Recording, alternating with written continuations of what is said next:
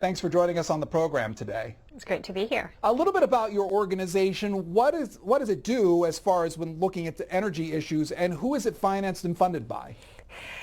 So the Alliance for Securing Democracy is a program under the German Marshall Fund of the United States. The broader organization works on building transatlantic relations in the spirit of the Marshall Plan, which is a way of saying that we believe in the liberal international order and the institutions that were set up after World War II to ensure peace and prosperity in the transatlantic space. The Alliance for Securing Democracy is a program that started about 3 years ago under the auspices of the German Marshall Fund, and we work to counter the autocratic or authoritarian influence that is trying to encroach upon our democracies in the United States, in Europe, but also across the broader world. We focus largely on Russia and China, but autocratic tendencies and autocratic actors and the way that they use various tools, from information to economic measures to, in this case, energy in our societies, this is a very big concern. So what can we do to both track this influence and also provide strategies for countering this influence to make sure that we are more resilient, that we are not undercutting ourselves in a strategic way, we're not undercutting our democracy because of the interests of these autocratic actors in our societies. So an actor like Vladimir Putin, when you hear then of the United States stopping Russian oil coming to the United States, how does that actor respond to that, and what's the impact?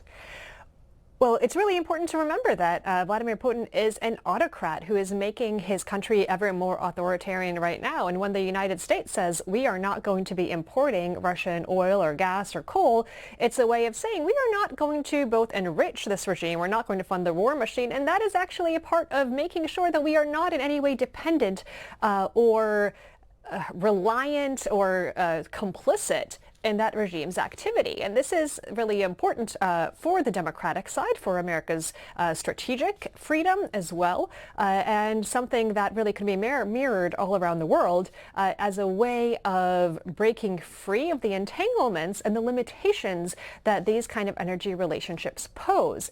This, of course, has a cost to citizens, though.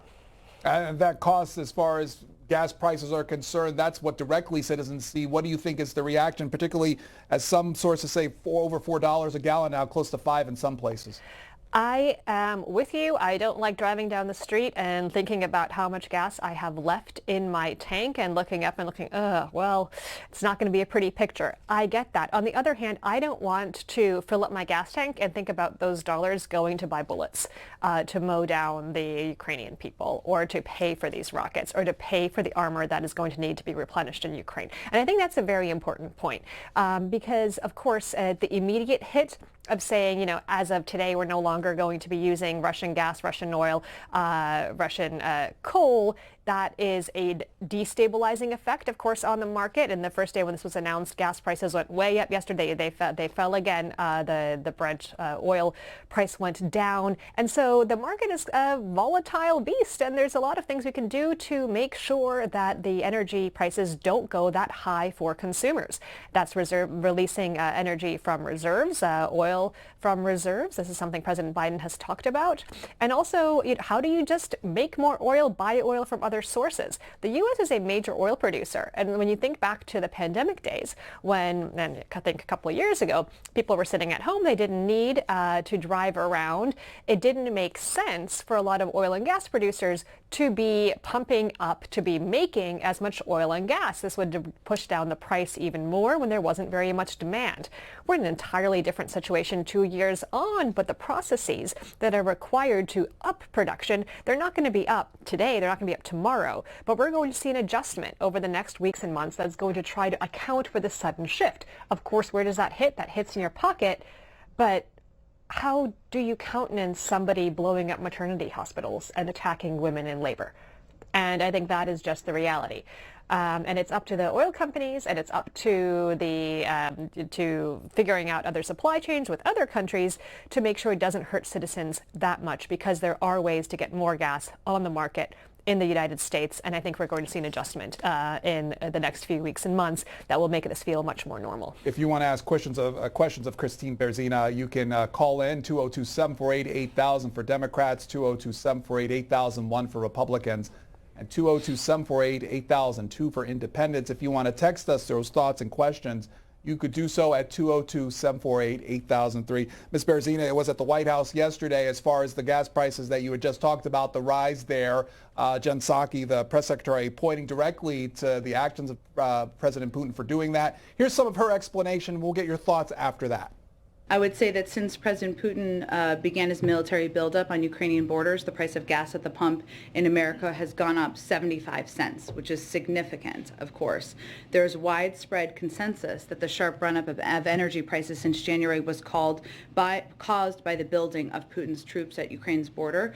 The reality, as we know, is that Russia is the world's third largest oil producer, and energy supply disruptions and market volatility are a result of his aggression. Don't take my word for that. There have been a number of assessments. Back in January, Fed Chair Powell warned that there was a risk to our economy based on, quote, what's going on in Eastern Europe.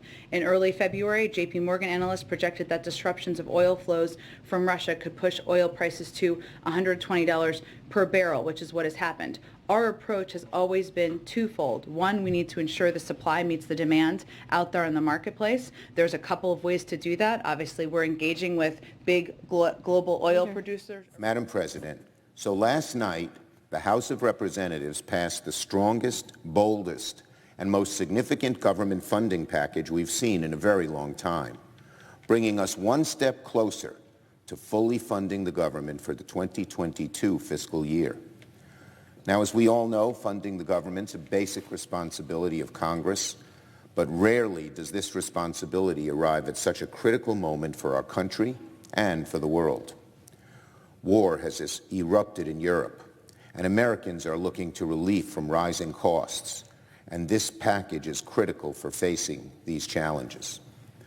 After weeks of hard work, I'm pleased to report that this bipartisan funding package represents a robust and unapologetic investment in the American people. It will give our troops a raise, provide more money for schools and Head Start programs and Pell Grants, reauthorize the Violence Against Women Act, fund the President's Cancer Moonshot, and open the floodgates for funding the bipartisan infrastructure law. This funding bill is overflowing with very good things for our troops, for American jobs, for our families, and for America. Once this bill arrives at the Senate, Republicans must work with Democrats to pass the bill as soon as possible, hopefully tonight. There is every reason in the world to believe that we can arrive at a path forward quickly. For one, the people of Ukraine need our immediate help, and this omnibus is the quickest and most direct way of getting them the help fast. At nearly $14 billion, Congress will approve more than double what the administration originally requested for Ukraine aid. And that is a huge accomplishment. We took the President's original request for Ukrainian aid, examined it, and added to it. And I can confidently say every last penny of this aid package will be money much needed and well spent. It will provide food, medicine, shelter, support for over 2 million refugees, and resources for Ukraine's ruined economy. It will also inject billions into military assistance. It will enable weapon transfers like Javelins and Stingers. It will reassure and strengthen NATO and add teeth to our defenses against Russia's malicious cyber warfare. And to every corrupt Russian oligarch that has dined off Putin's regime for years, beware. This package will increase the government's tools for hunting you down and holding you accountable. The Ukrainian people are fighting for their lives and fighting for the survival of their young democracy. Congress has a moral obligation to stand behind them as they resist the evils of Vladimir Putin and his campaign of carnage. The 2022 government funding bill is one way we're keeping that promise, and for that reason alone, it should pass the Senate as quickly as possible. But on the home front, as I already mentioned, there's lots of important things. This package increases investments across nearly every single domestic priority, very much needed. I'm particularly thrilled to say that after a decade of false starts, this package will finally reauthorize the Violence Against Women Act, which I originally helped write and pass when I was a congressman back in 1994. Unfortunately, this very needed, important bill to protect those who are abused has languished in limbo for far too long. VAWA is one of the most important pieces of legislation of the past 30 years, and once it's reauthorized, it will once again provide life-saving support for countless women who face sexual assault and domestic abuse. I thank Senators Feinstein, Durbin, Ernst, Murkowski, and all the co-sponsors, bipartisan, for helping bring this law back to life. Now, of course, nobody argues that this package is perfect. I am deeply disappointed that the administration's request for more COVID funding failed to make it into the House bill. But we're going to keep fighting to make sure we get that money approved as soon as possible. COVID funding right now is all about being prepared. It will provide funding for vaccines and therapeutics and testing, which means it will be much easier to keep schools open, to keep businesses open, and keep life closer to normal than it was during Delta and Omicron. So we will keep working on COVID relief. It's very much needed. Now, we're not over the finish line yet, but I want to thank appropriators from both sides of the aisle, bipartisan, for putting this package together. Never an easy task. I especially thank Chairman Leahy for his leadership and his counsel over the course of this process. And I thank Ranking Member Shelby as well, and my House colleagues too, for working in good faith to make this bill possible. It's not been easy to draft this truly robust package, but after years of needless chaos and uncertainty under Donald Trump, this year Congress has been able to work together on a bipartisan basis to fund the government in a serious way. Now, the Senate must follow through in finishing the job by approving this bill quickly and sending it to the President's desk. So we still have some more work to do, but it's already been a remarkably busy and productive week here in the Senate. After nearly a decade of work, this week the Senate finally passed the largest postal reform bill in a very long time, with huge bipartisan support, I'm happy to say. We also sent to the President's desk the first bill in American history that finally, long overdue, declares lynching a federal crime after a century of failed attempts. These are both momentous and indeed historic accomplishments, and I thank my colleagues for working in good faith to get them done. I have always said that whenever possible, Democrats would be willing to work in a bipartisan way to get things done. And once the omnibus is done in this week, we will have achieved 3 major bipartisan accomplishments. And yesterday, Senate Democrats also met for our DPCC retreat over at Howard University, where we had a spirited and productive conversation about the biggest issues facing American families, lowering costs. As the world continues to struggle with COVID, supply chain disruptions, and Russia's war on Ukraine, Americans need relief from everything from energy costs, prescription drug costs, groceries, the cost of groceries, and meat, and so much more. Democrats will keep working these issues with laser-like intensity and unflinching focus. Moving forward, the Senate will also continue the process of considering and ultimately confirming President Biden's exceptional nominee to the United States Supreme Court, Judge Ketanji Brown Jackson. That Judge Jackson is qualified for the High Court is not in question. That she merits bipartisan support should not be disputed, because on 3 occasions she's already come before this chamber and has been embraced by people on both sides of the aisle. When Judge Jackson's confirmation hearings begin on March 21st, the entire nation will get to see what many of us in the Senate are learning for ourselves. Judge Jackson is brilliant, she is beloved, and she belongs on the Supreme Court, the 3 Bs. Brilliant, beloved, belongs. We have more work to do before this week comes to an end, But for now, I thank my colleagues for a very, very productive few days.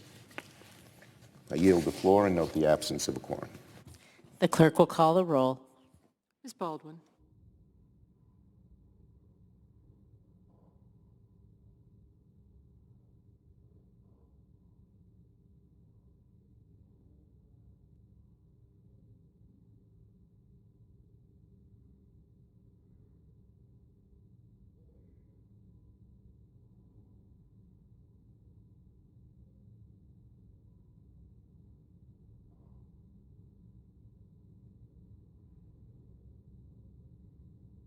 Weren't driving, kids weren't going to school, and the demand for gas was low, and yet there was significant production still, although lower than before and lower than now.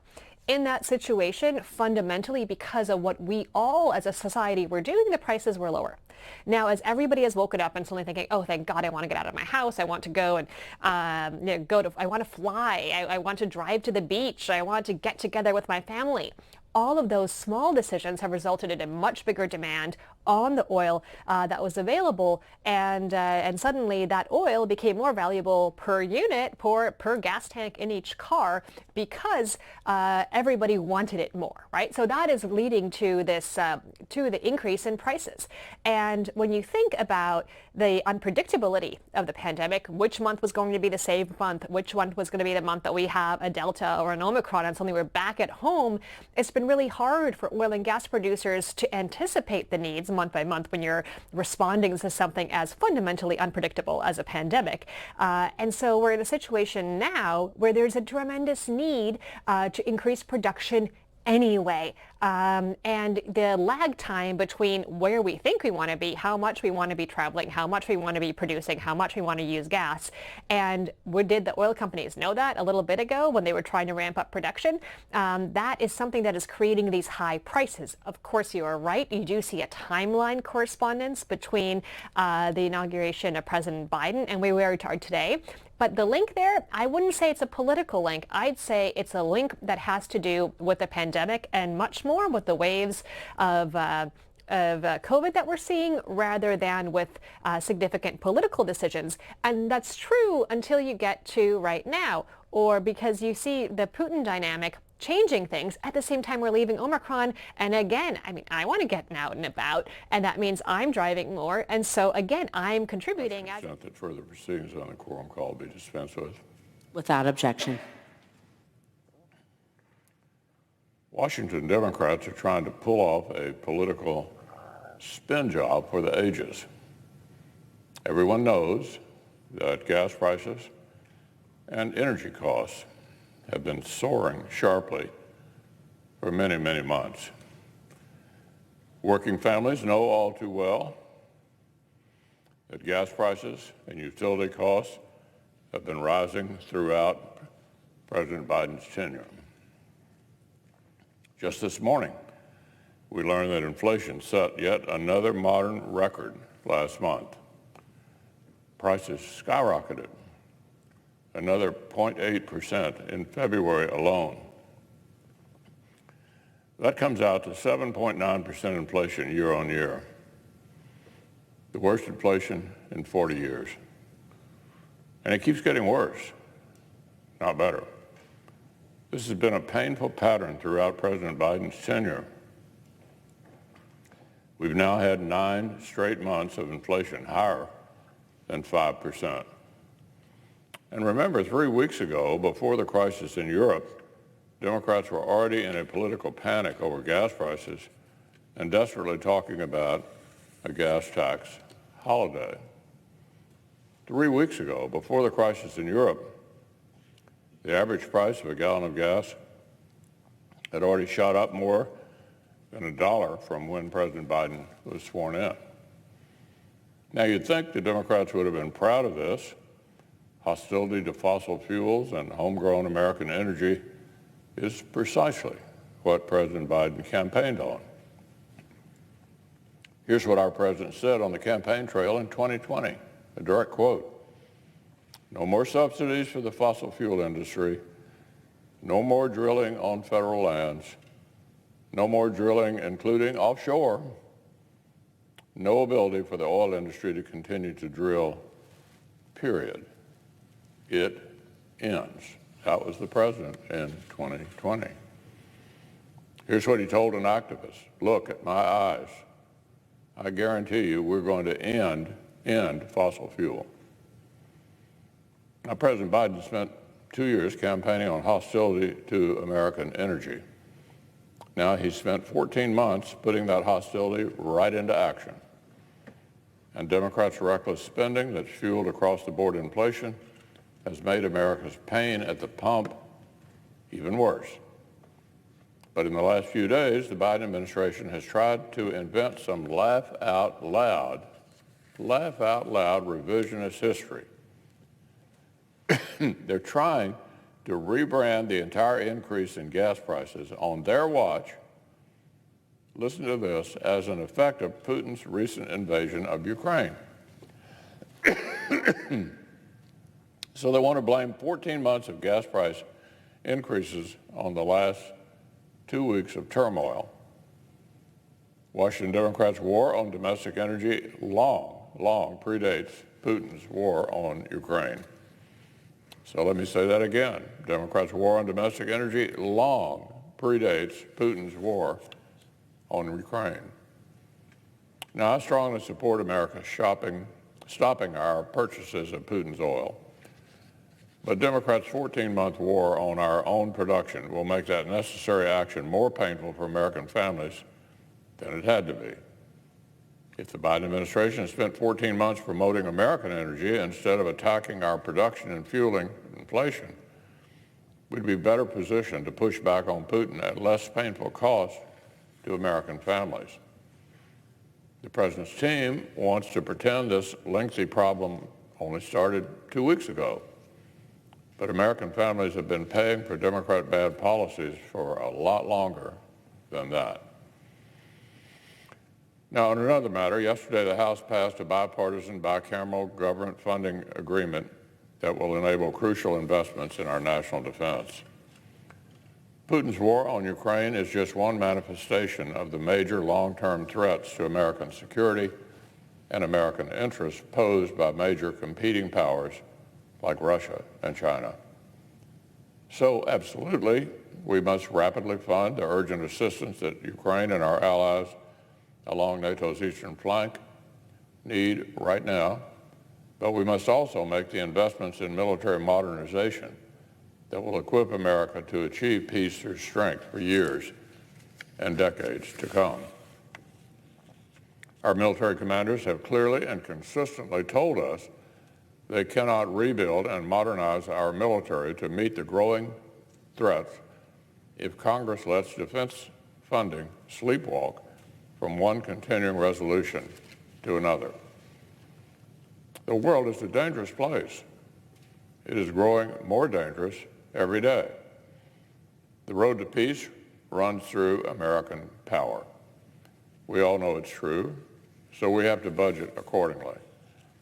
Our recent negotiations put us Republicans in the surreal position of having to push a commander-in-chief's party into giving his own commanders the funding they need. But over many Democrat objections, Republicans made sure this deal gets the job done for our armed forces. The compromised product provides significantly more money than the Biden administration had requested for defense, and significantly less than they requested for non-defense. Until 24 hours ago, this compromise was also going to reprogram money away from Democrats' wasteful spending spree that neglected COVID needs and reallocate it to vaccines and treatments for the American people. But House Democrats mutinied against Speaker Pelosi. The far left would rather preserve state and local bureaucrats' giant slush funds than fund vaccines and therapeutics for our citizens. So the COVID component has fallen out. Overall, this agreement checks the 3 boxes I laid out months ago. The bill maintains parity between defense and non-defense spending growth.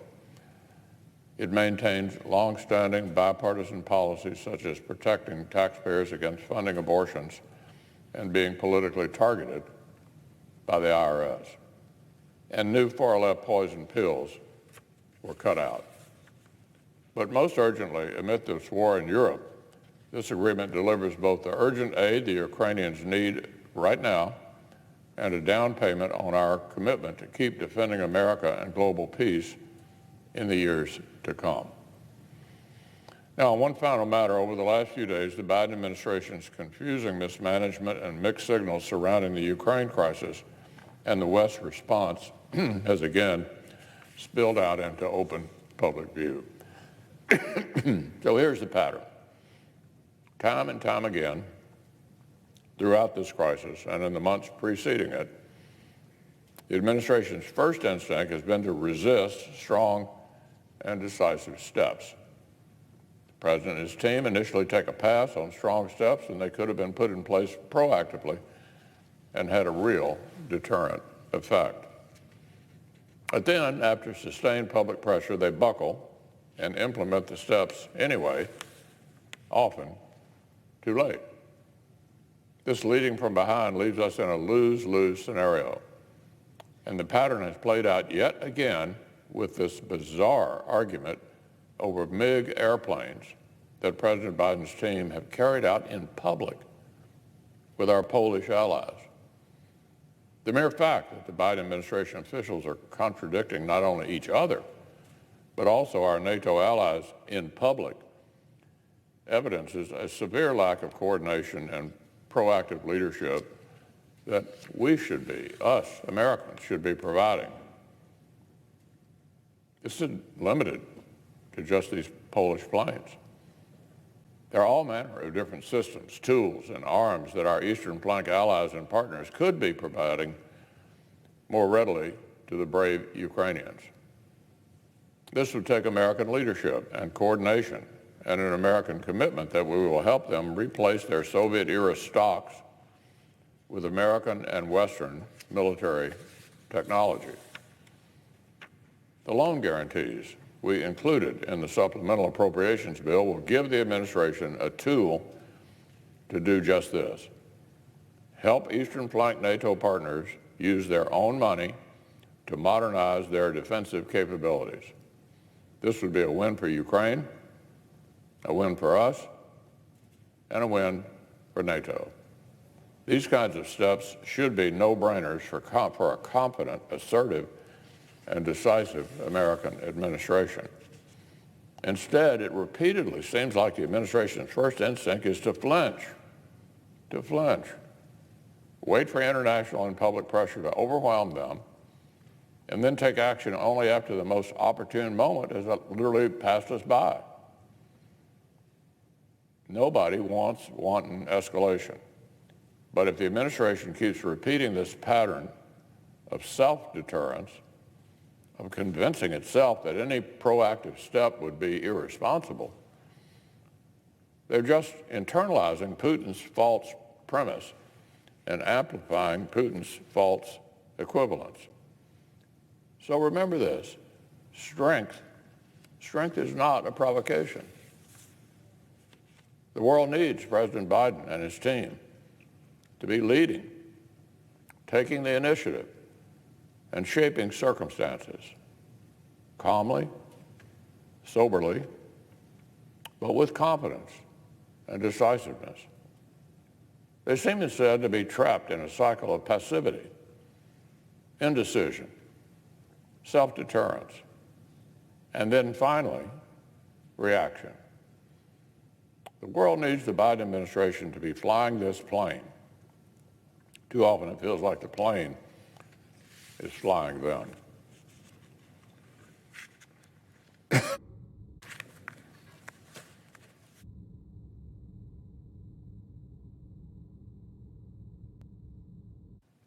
Just have some quorum. The clerk will call the roll. Ms. Baldwin.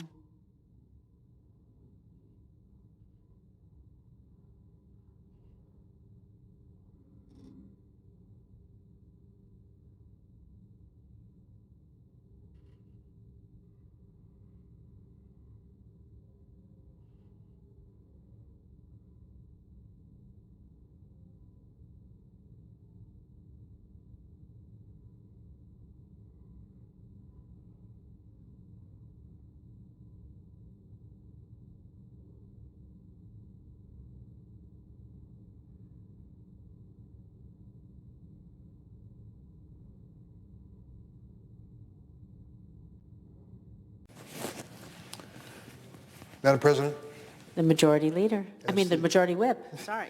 ask consent that the quorum call be suspended. Without objection. Madam President, it is interesting to listen to the reaction to the notion that we are going to stop our dependence on Russian oil. I totally support that. The notion that I would buy gasoline in my hometown and put it in my car or truck and somehow subsidize what Vladimir Putin is doing in the rape of the Ukraine is just unacceptable. I believe there is not only a moral force, but a political force behind this. Morally, there's no way we're going to support Putin. Politically, we've got to come together with other nations and make this as painful as possible on him. And stopping the import of Russian oil is a move in that direction. It's interesting that that was a bipartisan position which I joined over the weekend. Many of us did. Democrats and Republicans all saying enough with the Russian oil. We'll find other ways to keep America's economy and cars and trucks moving without being dependent on Vladimir Putin or subsidizing his war effort. It was bipartisan. Strong statements. In fact, as many statements in support of this from the other side of the aisle as this side of the aisle. And then what happened? Well, Dana Milbank in this morning's Washington Post tells the story of what happened. After President Biden made his announcement Tuesday, he said accurately, since Putin began his military buildup on Ukrainian borders, just since then, that's 2 weeks, the price of gas at the pump in America went up 75 cents. And with this action, that America would stop buying the Russian oil, it's going to go up further. President Biden dubbed it, quote, Putin's price hike. Russia is responsible. So since this was a bipartisan idea of stopping the flow of Russian oil into the United States and subsidizing Putin's invasion of Ukraine, you would think there would be bipartisan applause. The exact opposite occurred. In the Dana Milbank article, which I'll ask to be part of the record, here's what was said by House Republican leader Kevin McCarthy. These aren't Putin prices, they're President Biden's prices. Gas prices started rising the day President Biden took office, when he canceled the Keystone Pipeline and halted new drilling on federal lands. Turns out that these assertions by not just Kevin McCarthy, but other Republican leaders are just not accurate. Milbank goes to the task and assignment of actually backing up some of these facts with real history and real numbers. Here's what he says. Gas prices started rising on the day that Biden took office, he asks? Wrong. They've been on an upward trend since bottoming out in April 2020 at the start of the coronavirus pandemic. This is because of booming demand during the recovery. So this notion that these are Biden gas prices that just started going up magically after he was sworn in, not true. Then I love this one. On the Keystone XL pipeline, how many times have you heard on the floor of the Senate, maybe even this morning, that canceling the Keystone pipeline is the reason that gasoline prices have gone up? It turns out, according to Dana Milbank, that pipeline was only 10% completed when Biden canceled it. Its owners didn't even expect to open it until next year, 2023, at the earliest. Well, how about this one? You hear this over and over again from so many Republicans. Biden halted new drilling on federal lands, they say. According to Milbank, wrong. After a temporary halt in new leases, Biden has outpaced Trump in new drilling permits for public lands. That's been reported by the Washington Post. And as for Biden's shutdown of American energy, listen to this. U.S. production has increased under Biden from 9.7 million barrels a day to 11.6 million barrels. The number of oil rigs operating was 172 in July of 2020. Now 519 are in operation. U.S. production is forecast to set a record next year. Now, I don't doubt that stopping the Russian export of oil into the United States is going to have a negative impact on gasoline prices. It stands to reason. But there is an adjustment being made. The president spoke to it last night at a meeting we attended, where he's working on other sources for America to make this hardship as little as possible. I want to ask unanimous consent that this Milbank column be placed in the record. Without objection. Mr. President, finally, an omnibus spending bill. For months, there's been negotiations underway. The process has been drawn out. As a member of the Appropriations Committee, there was a lot of frustration. But soon we're going to vote on an omnibus spending package, and we're going to do much more than keep the lights on in our government. In many ways, this spending package is a testament to the progress we've made during the past year of the Democratic majority. We have historic funding to reduce the cost of living for working families. We get it. American families are having a tough time making ends meet and are living paycheck to paycheck. We take action in this omnibus spending bill to start to address that challenge. And we create good jobs here in America. Isn't it about time that we focus on making things in America, putting people to work with the good jobs that supply them? And we need to ensure families and children can access critical supplies like nutritious food and clean water that they need to survive. This bill also provides more than $13 billion to the Ukrainians fighting tooth and nail to defend their freedom. The Democratic Senate caucus was fortunate last night to have over an hour and a half with the president, where he spoke candidly and informally about the challenge we face in Ukraine. We have sent millions, maybe billions of dollars in assistance to those who are resisting Vladimir Putin's barbaric attack on that nation, and we know that it's the right thing to do. There are displays of courage by the Ukrainians, the likes of which we haven't seen in modern times. President Zelensky, particularly, has impressed not only the United States but the world with his singular courage. These funds that we're putting in this bill will help Ukrainians on the front line to continue to hold back Vladimir Putin, and on the ground and in the air through cyberspace, as well as helping our NATO allies in the region. NATO has never been stronger. 30 different countries standing together, shoulder to shoulder, to stop Vladimir Putin's invasion. And the omnibus spending package also makes crucial investments in America at a time when we need it. Funding research into technology and innovation. Innovation is an American phenomenon. Other countries do it, but I think we do it better. And whether we're curing a disease, creating a new industry, or combating the climate crisis, America needs to continue to lead the world in innovation. This spending bill does that. In a moment of great peril and uncertainty in the world, we're coming together to defend our families, our security, our economy, and our future. But we need to move fast. We need to send this package to President Biden's desk quickly. For the past 2 weeks, Russian mortars and missiles have been raining down on innocent people and children throughout Ukraine. More than 400 individuals have been killed, with some estimates in the thousands of deaths, believing that the current numbers are really an undercount. And let me say one word while we're on the subject of Vladimir Putin and war crimes. What more evidence do you need than the bombing of a maternity hospital and the killing of mothers and infants? This man, Putin, and his attack on the Ukrainian people is not following any standards or rules of decent conduct in any way whatsoever. I think it's obvious.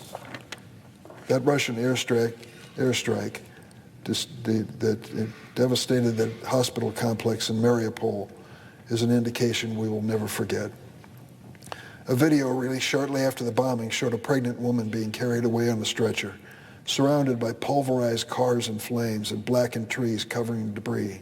It was a scene from a horror movie, a horror created by Vladimir Putin. Ukraine needs humanitarian, military, and economic aid today. That is exactly what this omnibus bill will provide. Billions of dollars in military equipment and intelligence support, and even more billions in emergency supplies, food aid, health care, migration, and refugee assistance. This is how America stands by our fellow defenders of democracy at their darkest hour, and Ukraine needs our help. Here at home, this spending package includes a number of provisions that will strengthen America and the 330 million Americans who live here. We're bringing vital investments back to our home states.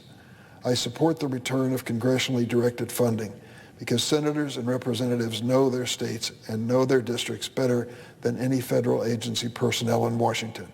I'm pleased to report that my colleague, Senator Tammy Duckworth, and I worked to include $210 million in funding for Illinois projects in this bill. And I'll be ready to stand up and defend every single one of them, piece by piece, project by project, as a good investment in the future of my state and our nation. This funding is going to help localities in Illinois launch important infrastructure, access to health care, environmental conservation, strengthening community violence prevention initiatives, supporting nonprofits doing important work throughout our state, and much more. We also do something that I've worked on personally for the last several months and particularly proud of. We're going to reauthorize the Violence Against Women's Act, known as VAWA. For months, I've worked on this proposal with some amazing people in the United States Senate. On my side of the aisle, Senator Dianne Feinstein, who really was one of the founders of this effort. On the Republican side of the aisle, two women senators who've just been amazing, Lisa Murkowski of Alaska and Joni Ernst of Iowa. We wouldn't have passed this bill, included it in this appropriation measure, were it not for their good effort. I thank them very much. They have helped provide a lifeline to survivors of sexual and domestic violence. With this year's spending package, Congress will finally reauthorize the Violence Against Women Act. Additionally, the omnibus includes funding for a long-standing priority of mine, research. These investments in research are going to help keep America on the cutting edge of innovation, life-saving medical treatment, therapies, and so much more. For example, this bill provides the National Institutes of Health with a significant funding increase, this time $2.25 billion increase. That's more than 5%. 5% I've kind of established, I hope, with some of my colleagues, as the holy grail of increases each year in research, particularly at the NIH. And with the good help of Republican Senator, retiring Senator, unfortunately, Roy Blunt of Missouri, we've managed to keep our promise. Lamar Alexander, now retired from the Senate, was one of the leaders on this issue, and Patty Murray is always there from the state of Washington. Well, we're going to keep our word again this year. Basic medical research, which the United States leads the world in, is going to be enhanced with this improvement of more than 5% increase in the budget of the National Institutes of Health. I'm particularly pleased this omnibus bill includes a dedicated $25 million for the implementation of the Act for ALS bill, which became law late last year. I want to thank Senator Coons for his leadership on that issue. This funding will ensure that NIH can quickly launch new initiatives to expand access to treatments for those suffering from ALS. Sadly, I'm disappointed to say this package does not include COVID relief. We're at a turning point in this pandemic. New cases of COVID are at their lowest rates in more than 7 months, praise the Lord. And parents and families are just anxious can be to get the kids back in school and life back to normal. These are promising developments, from vaccines to better treatments. We cannot predict that this pandemic is over for good, nor that it won't resurface in terms of new variants. We need to prepare for what the coronavirus might have in store for us. We need to make sure that we have the therapeutics and strengthen our capacity to detect new variants before they become pandemic.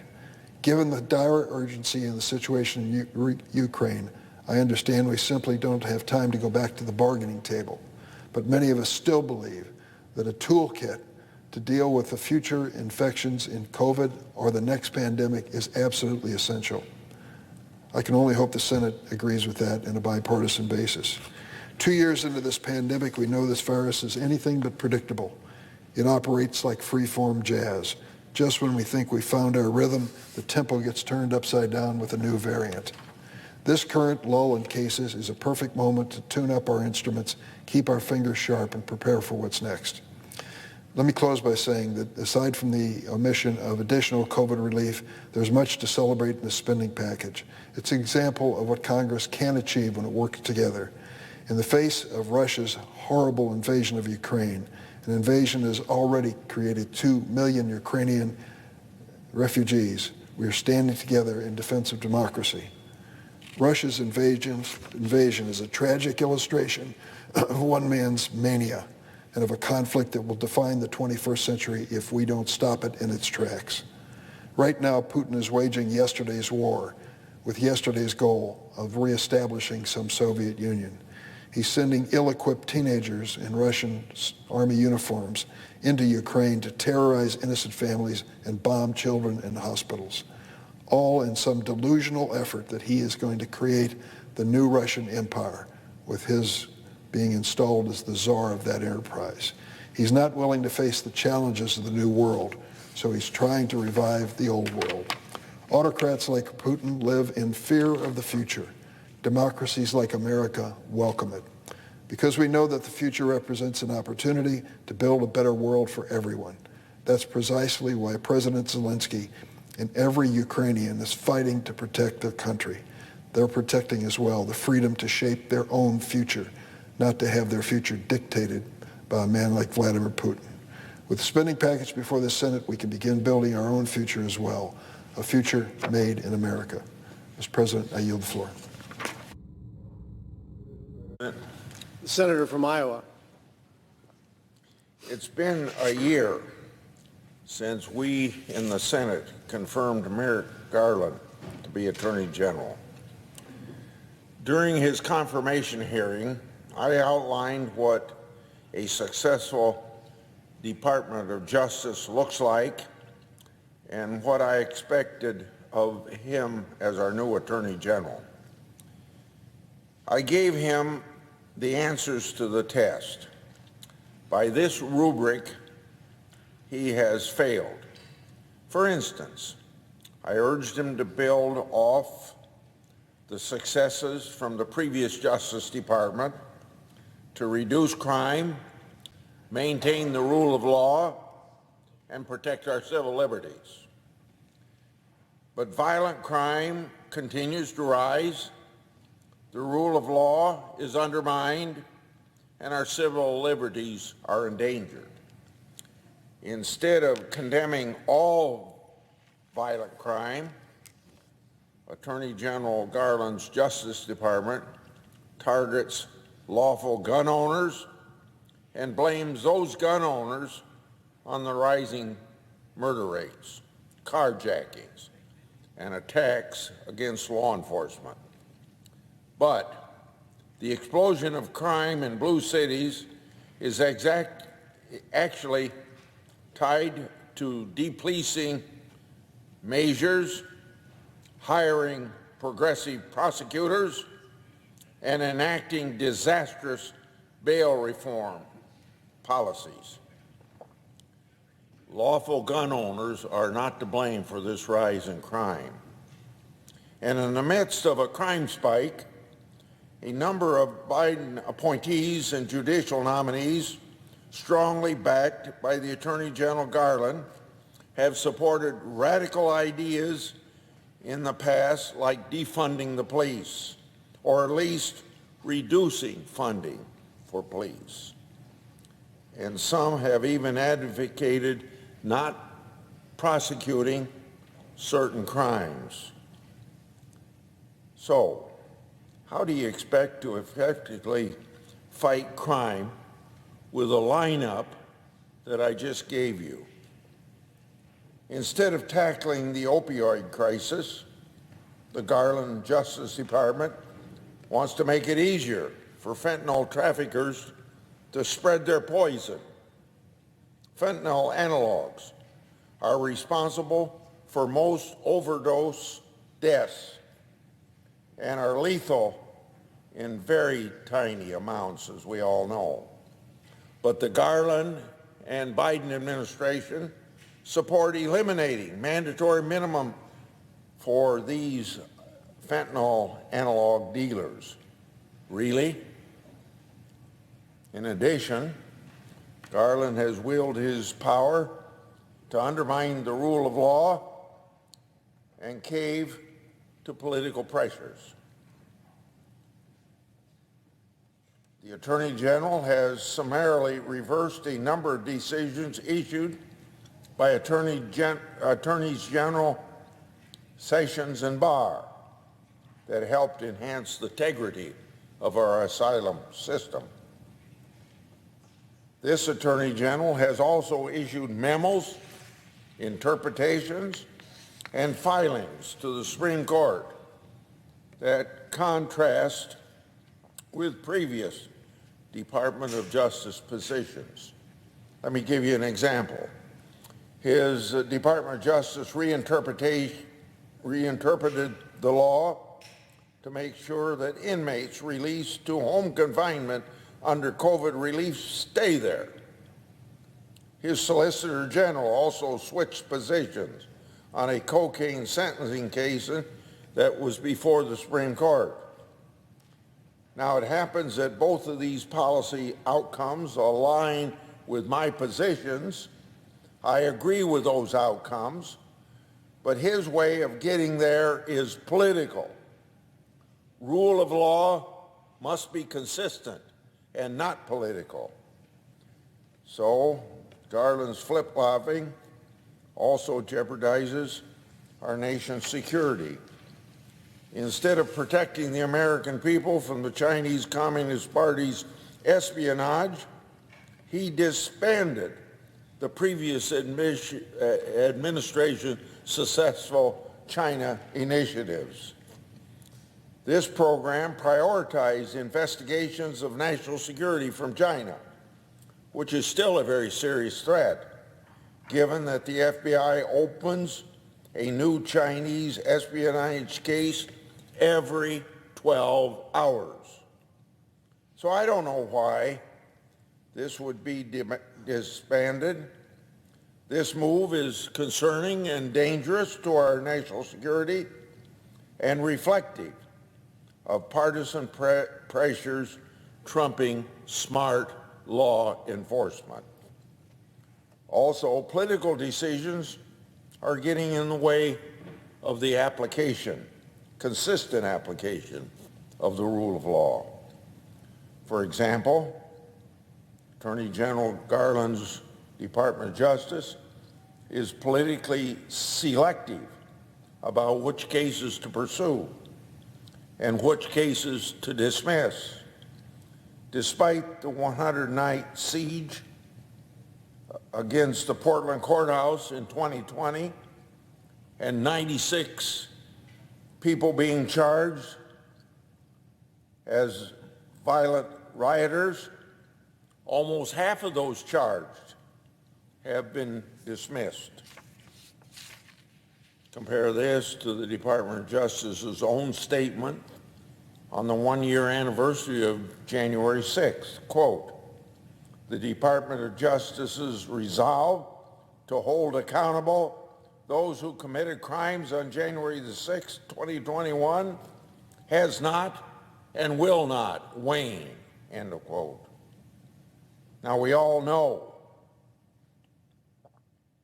that those who break law should be held accountable. No question about that. And as our nation's top law enforcement officer, it's incumbent upon him to enforce the rule of law. He cannot pick and choose when the rule of law is politically convenient or easy. Under Garland's leadership, the Department of Justice is also undermining valuable civil rights. This is something that he and I have had a lot of discussions on as he's appeared before our committee. So, undermining valuable civil rights.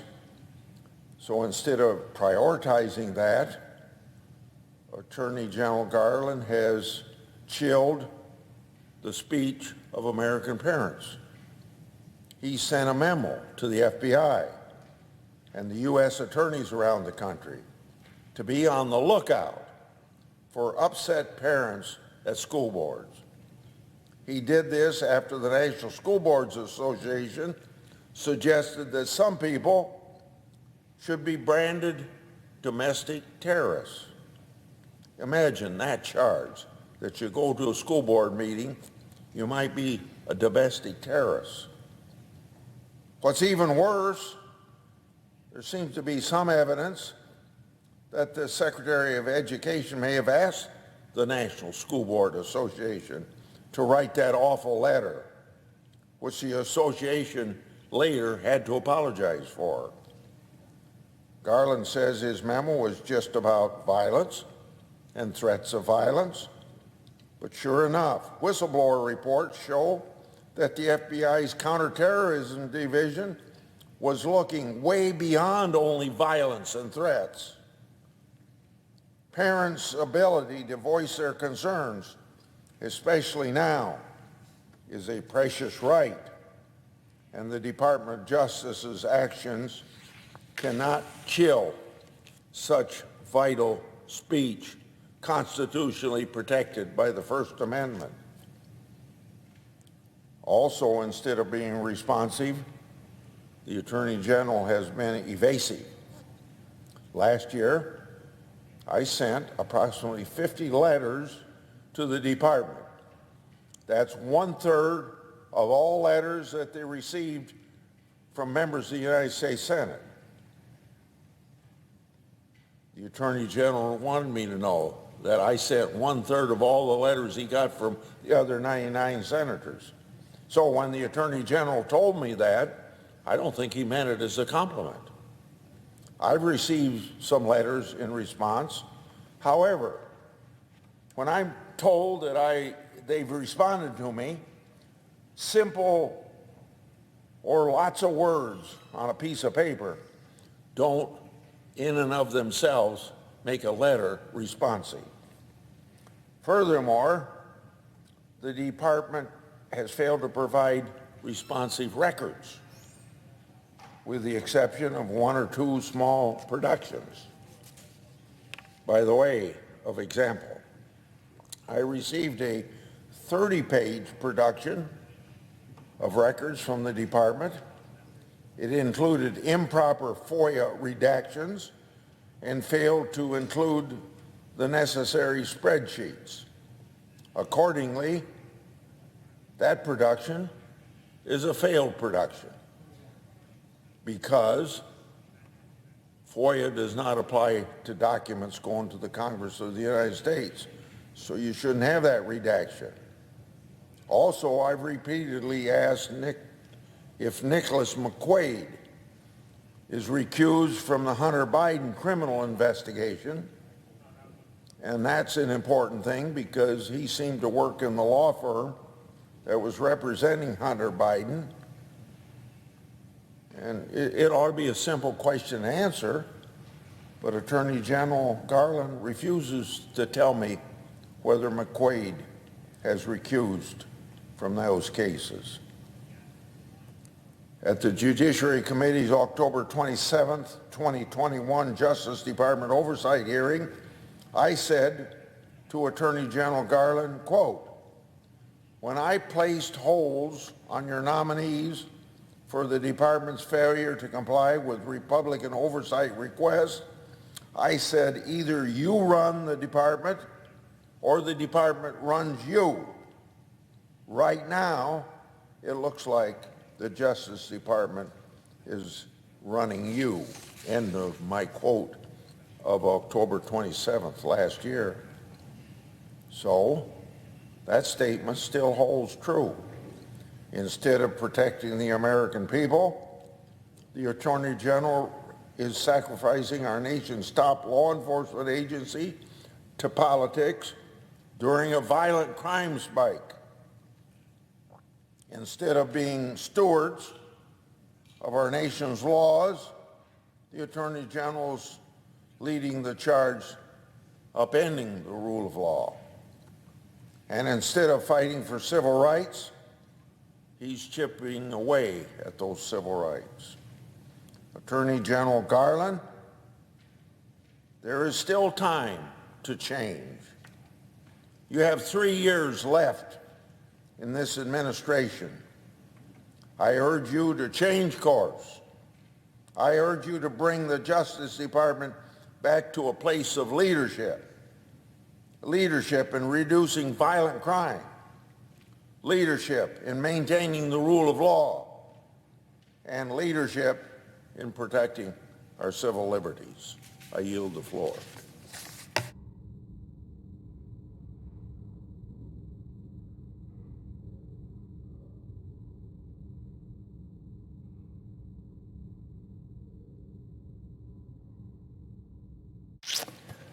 Mr. President. The Republican whip. Thank you, Mr. President. Mr. President, the humanitarian crisis in Ukraine continues to escalate. Americans who walked by a newsstand on Monday were met with the wrenching picture of a Ukrainian family killed by Russian shelling. A mom and her 2 children struck down as they attempted to flee along a main evacuation route from Irpin to Kyiv, an evacuation route that Russia shelled. Yesterday, the world saw pictures of the devastation after a maternity hospital in Mariupol, Ukraine. A maternity hospital, Mr. President, fell victim to a Russian airstrike. President Zelensky reported that there were children buried under the rubble. Children. One newspaper reported, and I quote, the bombing took place during what was supposed to be a ceasefire in Mariupol so that civilians could evacuate. It marks the 4th time a so-called humanitarian corridor out of the city has failed because Russian forces opened fire, end quote. The 4th time a so-called humanitarian corridor out of the city has failed because Russian forces opened fire. Opened fire on civilians, on parents trying to save their children. This is what Russia is doing. Mr. President, the scenes in Ukraine are unreal. They are scenes that we thought had finally been left behind in the dust of European history. Devastated cities, apartment buildings with their sides sheared off, the smoking ruins of homes and businesses, a school reduced to rubble, mass graves. In 2 short weeks, Vladimir Putin has wrought an unimaginable amount of devastation. The damage he's done will take years, if not decades, to rebuild. The scars may last much longer. And for what, Mr. President? For what? For one man's vision of a Russian empire. Vladimir Putin wants Ukraine, and he is apparently willing to destroy Ukraine to get it. Destroy Ukraine and devastate his own nation. Because Russia is suffering too as a result of Putin's war of aggression. There are no smoking ruins of apartment buildings in Russia, but there is the senseless waste of so many young Russian lives, soldiers and conscripts sent to die in Ukraine for a war that is not their own. There is Putin's brutal crackdown on protesters and journalists. And there is the economic devastation his nation will suffer, is already suffering, as a result of sanctions and companies' decisions to pull out of Russia to protest its unprovoked attack on Ukraine. Vladimir Putin is laying waste to 2 countries. Mr. President, these have been dark days for Ukraine, but the devastation in Ukraine has been met with determination. This is Ukrainians' fight, and they are not shrinking from it. The Washington Post recently reported that more than 66,000 Ukrainians who are outside the country have returned to answer President Zelensky's call to arms. That's 66,000 Ukrainians who could have sat in safety outside Ukraine, who have returned to help defend their country. Outnumbered as they are, the Ukrainian people are standing fast. And they are slowing down and in many places holding off the Russians. Soldiers and civilians alike have taken up arms to defend their nation. And it is clear that the spirit of Ukraine, now roused, will not be quenched. But Mr. President, no matter the resolve of the Ukrainian people, Ukraine cannot hold out alone.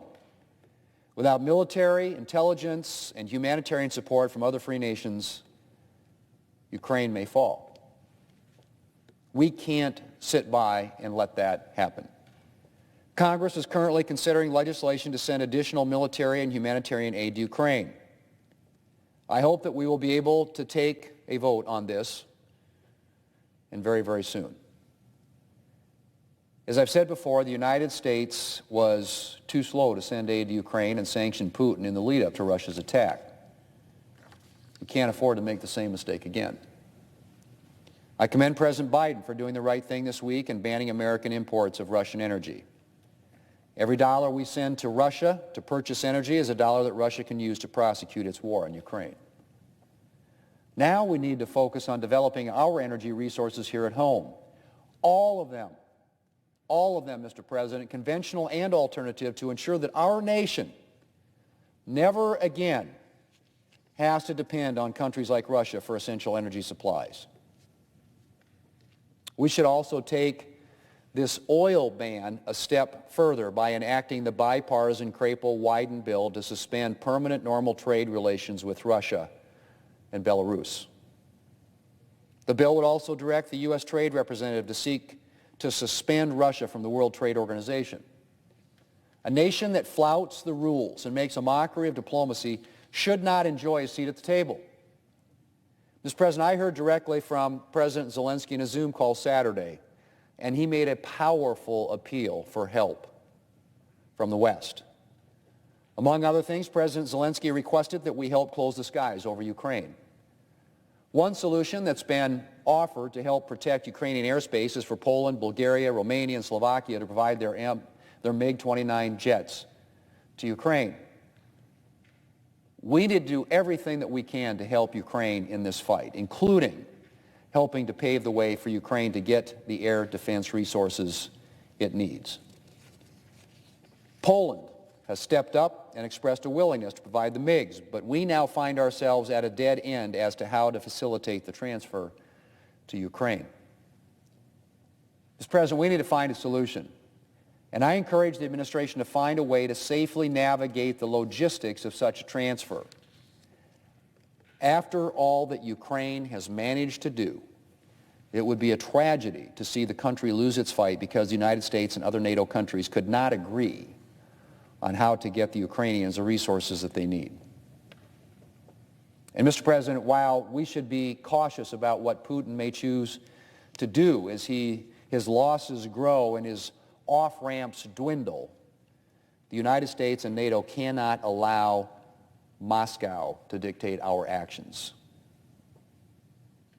To do so would not only be to surrender Ukraine, but to give the green light to despotic governments the world over, from China to Iran. Mr. President, on Saturday, President Zelensky delivered an address to the Ukrainian people. Free people of a free country, he began. Free people of a free country. That, Mr. President, is what Ukrainians are fighting for, to be a free people in a free country. And I think their fight is very close to the hearts of the American people. For after all, for what did our forefathers fight but to be a free people in a free land? To have the right to determine their own destiny and to live free of oppression. Free people of a free country. Long may the Ukrainians remain so. Mr. President, I yield the floor. Mr. President. Senator from Rhode Island. Thank you. Let me thank Senator Thune for his remarks and simply add that I hope we can all keep in our hearts the prospect that the Ukrainians might actually win this thing, given the success they've already seen, as long as they get adequate support from us and the world community. I'm here, Mr. President, for a rather different reason. It is to call this chamber yet again to wake up to the urgent threat of climate change. I wish I was done with these time to wake up speeches. Frankly, I wish I'd never had to deliver a single one. I wish Congress had dealt with this threat. For instance, back when another senator from Rhode Island, Republican John Chafee, held hearings on the looming challenge of carbon dioxide pollution.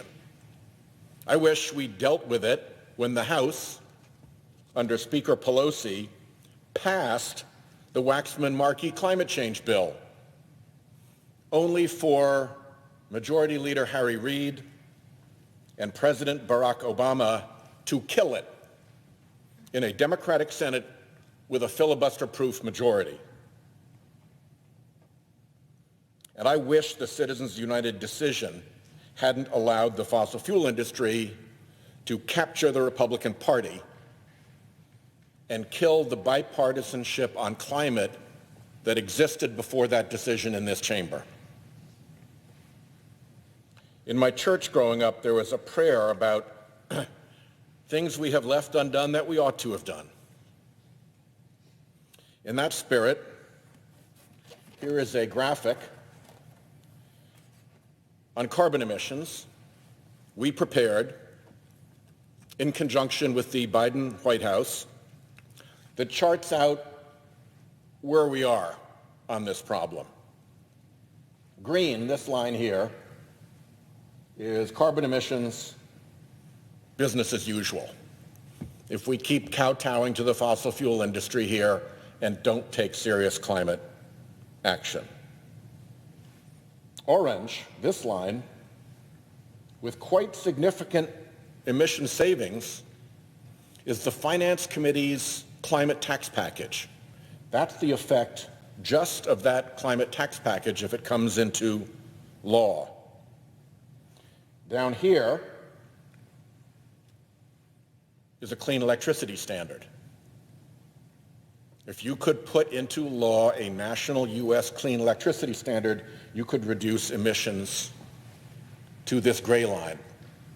And if you were to combine the two, if you were to combine the Finance Committee tax package and the clean electricity standard, you push emissions down to this yellow line. Look at the blue line. This upper blue line is the carbon savings from a modest price on carbon, one that we've discussed and negotiated with the White House. $15 per ton in 2023, rising to $70 per ton in 2032. Look at how powerful the emissions effect is of that single intervention. And this lowest one that reduces emissions the most, this is the safety pathway. This dark blue emissions line is all of those policies together. That's what they add up to. That's what we could be doing. We could be creating a pathway to safety. And as these emissions results show, a carbon price is the key policy to hit the 50% emissions reduction target we have and to get on a pathway to safety. Well, that's not happening right now. So while fossil fuel-funded Republicans block legislative action on climate, what could be done through executive action?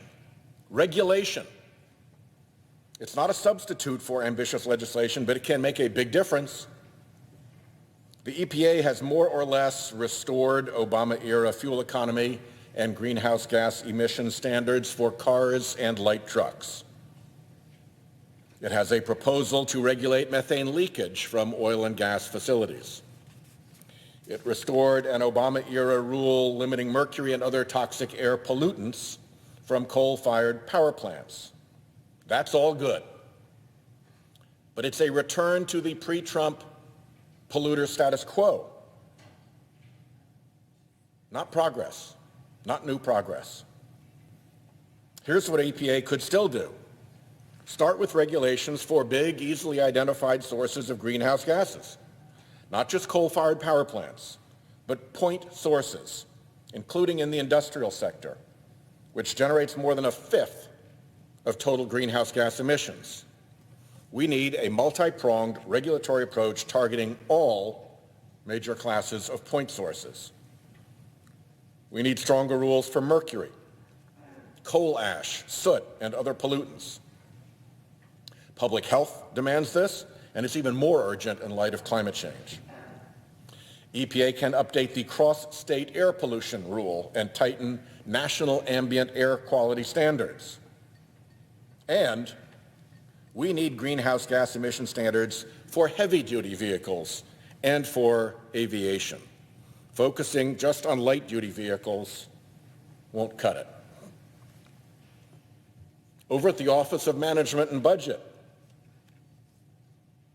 they could finish an updated social cost of carbon and issue guidance requiring its use throughout agency decision-making. This is a big one. The social cost of carbon calculates the long-term damage from carbon pollution, and it should figure in permitting, leasing, grant-making, investments, international development assistance, trade agreements, procurement. A Trump judge, likely installed on the federal bench using fossil fuel dark money, just blocked the Obama-era social cost of carbon. While that's litigated, the administration is correctly pausing leases, permits, and other action for greenhouse gas emitters.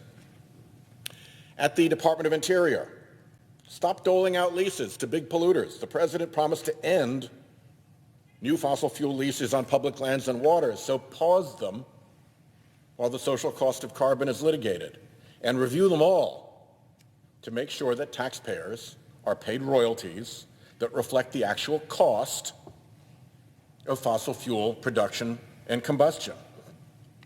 At the Department of Energy, update energy efficiency standards for light bulbs, washing machines, dryers, dishwashers, all the electric appliances and products we use every day. There's low-hanging fruit there. I hear many of these rules are nearly ready, but held up in bureaucratic delay. Get a move on.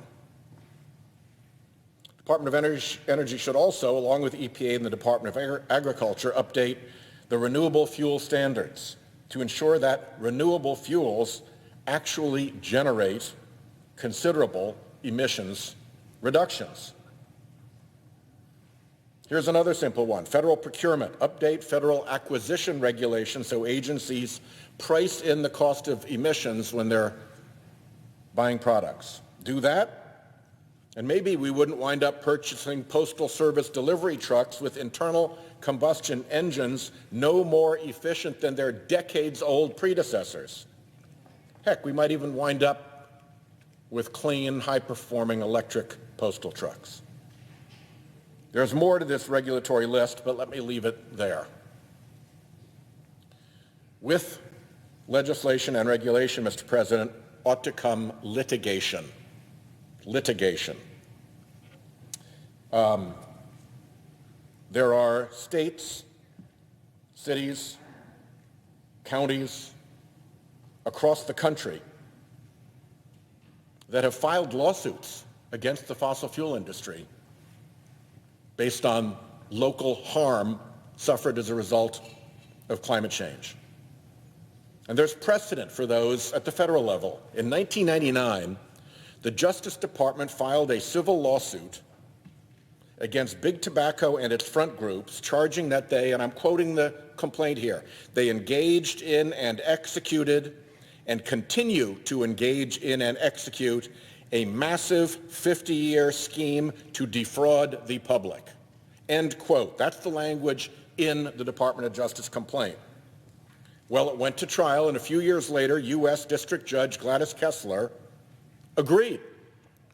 She found that the tobacco industry had, and I'm quoting her here, coordinated significant aspects of their public relations, scientific, legal, and marketing activity in furtherance of a shared objective to maximize industry profits by preserving and expanding the market for cigarettes through a scheme to deceive the public. That's the language in the decision, a scheme to deceive. So here's a useful exercise.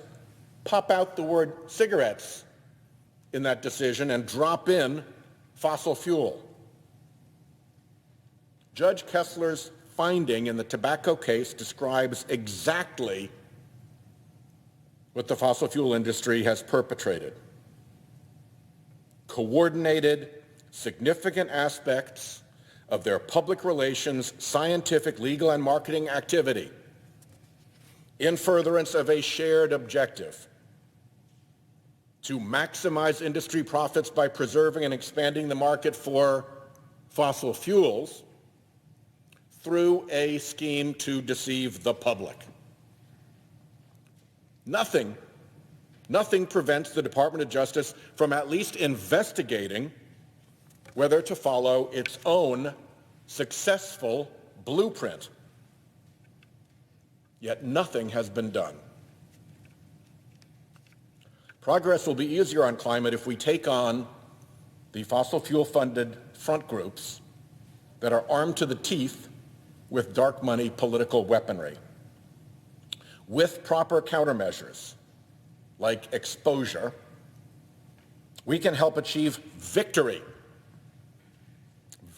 on climate by exposing the right-wing dark money groups fomenting and funding climate obstruction, very likely as part of a scheme to deceive the public. I'll end with an example from a book I read recently about a ship that went down.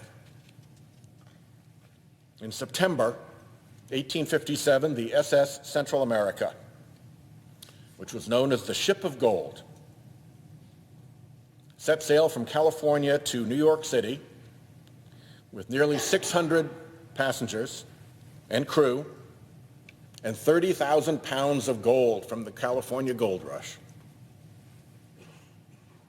A few hundred miles off the Carolina coast, a hurricane hit the SS Central America. In the teeth of the gales, the passengers and the crew did everything they could.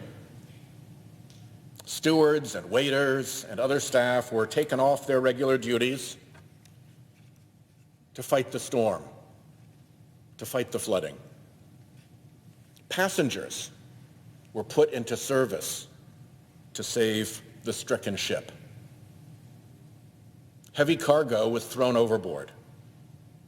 In fact, divers are right now down recovering the gold that was thrown overboard to save the ship. The ship itself, its doors and panels, were broken up to help block the sea out or thrown overboard to lighten the stricken ship. At the end, passengers and crew were side by side, deep in the hold, shoulder deep in water, desperately pumping to save the ship. The lesson here, the passengers and crew did everything they could.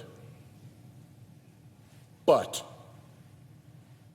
at each step, they started too late. They ultimately took all the necessary measures, but each one they took too late, and the ship sank. I fear that that is the analogy for our present predicament. Indolence in the face of known danger is a particularly stupid form of cowardice. It's made worse here by a fossil fuel industry that pays people to block our efforts to save the ship. For the steamship, the SS Central America, there was another boat that stood by in the storm to help rescue passengers, and out of the 600 men and women on that ship, a few dozen were saved. Us? We have no other planet standing by. This is our chance for this ship of ours. And it's time to wake up. It's time to take self-rescue seriously by every available means and fast. I yield the floor.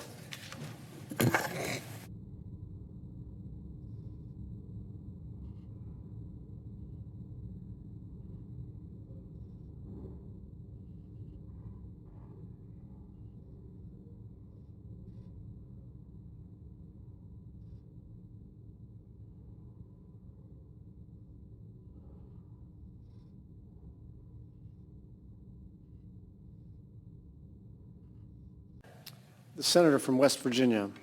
Mr. President, thank you for recognizing me. And I wanted to talk today about gas prices. The people in West Virginia woke up this morning, and according to AAA, the average gas price in West Virginia is $4.12 per gallon. Some parts of the country are paying more, probably the part of your country, Mr. President, paying more than $5 or even more than $6 per gallon of regular gas. Just up the street here in Washington, D.C., at the gas station close to the Senate office buildings, it's $5.19 per gallon. We have surpassed the highest recorded average of gas prices ever.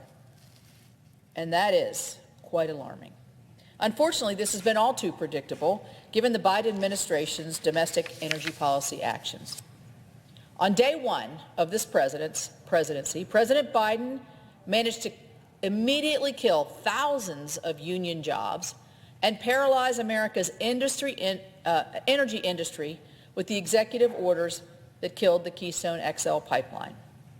At peak capacity, this pipeline would have delivered 830,000 barrels of oil per day to American refineries. It's pretty similar as to what we were importing from Russia. The president also put a moratorium on new oil and gas leases on federal lands, moving America from the energy superpower that we have been back to an increased reliance on foreign adversaries for fuel feedstocks. These are countries that have much laxer environmental rules than we have and that we'll ever have. The administration has also been openly anti-pipeline, anti-fossil fuel with its rhetoric, through its actions, and embodied by the people it's elevated to unaccountable leadership roles. Two by name, Gina McCarthy and John Kerry. This administration has instituted regulatory uncertainty at a time of record inflation.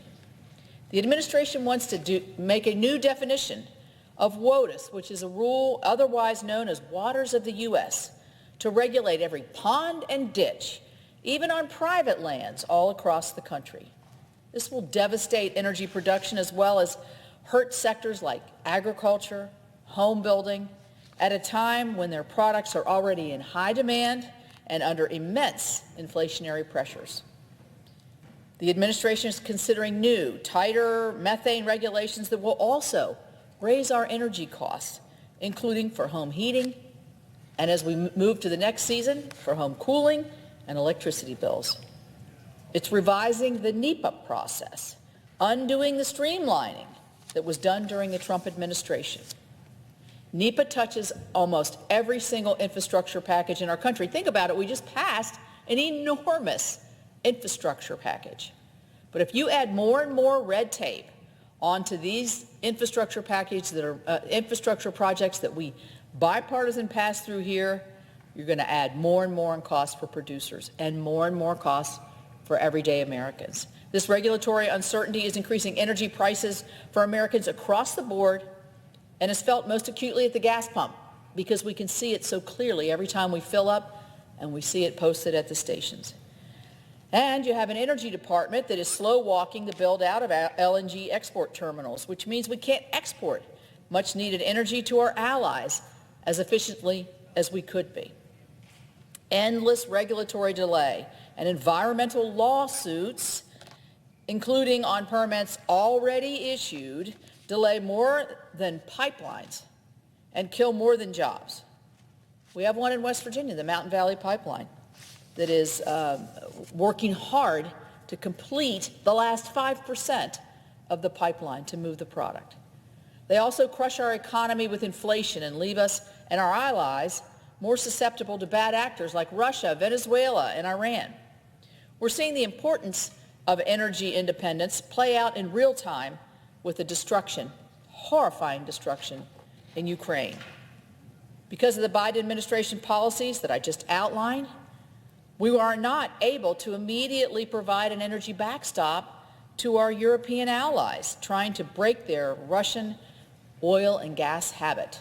They're begging for our coal as we speak. It's the perfect storm for a global energy crisis. It almost sounds cliche to say, as it's been said so often, but energy security is our national security. And specifically, fossil fuel security will help keep us secure nationally.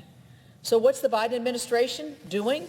Well, we've seen reports that the administration is discussing a possible trip soon to Saudi Arabia to convince the kingdom to produce more oil. Well, he's tried this.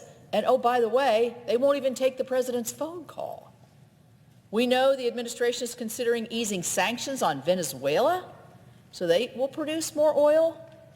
And once again, President Biden opened the Strategic Petroleum Reserve, even though it didn't work last time, costs the taxpayer and depletes our own stockpile, which we created from the last oil crisis, to be used when the United States faces another crisis.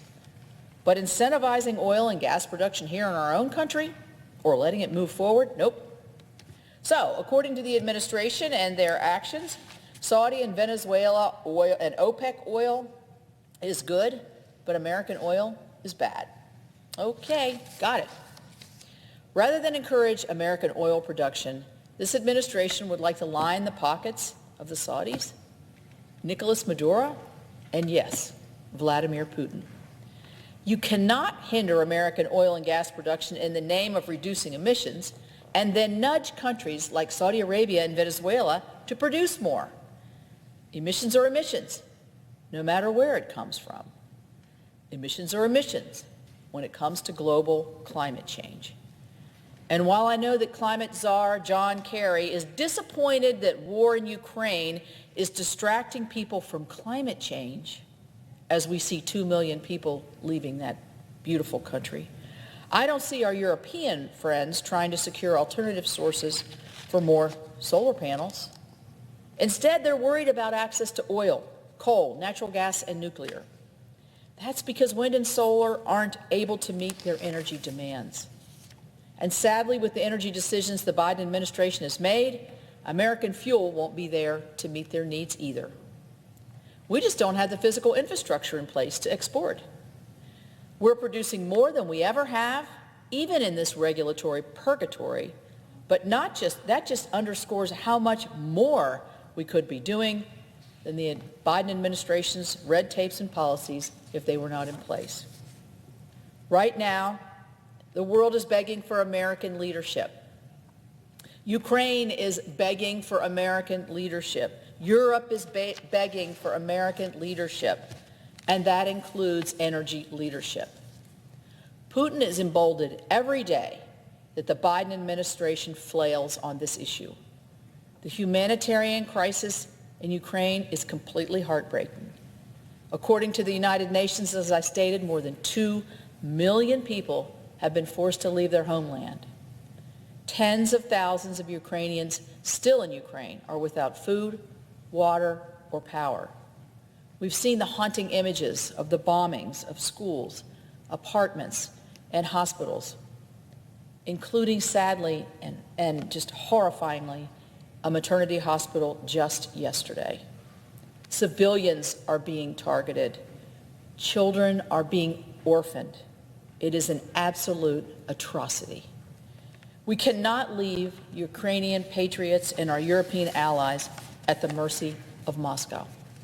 We must address the poor energy policy decisions of the Biden administration in order to unleash full American energy production, support our allies in Europe, and stop funding Putin's war against the Ukrainians. We should be acting quickly. The security of the free world depends on this. And I thank you for that. I yield back.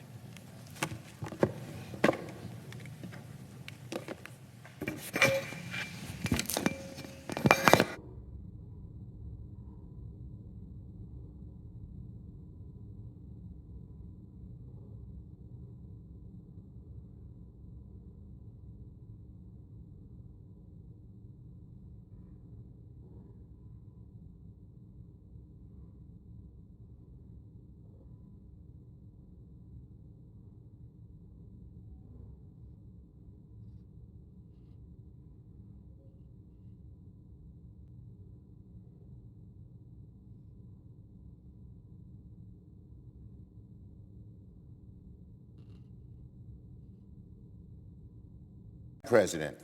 The Majority Leader. Madam President, so last night, the House of Representatives passed the strongest, boldest, and most significant government funding package we've seen in a very long time, bringing us one step closer to fully funding the government for the 2022 fiscal year. Now, as we all know, funding the government's a basic responsibility of Congress, but rarely does this responsibility arrive at such a critical moment for our country and for the world. War has erupted in Europe, and Americans are looking to relief from rising costs, and this package is critical for facing these challenges. After weeks of hard work, I'm pleased to report that this bipartisan funding package represents a robust and unapologetic investment in the American people. It will give our troops a raise, provide more money for schools and Head Start programs and Pell Grants, reauthorize the Violence Against Women Act, fund the President's Cancer Moonshot, and open the floodgates for funding the bipartisan infrastructure law. This funding bill is overflowing with very good things for our troops, for American jobs, for our families, and for America. Once this bill arrives at the Senate, Republicans must work with Democrats to pass the bill as soon as possible, hopefully tonight. There is every reason in the world to believe that we can arrive at a path forward quickly. For one, the people of Ukraine need our immediate help, and this omnibus is the quickest and most direct way of getting them the help fast. At nearly $14 billion, Congress will approve more than double what the administration originally requested for Ukraine aid, and that is a huge accomplishment. We took the President's original request for Ukrainian aid, examined it, and added to it, and I can confidently say every last penny of this aid package will be money much needed and well spent. It will provide food, medicine, shelter, support for over 2 million refugees, and resources for Ukraine's ruined economy. It will also inject billions into military assistance. It will enable weapon transfers like Javelins and Stingers. It will reassure and strengthen NATO and add teeth to our defenses against Russia's malicious cyber warfare. And to every corrupt Russian oligarch that has dined off Putin's regime for years, beware. This package will increase the government's tools for hunting you down and holding you accountable. The Ukrainian people are fighting for their lives and fighting for the survival of their young democracy. Congress has a moral obligation to stand behind them as they resist the evils of Vladimir Putin and his campaign of carnage.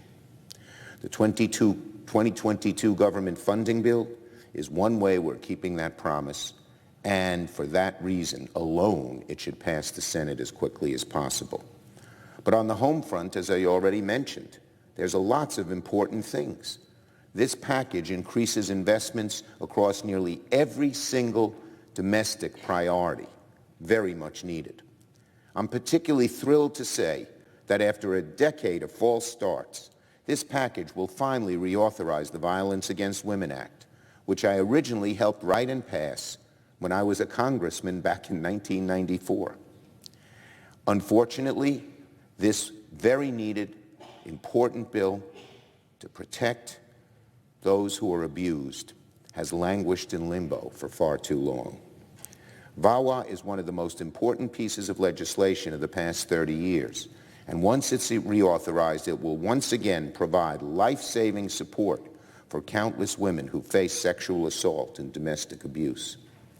I thank Senators Feinstein, Durbin, Ernst, Murkowski, and all the co-sponsors, bipartisan, for helping bring this law back to life. Now, of course, nobody argues that this package is perfect. I am deeply disappointed that the administration's request for more COVID funding failed to make it into the House bill. But we're going to keep fighting to make sure we get that money approved as soon as possible. COVID funding right now is all about being prepared. It will provide funding for vaccines and therapeutics and testing, which means it will be much easier to keep schools open, to keep businesses open, and keep life closer to normal than it was during Delta and Omicron. So we will keep working on COVID relief. It's very much needed. Now, we're not over the finish line yet, but I want to thank appropriators from both sides of the aisle, bipartisan, for putting this package together. Never an easy task. I especially thank Chairman Leahy for his leadership and his counsel over the course of this process. And I thank Ranking Member Shelby as well, and my House colleagues too, for working in good faith to make this bill possible. It's not been easy to draft this truly robust package, but after years of needless chaos and uncertainty under Donald Trump, this year Congress has been able to work together on a bipartisan basis to fund the government in a serious way. Now, the Senate must follow through in finishing the job by approving this bill quickly and sending it to the President's desk. So we still have some more work to do, but it's already been a remarkably busy and productive week here in the Senate. After nearly a decade of work, this week the Senate finally passed the largest postal reform bill in a very long time, with huge bipartisan support, I'm happy to say. We also sent to the President's desk the first bill in American history that finally, long overdue, declares lynching a federal crime after a century of failed attempts. These are both momentous and indeed historic accomplishments, and I thank my colleagues for working in good faith to get them done. I have always said that whenever possible, Democrats would be willing to work in a bipartisan way to get things done. And once the omnibus is done in this week, we will have achieved 3 major bipartisan accomplishments. And yesterday, Senate Democrats also met for our DPCC retreat over at Howard University, where we had a spirited and productive conversation about the biggest issues facing American families, lowering costs. As the world continues to struggle with COVID, supply chain disruptions, and Russia's war on Ukraine, Americans need relief from everything from energy costs, prescription drug costs, groceries, the cost of groceries, and meat, and so much more. Democrats will keep working these issues with laser-like intensity and unflinching focus. Moving forward, the Senate will also continue the process of considering and ultimately confirming President Biden's exceptional nominee to the United States Supreme Court, Judge Ketanji Brown Jackson. That Judge Jackson is qualified for the High Court is not in question. That she merits bipartisan support should not be disputed, because on 3 occasions she's already come before this chamber and has been embraced by people on both sides of the aisle. When Judge Jackson's confirmation hearings begin on March 21st, the entire nation will get to see what many of us in the Senate are learning for ourselves. Judge Jackson is brilliant, she is beloved, and she belongs on the Supreme Court, the 3 Bs. Brilliant, beloved, belongs. We have more work to do before this week comes to an end, but for now, I thank my colleagues for a very, very productive few days. I yield the floor and note the absence of a quorum. The clerk will call the roll. Ms. Baldwin. Washington Democrats are trying to pull off a political spin job for the ages. Everyone knows that gas prices and energy costs have been soaring sharply for many, many months. Working families know all too well that gas prices and utility costs have been rising throughout President Biden's tenure. Just this morning, we learned that inflation set yet another modern record last month. Prices skyrocketed, another 0.8% in February alone. Witness the horrors that are unfolding in the Ukraine. The result of Russia's unprovoked and unjust attacks on a sovereign nation and its people. Innocent men, women, and children have lost their lives. Homes have been destroyed, neighborhoods and businesses obliterated. Families and communities have been torn apart, some never to be reunited again. Let's be clear. The blame for this chaos and devastation falls directly on the shoulders of one tyrant, Vladimir Putin. And no amount of hollow justifications, false equivocations, false flag operations, or outright propaganda will change that. Putin, you are responsible. Putin, you will not prevail. Justice is coming for you and coming for your cronies. And as appalling as the stories and videos of Russia's brutality have been, we've also seen incredible acts of heroism, kindness, and patriotism from Ukrainian leaders, the military, and, well, everyday citizens. The people of Ukraine, they've inspired the entire world with their resilience, with their courage and their determination to live in a free and democratic country. This past week, I joined my colleagues in a call with President Zelensky, and I will say now what we said to him then. We are with you. And the people from Nevada, we are with you too. From north to south, Nevadans have come together to voice their support for the Ukrainian people and their opposition to Russia's aggression and brutality. Nevadans agree that we can't sit idly by as Putin continues to terrorize the Ukrainian people. The horrific images that the world has seen, they require action. They require action. We cannot sit idly by and do nothing. Here in Congress, we're working to give Ukraine more security assistance and to hold Putin accountable by crippling Russia's economy. And I call on every senator in this body to vote yes on the omnibus package, which includes nearly $14 billion to aid Ukraine's fight against Putin's forces and to support the Ukrainian people.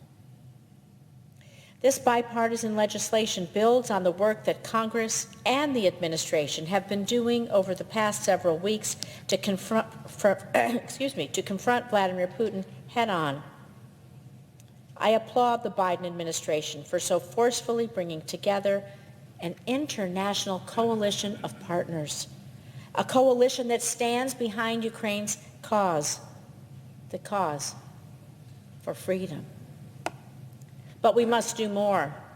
We must do more to support Ukraine, to devastate Russia's economy, and to stop Putin's violent attacks. President Zelensky made it clear in our call just this past weekend that Ukraine urgently needs fighter jets to defend itself. Let's heed his call and work closely together with our European partners who have these jets to provide Ukraine with the aircraft they desperately need and to find ways to compensate or backfill our allies' support. We also must continue to strengthen the security of our NATO allies and demonstrate that the transatlantic community remains united. And we must do more to bring Putin's war to an end and make Putin himself feel the full consequences of his horrible actions. That means hitting Russia's economy where they will feel it most: energy. Just this week, I co-sponsored bipartisan legislation that would end all Russian energy imports to the United States. I'm glad to see the Biden administration responded to this call and that the United States is now ending all Russian energy imports, which are funding Putin's cruel, cruel, cruel, and unprovoked war. I'm heartened to see the United Kingdom follow suit, and I call on all of our allies to do the same. Another area where we can put pressure on Russia is through trade. As chair of the Commerce Subcommittee that oversees trade policy, I strongly support legislation to strip Russia's most favored nation status at the World Trade Organization. And I'm committed to pursuing additional actions that would severely weaken Russia's economy and drain Putin's war fund. And our efforts are not only about defending Ukraine and stopping Russia, though stop them we must. This is about defending democracy and the fundamental right of a nation and its people to choose their own destiny. The fundamental right of a nation and its people to choose its own destiny. America must make it clear that we will not stand idly by when an autocratic bully decides to invade another nation without provocation and without justification. The United States and our allies must leave no stone unturned to ensure that Vladimir Putin pays a steep price for his aggression against the people of Ukraine. We must continue to serve as a shield and a beacon for democracy and freedom for those in need. On behalf of the battle-born state of Nevada, I stand with Ukraine and will continue fighting to make sure the United States stands proud and strong as a beacon of peace and security. Thank you, Mr. President. I yield back.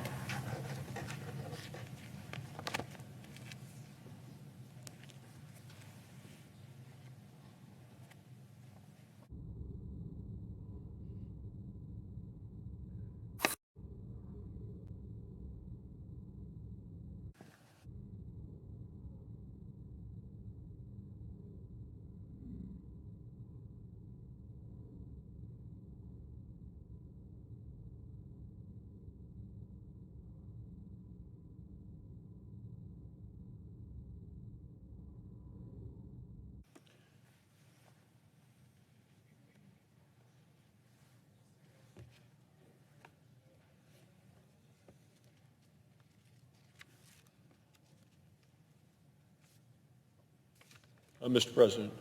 The senator from Wyoming. Thank you, Mr. President. Mr. President, I come to the floor today to talk about inflation. And one thing is sure, Joe Biden is the president of high prices. New numbers are out today. This morning we found that inflation remains the worst it's been in 40 years. 40 years, Mr. President. Now, we knew that today's inflation numbers were going to be bad for Americans and bad for the administration, but the numbers today are worse than people thought. Prices rose nearly 8% in just the last year. That means we're now seeing more inflation in the last 13 months under President Joe Biden than we did in the previous 4 years, and families are suffering. Prices are going up, but wages are not keeping up. Last week, we found out that wages, in terms of an escalation, have slowed down a bit, which means that people are falling further and further behind. wages cannot just keep up with the prices that continue to go up. Month after month after month, the American people have found themselves falling further and further and further behind. I remember when Joe Biden told all of us that inflation would be transitory. Kind of laughed about it. He said it over and over again. And then in December, he said inflation had peaked. Mr. President, inflation had not peaked. Not at all. Joe Biden, once again, dead wrong. Now, the American people are reminded about this every time they go to the gas station, every time they go to the grocery store, every time they go out to purchase goods. So why is this happening? What's happened to America under Joe Biden and this management of this Democrat administration that has the House, the Senate, and the White House? Well, there are two main things. One is Democrat spending, excessive spending. The other, of course, Democrat restrictions on American energy. 1 year ago, Joe Biden signed the largest spending bill in American history. Democrats put $2 trillion on America's credit card. They flooded the country with government cash, and prices went up. And ever since that day, prices have been going up faster than wages. There's still no end in sight. The painful truth of all of this is energy prices, food prices, all across the country are going to continue to go up, thanks to the mismanagement of Joe Biden and this administration. Today, a gallon of gas in the United States is the highest it has ever been, ever. When Joe Biden took office, the average price of gasoline in America was $2.38 a gallon, and today it is about $2 a gallon more than it was then. And coming from the home state of Wyoming, where people drive more miles per capita than any other state in the country, people in my state are really feeling the pain of the mismanagement by Joe Biden and the Democrats. Well, you think it's bad in Wyoming? Let's go to the liberal paradise of California. I mean, I don't know what it is, Mr. President, in the home state of Hawaii, in your home state of Hawaii. I know in California, $5.60 a gallon. Summer's coming, and people are expecting the prices to get even higher. So what's Joe Biden's answer to this? He's blaming everything on Vladimir Putin. Everything. It's a convenient excuse. It's just wrong. By the time that Vladimir Putin started to encircle Ukraine and then actually invaded Ukraine, inflation had been roaring here at home for over 10 months. Gas prices were already way up, $1.25 a gallon higher than they were the day Joe Biden took office. So Biden's numbers just don't add up. Russian oil amounts to about 3% of our energy use in the United States. Gas prices haven't just gone up by 3%. No, they've nearly doubled during Joe Biden's presidency. And the real reason that prices are up so much for energy is that Joe Biden has restricted our use of American energy. You listen to him go back to the tapes of his on the debate stage when he was running for president. He said he's going to keep it in the ground. No oil and gas or exploration or coal on public lands. None. Zero. The White House press secretary the other day said, we're at record high production. We're not. Mistake. Absolutely wrong. She should be fact-checked. We are at over 1 million barrels a day, fewer U.S. barrels of oil produced today than we were during the height of our production before the pandemic. Actually, 1.4 million barrels a day, fewer barrels today than we were at the height of our production before the pandemic. Well, when supply goes down as a result of the mismanagement and the decisions made by this Biden administration and the refusal to allow for permits to explore for energy, prices go up, and they have. And when the prices of energy go up, the prices of everything else goes up as well. So what are the Democrats proposing about high prices for energy? Well, the answer for Democrats seems to be anything except more American energy. Democrats have essentially floated three proposals. One is defund our roads and bridges. The second is buy more energy from our enemies, people that chant death to America, or keep prices high. Those are the options we hear from the Democrats.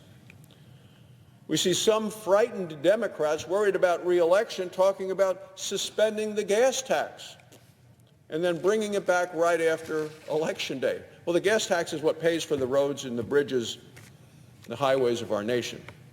But bring it back right after the election. Well, does that mean we're going to need less energy after Election Day? So it's okay to raise prices after the election? Of course not. Even former Clinton and Obama economic advisor Larry Summers calls this proposal being introduced in this body by members of the Democrat side of the aisle, he calls it short-sighted, ineffective, gimmicky, and goofy. That's Larry Summers from both the Biden the Obama as well as the Clinton administration. If we completely repeal the gas tax, gas prices would still be $1.75 more a gallon than they were the day Joe Biden took office. So the other option, another option the Democrats are floating is, hey, let's buy more energy from our enemies. Wouldn't that be a great idea, says the president. So officials from the Biden administration have gone hat in hand to Venezuela last weekend, as well as to Iran. So Venezuela is one of the closest allies to Vladimir Putin. I understand the current man in power in Venezuela actually called to congratulate Vladimir Putin for what he's doing in Ukraine. So is Iran in terms of world's #1 sponsor of terrorism. That's who Joe Biden has chosen to talk to, Iran and Venezuela, rather than United States energy producers. Do we want to pay our worst enemies over $100 a barrel for each barrel of oil they will sell to us? Do we want to send billions and billions of dollars of hard-earned taxpayer dollars in this country to those who hate us and burn American flags and chant death to America?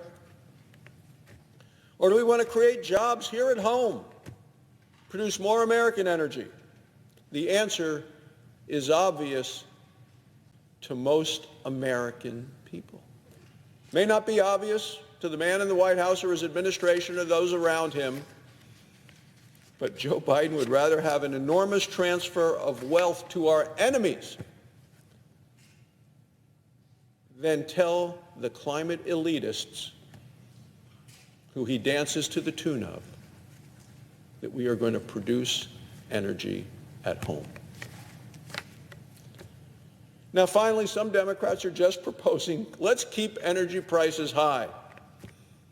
The Secretary of Transportation says, just buy an electric vehicle. That'll solve all our problems. He said, you won't have to worry about gas prices no matter how high they go. It's okay if they go high as long as you buy an electric vehicle. Talk about being out of touch. The average electric vehicle costs over $55,000. Families who are struggling in this Biden economy, they can't afford to spend $55,000.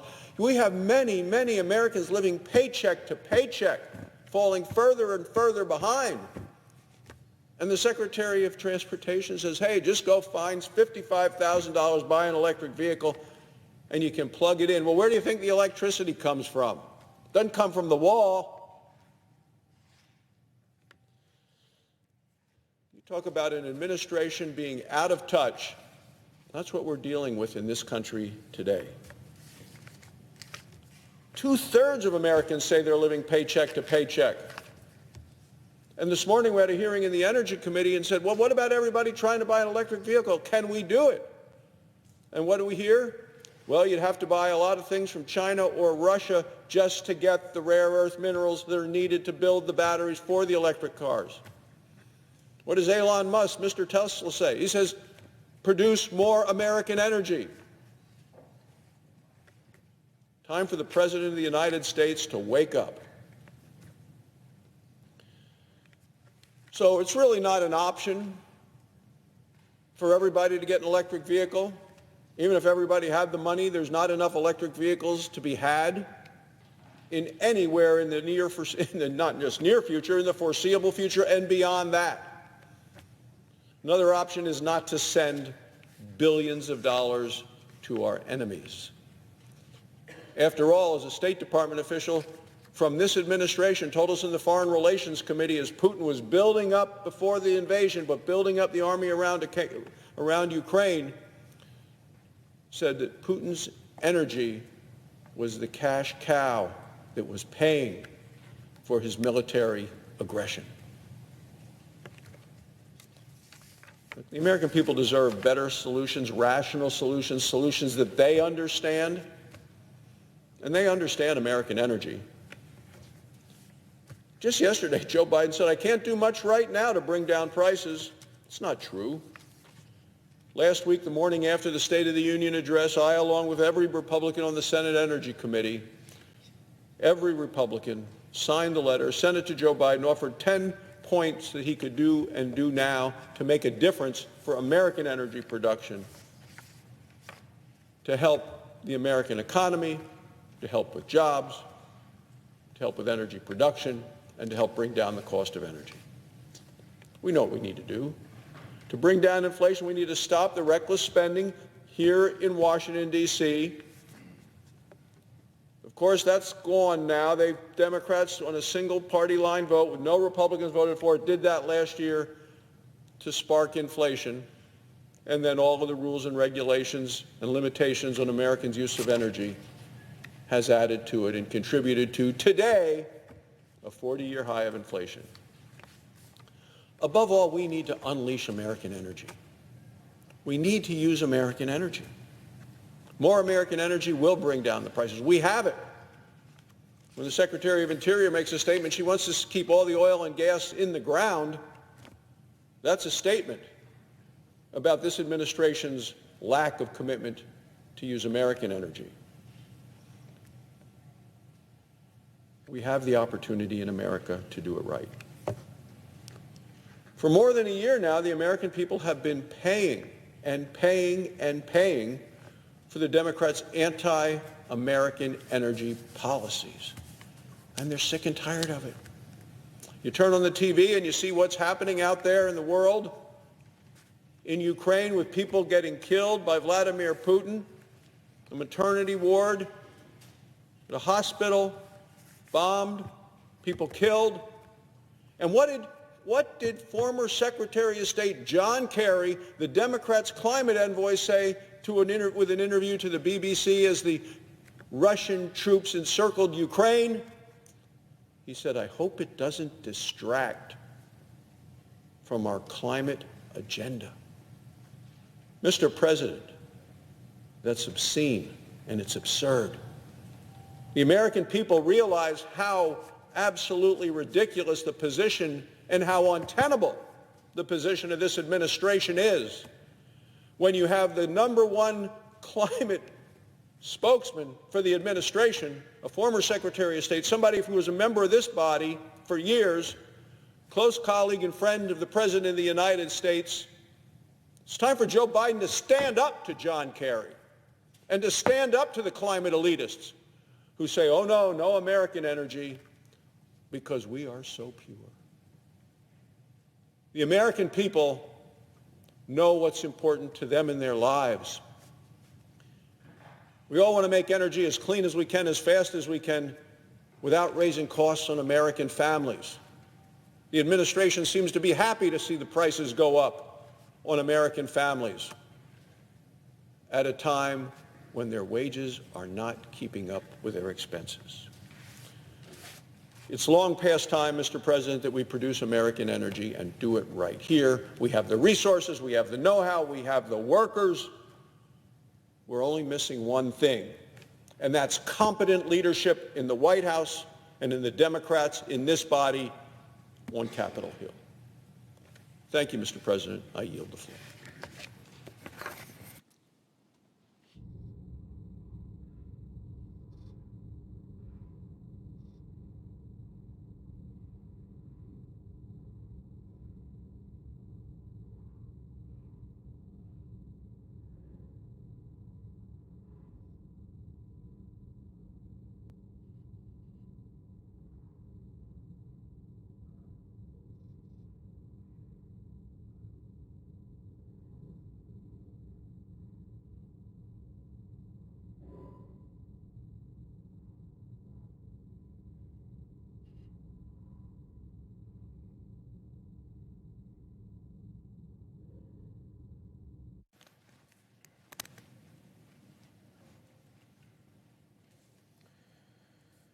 Mr. President. The senator from Oklahoma. Mr. President, I was at the State of the Union address as the gentleman in the chair and most of the folks in this room. In the State of the Union address, the President made a very strong statement. I was pleased to be able to hear him say, he made this statement: "We'll buy American to make sure everything from the deck of an aircraft carrier to the steel on the highway guardrails is made in America from beginning to end, all of it. Great." What he left out is what we've marked as a little asterisk here on the everything, all of it. It seems to be except oil and gas. Oil and gas is one of those things that is essential for us. It's not just transportation. It's not just electricity. The carpet I'm standing on has petroleum products in it. The finish on this desk has petroleum products in it. The suit that people are wearing often will have some petroleum products in it. Maybe the buttons on the jacket, paint on the walls. There's petroleum products all over this room and is needed for all kinds of things. Our economy is connected to petroleum. Now, that doesn't mean we can't do it cleaner. That doesn't mean we can't do it better. But it's interesting to me to be able to note that when we talk about buy American and doing American, now when there's the conversation and now decision finally from the Biden administration that we're going to cut off Russian oil and gas coming into the United States, good, then it immediately turns to let's get it from Venezuela or from Iran or find some other source. And we're all saying time out. There's this country called the United States that we also produce oil and gas. And we should be focused on what does it take to be able to do it more here so that we're not dependent on any country, especially a country that's run by an autocratic dictator. I wish this was the only statement that I would challenge on it, but I was quite shocked that President Biden's envoy for climate, John Kerry, as the Russians were invading Ukraine, made this statement: "I hope President Putin will help us to stay on track with respect to what we need to do for the climate." And then he said that a Russian war could cause massive emission consequences. Wow. The focus seemed to be on emissions consequences of a war rather than the people of Ukraine. And the focus seemed to be on, I hope President Putin will stay on track with respect to climate change rather than stop. Listen, when I just talked to normal folks on the street in Oklahoma, they're frustrated about the price of gas. No matter how small their car is or how big their truck is, they're ticked at the high price of gasoline. They've been upset for a while. It's not just based on Ukraine. The price of gasoline just in the past 13 months has gone up over $1 a gallon. That wasn't because of Russia and Ukraine. That was directly because of policies that are in the Biden administration. Now it's accelerating even more. We need to find a way to be able to create greater energy security for the United States of America, and that does involve actually producing more oil and gas. I would say that the Biden administration and I disagree on this, but the little-known fact is we don't disagree on this. I do agree with the Biden administration, because if you look at the Biden administration's official numbers that they actually put out from the Energy Information, when they put out their official numbers and they have to estimate how much oil and gas we'll use globally, their official estimate from the Biden administration is between now and 2050, we will continue to need progressively more and more natural gas and petroleum products. By the way, also more coal in their estimates as well. But where I differ from the Biden administration, they do acknowledge privately the facts and lay the data out and say we're going to need more oil and gas and more coal, not less, to provide the basic energy needs of the world. Where I disagree with them is how they're trying to be able to push the world into other energy solutions by raising the price of oil and gas, which directly punishes consumers. And to be able to meet American climate goals, to say if we're going to meet our American climate goals, we need to push production out to other countries and have them produce the oil and gas and send it to us so that we can show a good score for our climate while we still actually need to be able to purchase that oil from someone else. Let's admit the obvious. We need all kinds of energy. And in the next 30 years, according to even the Biden administration, we're going to need more gas, natural gas, more petroleum, more oil, and more coal worldwide. We're also going to need all kinds of other forms of energy. Unlike others, I'm not opposed to every type of energy. Let's also make it as clean as we possibly can. But we need to have all forms of energy out there, but we also need to admit the basic facts. We need oil and gas production. Now, that doesn't mean we go get it from Venezuela. Venezuela is a ruthless human rights violator. The leadership of Venezuela tortures his own people. We need to not go run to Venezuela to be able to get additional oil. We certainly don't need to go run to Iran. No, I don't know that this administration is running to Iran, but there's great rumors that are flying around currently about the final negotiations of Iran nuclear deal, and we're waiting to see what the actual details are. Whether that's going to include putting Iranian oil on the world market. I hope it does not. I hope also that they deal with an Iran nuclear deal, they actually deal with the weapons that Iran is producing to actually deliver a nuclear warhead, as they continue to be able to test more and more missiles with more and more range with a larger and larger warhead size. That's specifically designed for a nuclear warhead. We shouldn't pay attention to nuclear material and ignore the delivery system that they're actually experimenting with. I hope we pay attention to what's happening in Yemen. And Iran is the largest state sponsor of terrorism, that they're actually delivering the products of war to Yemen that's actually trying to destabilize all their neighbors around them. I hope we don't lift sanctions on Hezbollah, on Hamas, on those individuals that were a part of actually murdering our Marines in 1983 in Beirut. Those individuals that took away the property of Jewish citizens in Iran in 1979. I hope all of those sanctions remain and that those aren't up for bid, and that we're also not talking about buying Iranian oil. Solving our need for energy should not mean running to dictators around the world to go get it from them. So what's happening now?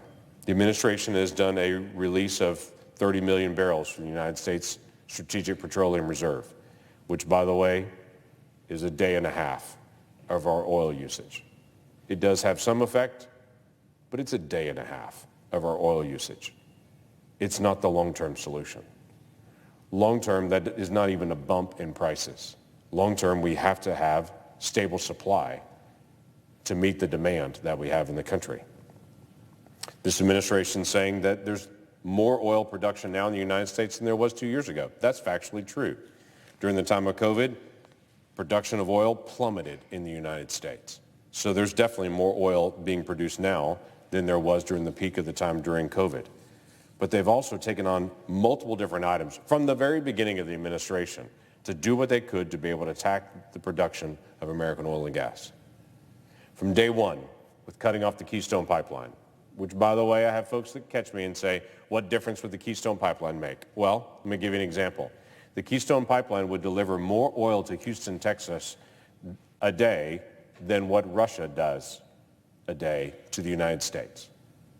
We could literally replace Russian oil with what would have come through the Keystone Pipeline, but they killed it because they had environmental goals. And why should we worry about where we buy our oil from? Why should we buy it from the Canadians when we could buy it from the Russians, was the theory. Well, I think we know why. I'd much rather be buying from the Canadians today than buying from Putin's Russia. That was done right off the bat.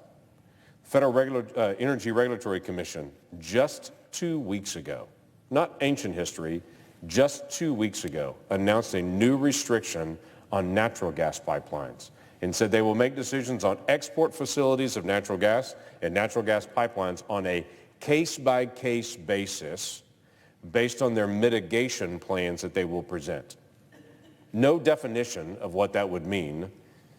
It's basically, if you're going to sink billions of dollars into doing a pipeline, we'll make our decision when you're in process. What does that do? That discourages any company from actually doing a natural gas pipeline or certainly an export facility, when right now Europe is screaming to us, export more natural gas. FERC literally during the war announces they're going to make it harder to do natural gas exports. The Obama-era rule on waters of the United States destabilized a lot of investment because no one knew what was going to be the issue and what was not going to be the issue. The Biden administration is now saying they want to be able to reopen all of that and to create less certainty on investment. There was a pause on oil and gas lease sales. They said they were going to do a temporary moratorium. They started that on January the 20th of 2021. It hasn't reopened yet. Their temporary moratorium. Every 5 years, there's a plan that has to be presented for offshore leases and how they're going to actually do offshore work. That plan is due in June of this year. As far as we can tell, the administration's taken up nothing on it, meaning offshore will have no ability to be able to continue permitting because they're just apparently not going to do the plan, which means you don't get access to those leases. So whether it's offshore, whether it's onshore, they're cutting off future supplies. If that's not hard enough, the administration nominated Sarah Raskin to be Vice Chair of Supervision for the Federal Reserve, who's made public statements that she wants to use the Federal Reserve to be able to help cut off capital to anyone who handles fossil fuels. It's basically, if you can't get loans and you can't transport from here to there through a pipeline and you can't get additional leases offshore or onshore on federal lands, you've severely limited the locations that you can actually get energy long term. While Biden's own Energy Information Group says we're going to continue to need more oil and gas, more coal in the days ahead. The facts versus the reality of what they're actually putting into place. Now again, electric vehicles don't offend me. For those folks that can afford an expensive electric vehicle, that's great. It's 2% of the vehicles on the road, and they're fine. I don't have a problem with them. But even when they talk about, let's do what we can to double the number of electric vehicles that are on the road, great. We'll be at 4% of the vehicles on the road will be electric. The other 96% of the people in the country want to go to school, want to go to work, want to go to the grocery store, want to travel on vacation. And right now to do that, they're paying the price for it. Let's have all forms of energy. Let's have some realism in our conversation. Let's do what we can to be able to open up energy production. What am I doing? I have a specific piece of legislation that deals with the permitting processes. It deals with some of the executive actions that President Biden has put into place to be able to slow down the production of American energy. It opens up the process so that we can actually get back to producing more American energy. I'm also promoting some very key things that the administration can do right now. For instance, when energy companies are looking to do investment for additional drilling, they're asking the question, how long is the war going to happen? When is all this going to fall apart? And no one knows that. The administration could today announce we're doing a moratorium on buying Russian oil for the next 12 months, lay out a firm date on it, and then say 12 months from now we'll review it. What difference does that make? That tells energy companies if you're going to invest and you're planning to come online in the next year, we're not going to cut your legs out from under you by the United States buying Russian oil again in a few months. that we actually do American investment to be able to actually replace the Russian oil that's coming in. This administration could also today say we're not going to make any changes to any of the rules that are out there that will affect any of the process for developing American oil and gas for the next 12 months, just a pause on making any changes on that. And this administration could actually open up federal leasing, which, by the way, is not a radical idea. It's the law. The law says that the administration has to do it every quarter, and so far, 4 quarters in a row, the Biden administration has ignored the law of the United States and just not done the leases, saying they have plenty, I don't want to do more. 4 quarters in a row, they violated the law. So what could the Biden administration do to be able to help American production? Follow the law, put a pause on new restrictions, declare how long they're going to actually hold off on Russian oil and how long that'll be to give certainty for people in their investment, and pause all these new restrictions on capital. If the Biden administration did that today, we would see an even greater increase in oil. Listen, there's no incentive that needs to be put in place. I've had folks say, what incentives do we need to put in place to be able to increase American production? Can I just say, oil is at $120 a barrel. There's no incentive that needs to be put in place. The problem's not the incentive. The problem are the restrictions on the other side. Without certainty, in a constantly changing environment, few people want to be able to take the risk for it. So if Secretary Granholm is serious when she's calling out oil companies to ramp up production, do the work behind the scenes to open the path for them so that they have that kind of certainty. That I yield the floor. Mr. President. The senator from Tennessee. Thank you, Mr. President. Conditions are bad in Ukraine, and they're getting worse. Vladimir Putin's war is escalating in severity and scale. This past Sunday, we received the first public reports that Russia is now deploying proxy fighters to Ukraine. Putin put out the call to action in Syria, Southeast Asia, and Chechnya, and now the mercenaries are pouring in.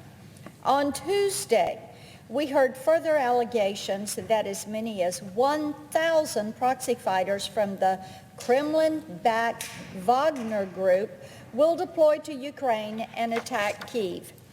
This latest news about proxy developments makes it even more obvious how willfully blind the president has been to the disaster unfolding in Ukraine. If you look back at footage from the past few months, it's clear that the Biden administration thought they'd be able to talk Putin out of this. They thought they could send in the diplomats, offer a few concessions, pat everyone on the back, and head home. But while they were lining up their talking points, Vladimir Putin was lining up bodies to throw at Ukrainian defenses. When we first started to debate the threat that the Chinese Communist Party poses to the free world, it took a lot of time to convince the skeptics of China's tight hold on the global order. Through the Belt and Road Initiative, cheap telecom build-outs, and control over important supply chains, Beijing has created spheres of economic influence all across the globe. The Kremlin has done the same thing with its proxies. But it's important to remember that this is not new information. The existence of Wagner and other Russian proxy groups is not a secret, and neither is their brutal history. This won't be Wagner's first time in Ukraine. In fact, that's where these mercenaries actually got started. But for the past decade, they've been wreaking havoc all across Africa. Again, this is no secret. We know for a fact they've caused chaos and bloodshed in Syria, Libya, Yemen, Sudan, Madagascar, Mozambique, and the Central African Republic, and that they've helped turn Mali into yet another hermit kingdom. And what have the Russians received in return? They've gotten access to oil fields, diamond mines, silver, gold, and other extremely valuable natural resources. By using his proxies, Putin gets the best of all worlds. He's able to force open doors into strategically important areas. He will then suck them dry of their natural resources and make his own name synonymous with violence in the face of resistance. Furthermore, mercenaries exist outside the bounds of laws and norms, which means groups like Wagner operate with impunity and give cover and plausible deniability to Moscow. In their opinion, it's the perfect legal fiction. Meanwhile, these proxy fighters have been accused of abductions, torture, and rape. They murder journalists and conduct summary executions on behalf of their Kremlin overlords. They target civilian populations with the specific purpose of terrorizing innocents and eliminating dissent. And when they're done, they simply disappear. And that is what Vladimir Putin is preparing to unleash on the brave Ukrainian people. Mr. President, I sent and other members joined me. We have insisted since February 24th that this is not a special military operation. This is a war. But by bringing proxies into the mix, Putin has signaled that he's prepared to do more than inflict violence on key strategic targets. He is preparing for a massacre. This isn't a head fake. He knows exactly what he's doing because he has done it before. He's following the Syria playbook to the letter, from the booby-trapped humanitarian corridors to his use of cluster bombs to the presence of proxies to carry out his dirty deeds. It's no wonder that Moscow has ordered their fighters to travel with mobile crematoriums. It's the only way they'll be able to even attempt to cover up the brutality inflicted by Putin's private army. Over the past few months, Putin has shown us exactly what he intends to do to the brave Ukrainian people. He has made no attempt to hide behind diplomacy. His military commits war crimes in broad daylight for the benefit of the cameras. The introduction of proxies is the natural progression of this increasingly savage attack. It's time for President Biden to pull the blinders off and decide what America's response ought to be. And he has to do that right now. We've deprioritized the African theater for far too long, and now it's a breeding ground for glorified terror squads. That absolutely has to change. Russia is using proxies this very moment to destabilize and exploit Mali. We know what they did to the people of Syria. The pictures were too graphic for the nightly news. It's time to remind the world what happened there and make it clear that unless we do something, Ukraine is next. We must also send a strong signal to Putin, to Wagner, and other thugs around the world that there will be no more hiding. Collect the evidence now. Document the war crimes now. Prepare for prosecutions now. We must let Vladimir Putin know that no amount of propaganda can cover up the atrocities that he and his private army that they plan to commit against the people of Ukraine. But we have to do it before it's too late to free the world from Moscow's grip. I yield the floor.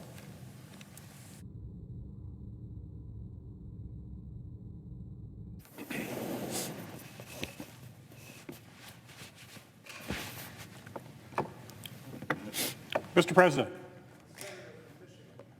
Mr. President, on Tuesday night, the Senate took a significant and historic vote to strengthen one of our nation's oldest and most trusted institutions, the United States Postal Service. For the past 15 years, this vital service that delivers to every single community in our country, no matter how remote, has faced unfair, burdensome requirements that have jeopardized its financial stability and its ability to provide reliable and timely delivery to Americans all across our country. With 79 votes for the Postal Service Reform Act, one of the strongest bipartisan votes this Senate has delivered during this Congress, we passed significant reforms that will set the Postal Service on a more stable financial footing, preserve mail delivery for 6 days a week, and ensure greater transparency of delivery performance for the people who are counting on the Postal Service to bring them critical mail. When our nation's founders enshrined the Postal Service in our Constitution, they could have never envisioned what a vital role this institution would play in the daily lives of Americans. Whether it's families who are receiving critical medications or connecting with loved ones, veterans and seniors who are relying on the mail for benefits and Social Security checks, or small businesses that are sending important financial documents and their products to customers, Americans are counting on the Postal Service to deliver. Over the past few years, especially during COVID-19, we have seen just how essential the Postal Service is to keeping our country connected. The legislation that we passed earlier this week with overwhelming bipartisan support will help ensure that the Postal Service can continue its vital mission. And I'm looking forward to seeing President Biden sign it into law. I'm proud of our bipartisan efforts to protect this vital public service, and I would like to take, Mr. President, just a few moments to thank the many people who made this possible. First, I want to recognize my Senate colleague on this effort, Senator Rob Portman, who is the ranking member on Homeland Security and Governmental Affairs Committee.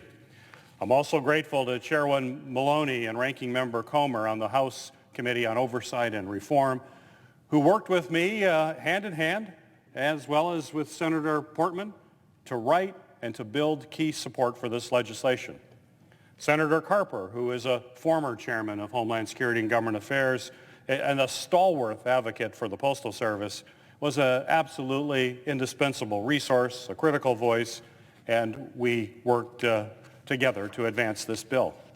I would also like to recognize each of our Senate co-sponsors, Senator Tillis, Sinema, and Burr, Chairman Wyden of the Senate Finance Committee, Senator Collins, Hassan, Daines, Rosen, Capito, Padilla, Sullivan, Manchin, Hawley, Schatz, Blunt, Rounds, Smith, Kramer, Reed, Murkowski, Chairman Sanders of the Budget Committee, and Senators Hoeven, Tester, Moran, and Kane.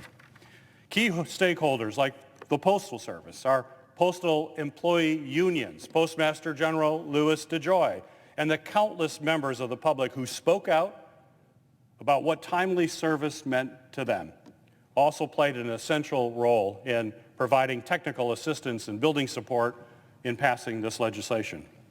But none of these vital reforms to protect this long-standing public service would have been possible without the dedicated and tireless work of congressional staff. First, I'd like to recognize my staff on Homeland Security and Government Affairs Committee, who worked tirelessly to ensure this bill received bipartisan and bicameral support, as well as stakeholder support. Thank you to Annika Christensen, Lena Chang, and Victoria Pleasant for your determined efforts to craft and build support for this consensus reform. I'd also like to thank Senator Portman's staff, Pam Thiessen, Andy Dockham, Amanda Neely, and Renee Sheehy, who all played an important role in crafting and passing these reforms. On the House Committee on Oversight and Reform, Mark Stevenson and Ethan Van Ness on Chairwoman Maloney's staff, as well as Christian Honer, Jake Greenberg, Daniel Ashworth, and Bill Womack on Ranking Member Comer's staff provided valuable counsel and expertise on the legislation. Senate Finance Committee Chairman Wyden's staff, Eva Dugoff and Sam Korat, and Ranking Member Crapo's staff, Aaron Dempsey, offered vital assistance to ensure the Medicare integration proposal worked effectively. House Ways and Means Committee staff, Catherine Olson, TJ Sutcliffe, and Alyssa Walker, all provided critical technical assistance. Leader Schumer's staff provided vital expertise and guidance throughout the entire process, and especially over the past few weeks as we prepared to pass this bill on the floor. Finally, Jackie Mafucci from Senator Carper's office, and Eric Bursch and Aaron Schulte from Senator Sinema's office spent countless hours helping to craft and secure robust support for the bill. These folks, along with countless others, ensured that the Postal Service would be able to keep delivering for the American people. In recent years, it has been a rare occasion when the Senate comes together to pass this kind of bipartisan consensus legislation with such overwhelming support to address a very, very real problem. I'm grateful to every person who played a role in raising awareness, working on this legislation, and getting it passed by both the House and the Senate. Once signed into law, this groundbreaking bipartisan bill will help ensure that the Postal Service can continue its nearly 250-year tradition of providing delivery to every American. Mr. President, I yield the floor.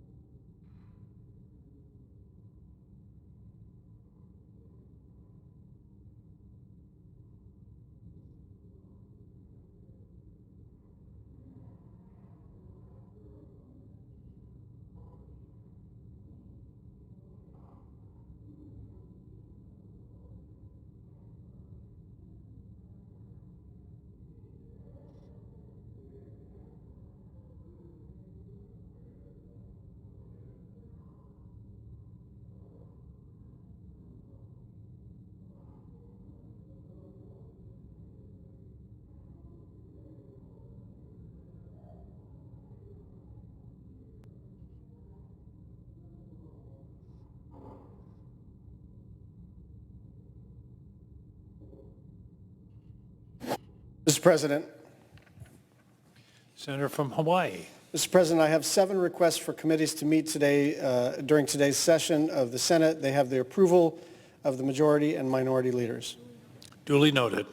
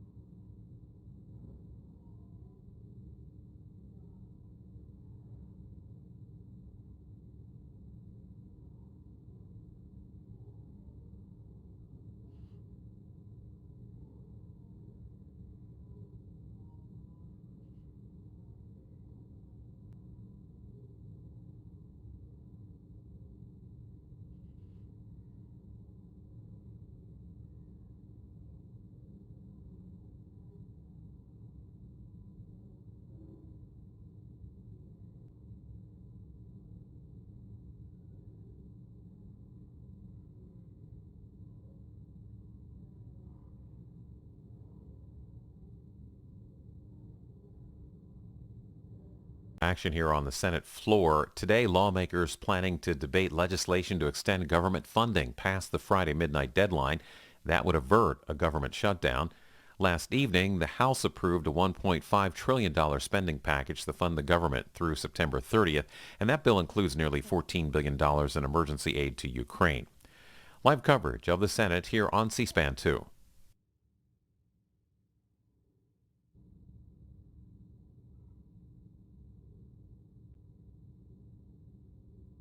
Political spin job for the ages. Everyone knows that gas prices and energy costs have been soaring sharply for many, many months. Working families know all too well that gas prices and utility costs have been rising throughout President Biden's tenure. Just this morning, we learned that inflation set yet another modern record last month.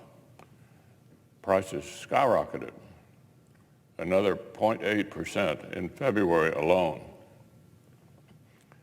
That comes out to 7.9% inflation year on year, the worst inflation in 40 years. And it keeps getting worse, not better. This has been a painful pattern throughout President Biden's tenure. We've now had 9 straight months of inflation higher than 5%. And remember, 3 weeks ago, before the crisis in Europe, Democrats were already in a political panic over gas prices and desperately talking about a gas tax holiday. 3 weeks ago, before the crisis in Europe, the average price of a gallon of gas had already shot up more than $1 from when President Biden was sworn in. Now, you'd think the Democrats would have been proud of this. Hostility to fossil fuels and homegrown American energy is precisely what President Biden campaigned on. Here's what our president said on the campaign trail in 2020, a direct quote. No more subsidies for the fossil fuel industry, no more drilling on federal lands, no more drilling, including offshore, no ability for the oil industry to continue to drill, period. It ends. That was the president in 2020. Here's what he told an activist. Look at my eyes. I guarantee you we're going to end fossil fuel. Now, President Biden spent 2 years campaigning on hostility to American energy. Now he's spent 14 months putting that hostility right into action. And Democrats' reckless spending that's fueled across-the-board inflation has made America's pain at the pump even worse. But in the last few days, the Biden administration has tried to invent some laugh-out-loud revisionist history. They're trying to rebrand the entire increase in gas prices on their watch, listen to this, as an effect of Putin's recent invasion of Ukraine. So they want to blame 14 months of gas price increases on the last 2 weeks of turmoil. Washington Democrats' war on domestic energy long predates Putin's war on Ukraine. So let me say that again. Democrats' war on domestic energy long predates Putin's war on Ukraine. Now, I strongly support America stopping our purchases of Putin's oil.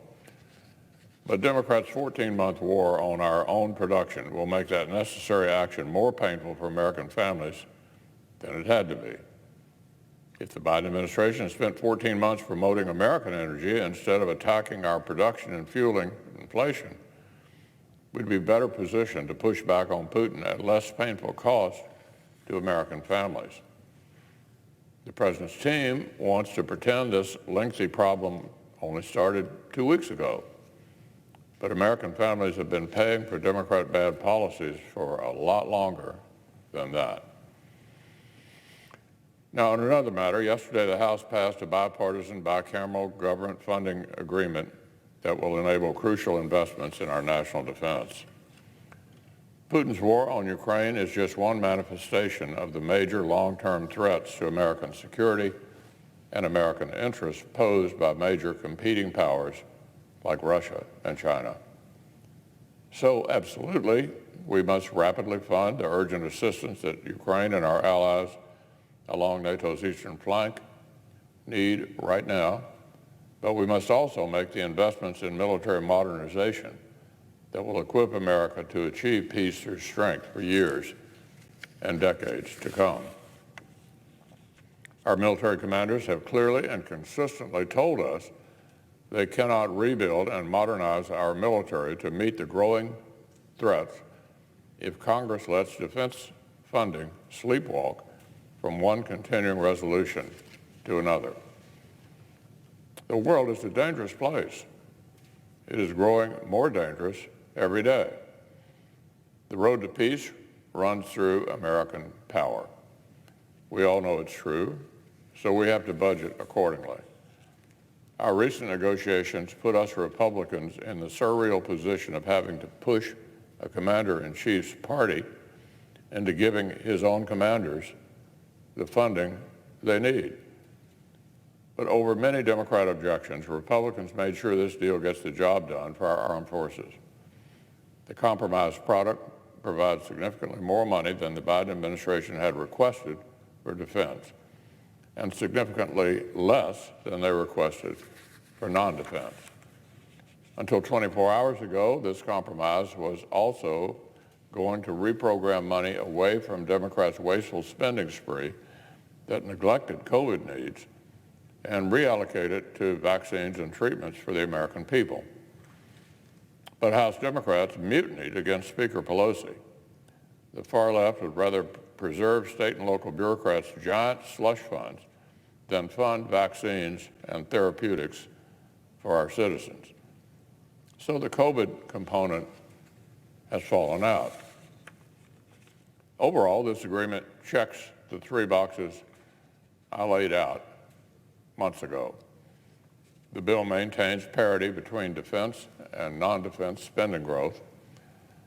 It maintains long-standing bipartisan policies such as protecting taxpayers against funding abortions and being politically targeted by the IRS. And new far-left poison pills were cut out. But most urgently, amid this war in Europe, this agreement delivers both the urgent aid the Ukrainians need right now and a down payment on our commitment to keep defending America and global peace in the years to come. Now, on one final matter, over the last few days, the Biden administration's confusing mismanagement and mixed signals surrounding the Ukraine crisis and the West's response has again spilled out into open public view. So here's the pattern. Time and time again, throughout this crisis and in the months preceding it, the administration's first instinct has been to resist strong and decisive steps. The President and his team initially take a pass on strong steps, and they could have been put in place proactively and had a real deterrent effect. But then, after sustained public pressure, they buckle and implement the steps anyway, often too late. This leading from behind leaves us in a lose-lose scenario.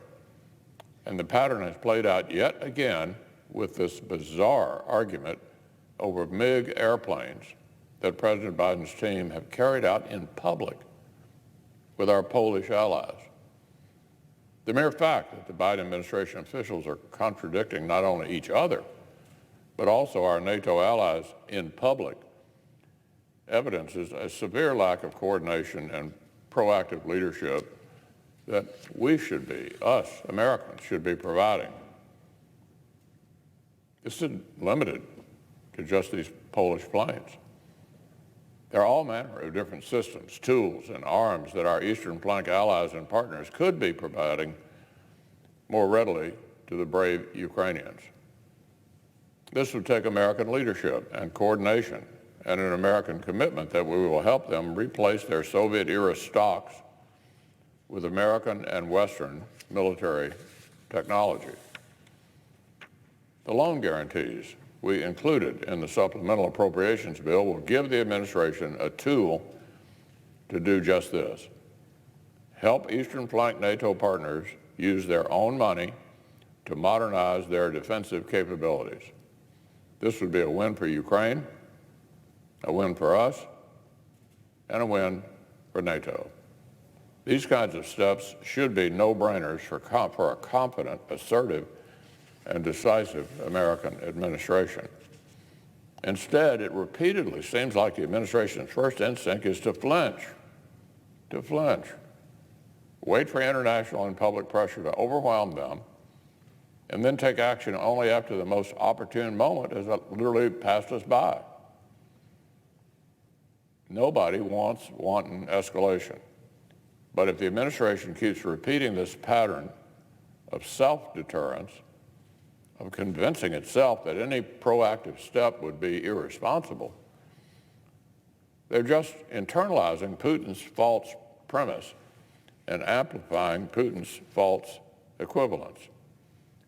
So remember this, strength is not a provocation. The world needs President Biden and his team to be leading, taking the initiative, and shaping circumstances calmly, soberly, but with confidence and decisiveness.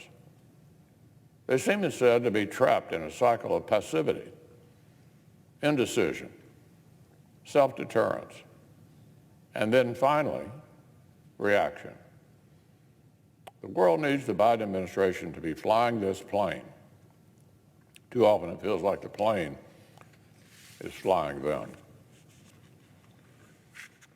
Madam President, it is interesting to listen to the reaction to the notion that we are going to stop our dependence on Russian oil. I totally support that. The notion that I would buy gasoline in my hometown and put it in my car or truck and somehow subsidize what Vladimir Putin is doing in the rape of the Ukraine is just unacceptable. I believe there is not only a moral force, but a political force behind this. Morally, there's no way we're going to support Putin. Politically, we've got to come together with other nations and make this as painful as possible on him. And stopping the import of Russian oil is a move in that direction. It's interesting that that was a bipartisan position which I joined over the weekend. Many of us did. Democrats and Republicans all saying enough with the Russian oil. We'll find other ways to keep America's economy and cars and trucks moving without being dependent on Vladimir Putin or subsidizing his war effort. It was bipartisan. Strong statements. In fact, as many statements in support of this from the other side of the aisle as this side of the aisle.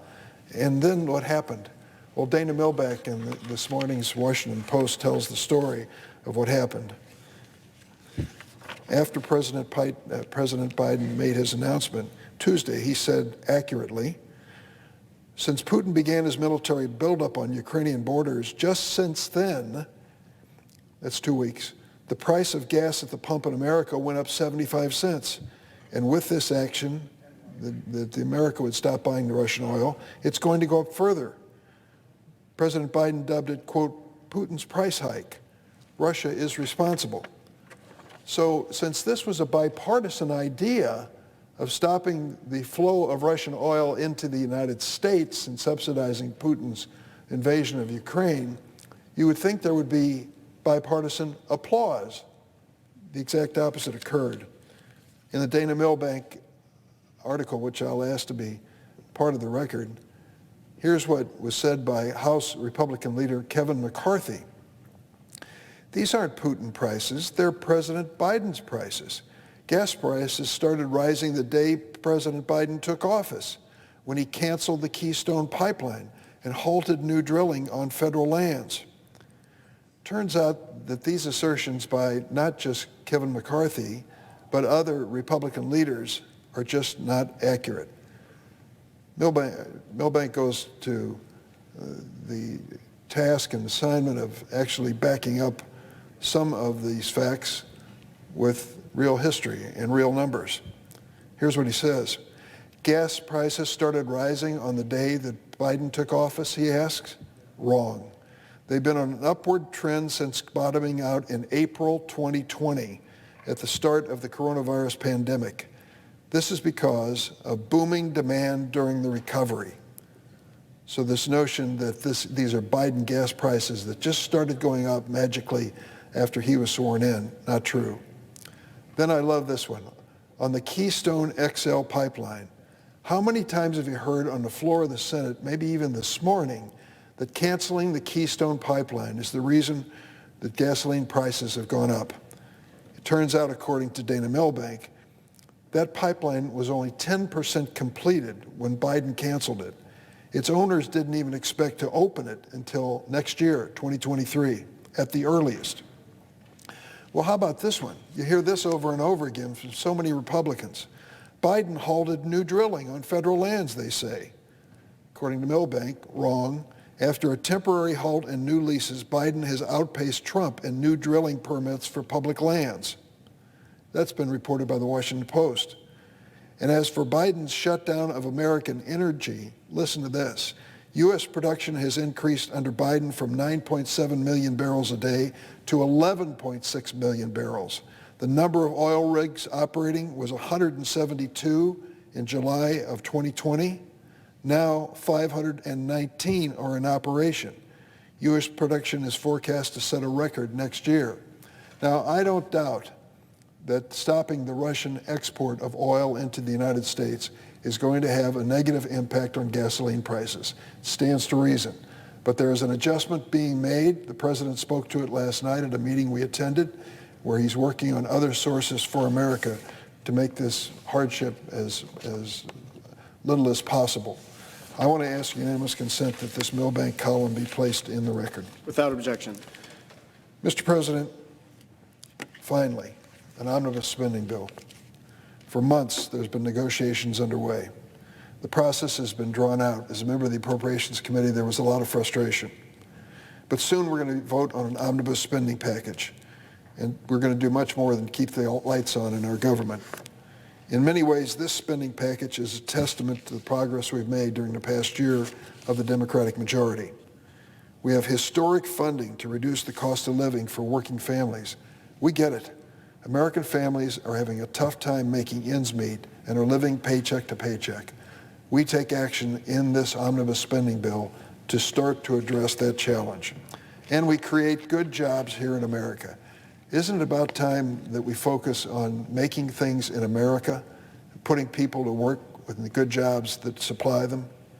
And we need to ensure families and children can access critical supplies like nutritious food and clean water that they need to survive. This bill also provides more than $13 billion to the Ukrainians fighting tooth and nail to defend their freedom. The Democratic Senate caucus was fortunate last night to have over an hour and a half with the president, where he spoke candidly and informally about the challenge we face in Ukraine. We have sent millions, maybe billions of dollars in assistance to those who are resisting Vladimir Putin's barbaric attack on that nation, and we know that it's the right thing to do. There are displays of courage by the Ukrainians, the likes of which we haven't seen in modern times. President Zelensky, particularly, has impressed not only the United States but the world with his singular courage.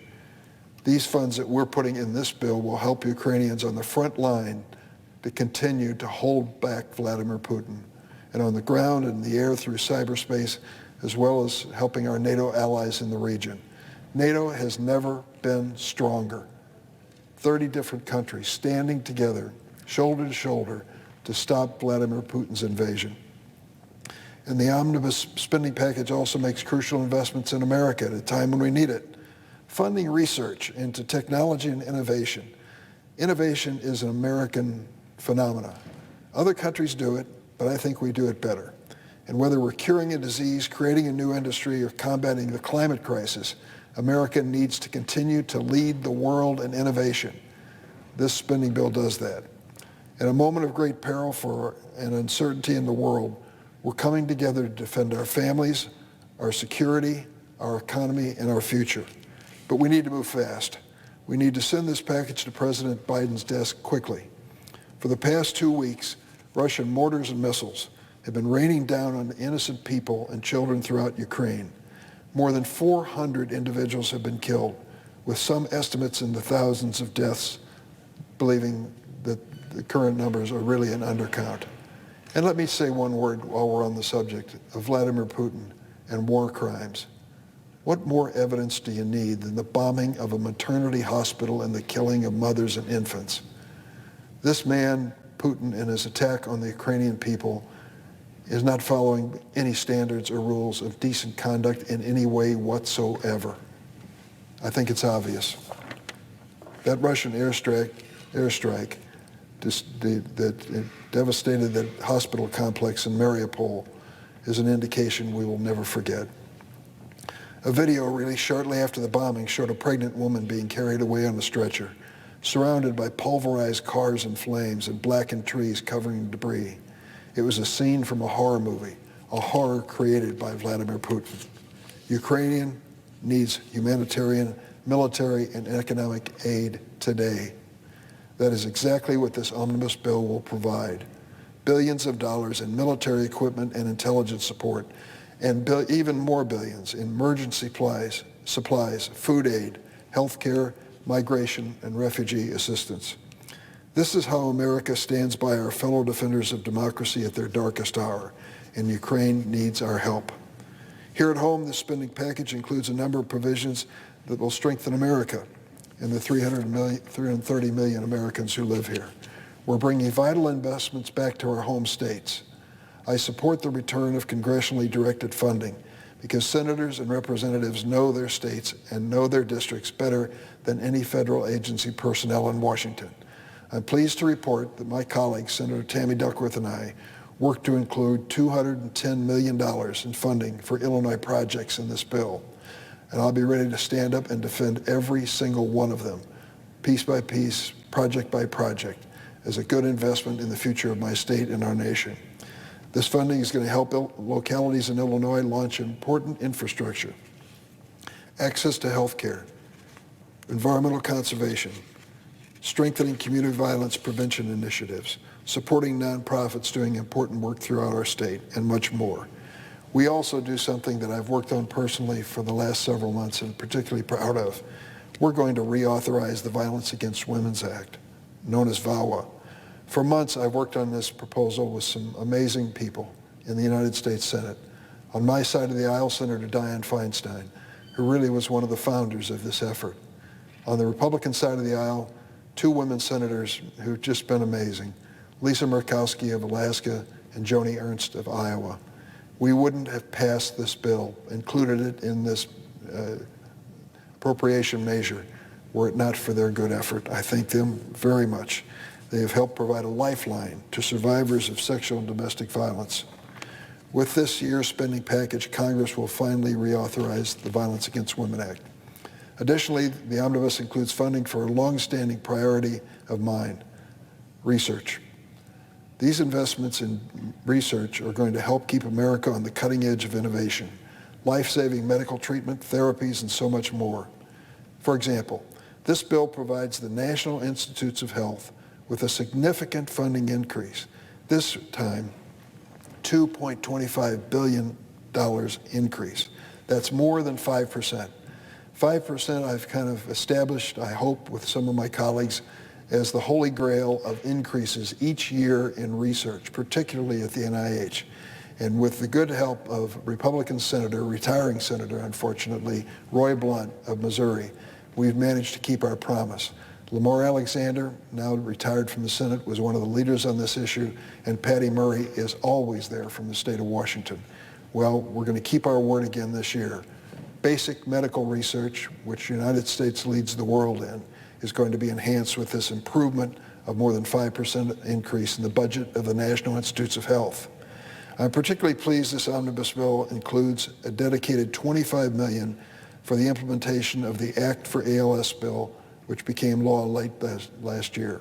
I want to thank Senator Coons for his leadership on that issue. This funding will ensure that NIH can quickly launch new initiatives to expand access to treatments for those suffering from ALS. Sadly, I'm disappointed to say this package does not include COVID relief. We're at a turning point in this pandemic. New cases of COVID are at their lowest rates in more than 7 months, praise the Lord. And parents and families are just anxious can be to get the kids back in school and life back to normal. These are promising developments, from vaccines to better treatments. We cannot predict that this pandemic is over for good, nor that it won't resurface in terms of new variants. We need to prepare for what the coronavirus might have in store for us. We need to make sure that we have the therapeutics and strengthen our capacity to detect new variants before they become pandemic. Given the dire urgency in the situation in Ukraine, I understand we simply don't have time to go back to the bargaining table. But many of us still believe that a toolkit to deal with the future infections in COVID or the next pandemic is absolutely essential. I can only hope the Senate agrees with that on a bipartisan basis. 2 years into this pandemic, we know this virus is anything but predictable. It operates like free-form jazz. Just when we think we found our rhythm, the tempo gets turned upside down with a new variant. This current lull in cases is a perfect moment to tune up our instruments, keep our fingers sharp, and prepare for what's next. Let me close by saying that aside from the omission of additional COVID relief, there's much to celebrate in the spending package. It's an example of what Congress can achieve when it works together. In the face of Russia's horrible invasion of Ukraine, an invasion has already created 2 million Ukrainian refugees. We are standing together in defense of democracy. Russia's invasion is a tragic illustration of one man's mania and of a conflict that will define the 21st century if we don't stop it in its tracks. Right now, Putin is waging yesterday's war with yesterday's goal of reestablishing some Soviet Union. He's sending ill-equipped teenagers in Russian army uniforms into Ukraine to terrorize innocent families and bomb children in hospitals, all in some delusional effort that he is going to create the new Russian empire, with his being installed as the czar of that enterprise. He's not willing to face the challenges of the new world, so he's trying to revive the old world. Autocrats like Putin live in fear of the future. Democracies like America welcome it, because we know that the future represents an opportunity to build a better world for everyone. That's precisely why President Zelensky and every Ukrainian is fighting to protect their country. They're protecting as well the freedom to shape their own future, not to have their future dictated by a man like Vladimir Putin. With the spending package before the Senate, we can begin building our own future as well, a future made in America. Mr. President, I yield the floor. Mr. President, the humanitarian crisis in Ukraine continues to escalate.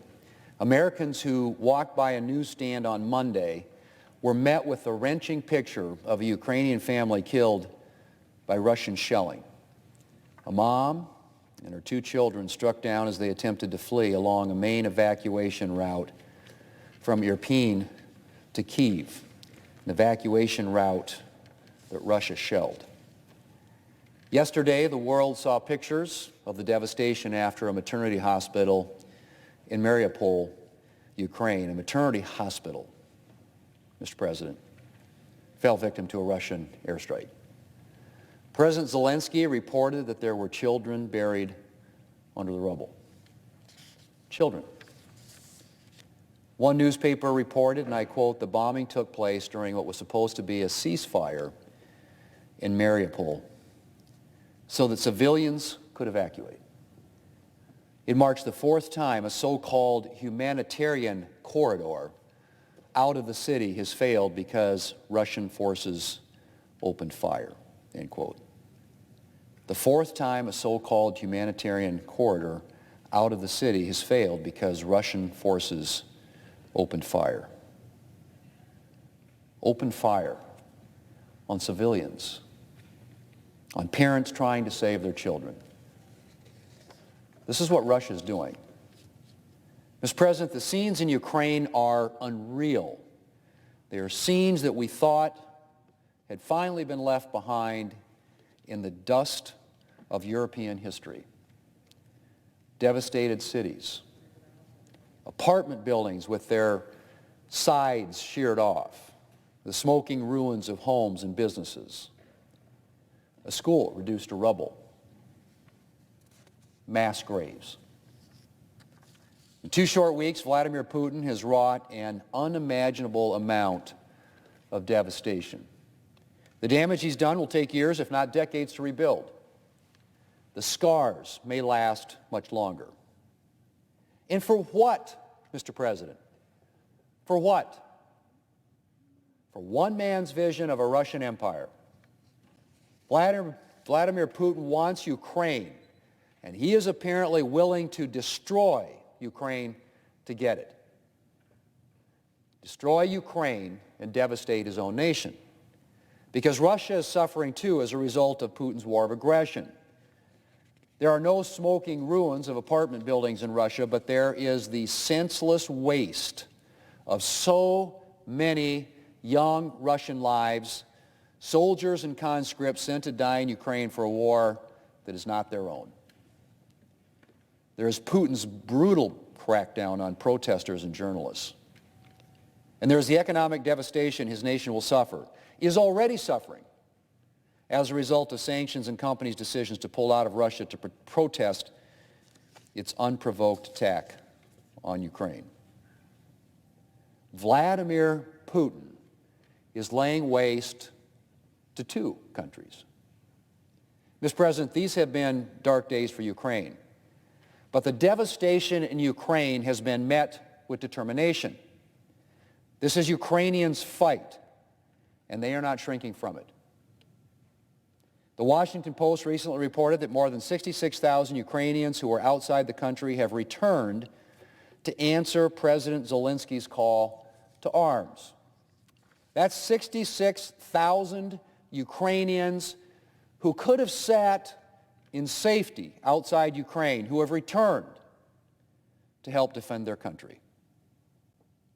Outnumbered as they are, the Ukrainian people are standing fast.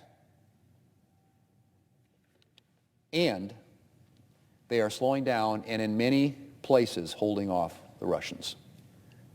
Soldiers and civilians alike have taken up arms to defend their nation. And it is clear that the spirit of Ukraine, now roused, will not be quenched.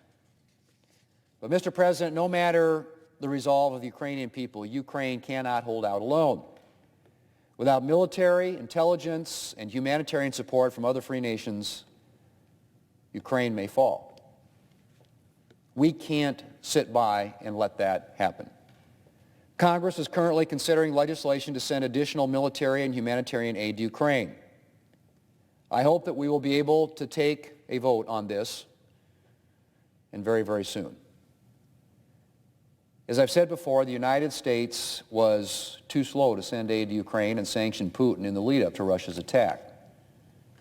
We can't afford to make the same mistake again. I commend President Biden for doing the right thing this week and banning American imports of Russian energy.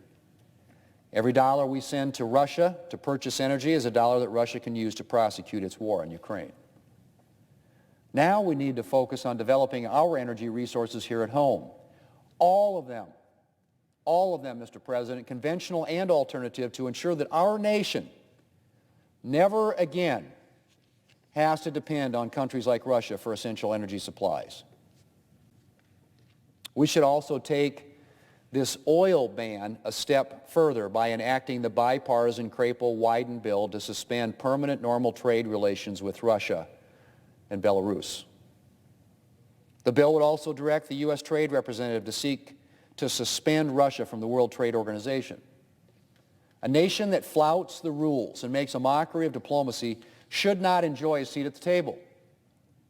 Mr. President, I heard directly from President Zelensky in a Zoom call Saturday, and he made a powerful appeal for help from the West. Among other things, President Zelensky requested that we help close the skies over Ukraine. One solution that's been offered to help protect Ukrainian airspace is for Poland, Bulgaria, Romania, and Slovakia to provide their MiG-29 jets to Ukraine. We need to do everything that we can to help Ukraine in this fight, including helping to pave the way for Ukraine to get the air defense resources it needs.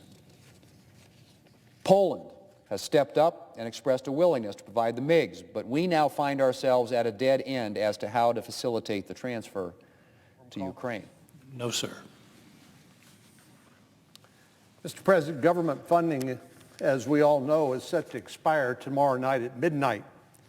And the Senate has the responsibility not just to keep the lights on, but also to make critical investments in our country. I could only wish that we had come to this point through a more rational and more deliberative sort of way. But unfortunately, this seems to be more the norm than the exception, where four people get into a room and they write a piece of legislation and they bring it to the floor, and your only option is to vote yes or no on it. We don't have a practice of making sure that on each one of these bills people get to actually offer amendments and shape that legislation. I guess that's a quaint and old-fashioned notion, but that's how I thought the legislative process was supposed to work. But maybe that's a topic for another day. But it's unfortunate that this is where we are. Last night, 10 o'clock, the House votes on almost a 3,000-page bill, and then we're expected to vote on it the next day, or the next 2 days. This is not a way to run a railroad. But we all know that democracy is under attack in the world, and that means we need to do everything we can to provide for our defense and to support our friends and allies around the world.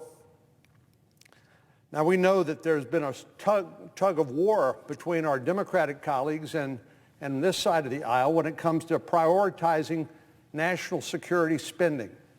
And that actually was one reason why we find ourselves here at this late date, voting on this multi-thousand-page bill, because our colleagues on the other side of the aisle wanted to prioritize domestic spending, not national security spending.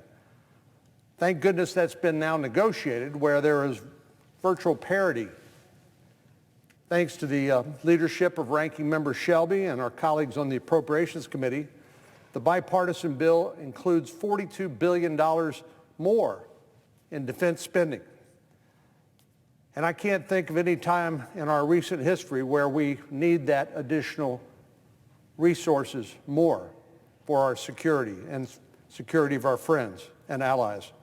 So this $42 billion increase in defense spending will provide our military commanders with what they need to respond to the threats that we are facing today and to prepare for those threats we see on the horizon. It's ironic I find myself speaking to the senator from Maine, who I serve with on the Intelligence Committee, because he knows a lot of this subject matter as well, certainly well, maybe better than I do. But we all know that Russia's unprovoked attack on Ukraine was what we thought was a relic of the past. You know, my dad was a B-17 pilot in the Army Air Corps in World War II. He was shot down on his 26th bombing mission over Nazi Germany and captured as a prisoner of war, where he served for the last 4 months of that war. We thought, Europe thought, the world thought, that perhaps we had gotten beyond that sort of existential threat to our way of life, and that the autocrats of the world, people like Vladimir Putin, President Xi, the Ayatollah in Iran, Kim Jong-un in North Korea, that these individuals would be deterred from provoking a war like Vladimir Putin has provoked in Ukraine. One thing Winston Churchill liked to say, if there's one thing for sure, it's that humankind is unteachable. We keep making the same mistakes over and over again. We keep thinking, well, we can cash the peace dividend because that's in the past. And only to find ourselves, as Secretary Bob Gates said, he said, of all the military conflicts we found ourselves involved in the last several generations, we haven't planned for a single one of them. But we had to be ready, and we had to be able to defend our way of life and our values and our allies. So Russia's unprovoked attack on Ukraine is a reminder of the threats that remain to our freedom and the freedom of other democracies around the world. And so there could not be a more appropriate time to plus up our national defense spending while at the same time providing additional resources, humanitarian and otherwise, to our friends in Ukraine who are fighting for their very existence. We know that Ukraine is not a member of the North Atlantic Treaty Organization, so we have no legal obligation to come to Ukraine's defense. But I do believe we have a moral obligation to provide that assistance, both military and humanitarian. Russia has waged an unmistakable war on that democracy, violated the sovereignty of the Ukrainian people. It's even targeted civilians and brought immeasurable destruction to Ukraine. The only question is, after Putin has miscalculated the will of the Ukrainian people to defend themselves and the commitment of America and our NATO allies and other freedom-loving countries around the world to support Ukraine, now that they're bogged down, Russia's bogged down in Ukraine, the question is, well, is Putin going to give up? Is he going to try to come up with a face-saving device, or is he going to double down? I'm afraid, Mr. President, Putin's going to double down, which we're going to see more attacks on innocent civilians. We're going to see more Ukrainian cities leveled to the ground, indiscriminate killing of men and women and children. This is all that Putin knows. And the question is, how does this end? That's a chilling question. But the answer is even more chilling. As I said, I believe we have a moral duty to support Ukraine. And this legislation provides $13 billion in humanitarian, economic, and military assistance.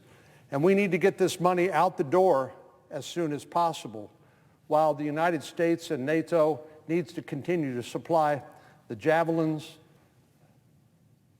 other anti-aircraft, anti-tank weapons to help the Ukrainians defend themselves against this existential threat. The good news is this is a bipartisan effort. A lot of things we do around here, we divide up along party lines, the shirts and the skins, I like to call them. But the fact is we all support Ukraine, and we're all looking for ways we can help them during their time of need. Another thing that this omnibus appropriation bill does is it reauthorizes the Violence Against Women Act. This critical program has been defunct and moribund since 2019. For some reason, this was not a priority of this chamber or of this Congress for the last 3 years. But thanks to the leadership of Senators Ernst and Murkowski, Senator Feinstein was an essential part of the negotiations. We were able to reach a bipartisan agreement to strengthen and modernize this law. I'm a proud co-sponsor of the legislation, and I thank our colleagues on the Appropriation Committee for prioritizing its inclusion in this legislation. This funding will make critical investments for our country, including critical investments in our own people. One of the good things about this omnibus appropriation bill is it does exclude poison pills that included things like taxpayer funding of abortions. Those are not included in this bill. And while it's far from perfect, there's no question that a bill drafted solely by Republicans would look a little different. But the world does not operate on the basis of ideals. The perfect cannot be the enemy of the good. And so despite its flaws, despite the crazy process by which we find ourselves here voting on this $1.5 trillion appropriation bill, notwithstanding all the reasons I could cite why maybe I should vote against it, I think there's enough good in this bill to support it. Mr. President, on another matter, 2 weeks ago, President Biden nominated Judge Ketanji Brown Jackson, and I know I mispronounced her first name, Judge Jackson, let me just call her, to serve as an associate justice on the Supreme Court. During his State of the Union message, President Biden said choosing somebody on the Supreme Court is one of the most serious constitutional responsibilities a president of the United States has. Likewise, I believe our responsibilities under the Constitution, evaluating the nominee, going through the advice and consent process is one of the most serious responsibilities we as senators have. And I don't take that responsibility lightly. Members of this chamber are pretty familiar with Judge Jackson's qualifications as she was confirmed to the D.C. Circuit Court of Appeals just 9 months ago, sometimes called the second most powerful federal court in the land, right below the Supreme Court of the United States. There's no question that Judge Jackson is an incredibly smart person and is all of the sort of pedigree that you would expect. Graduated from the best universities, the best law schools, had a broad range of practice. She received both her undergraduate and law degrees from Harvard.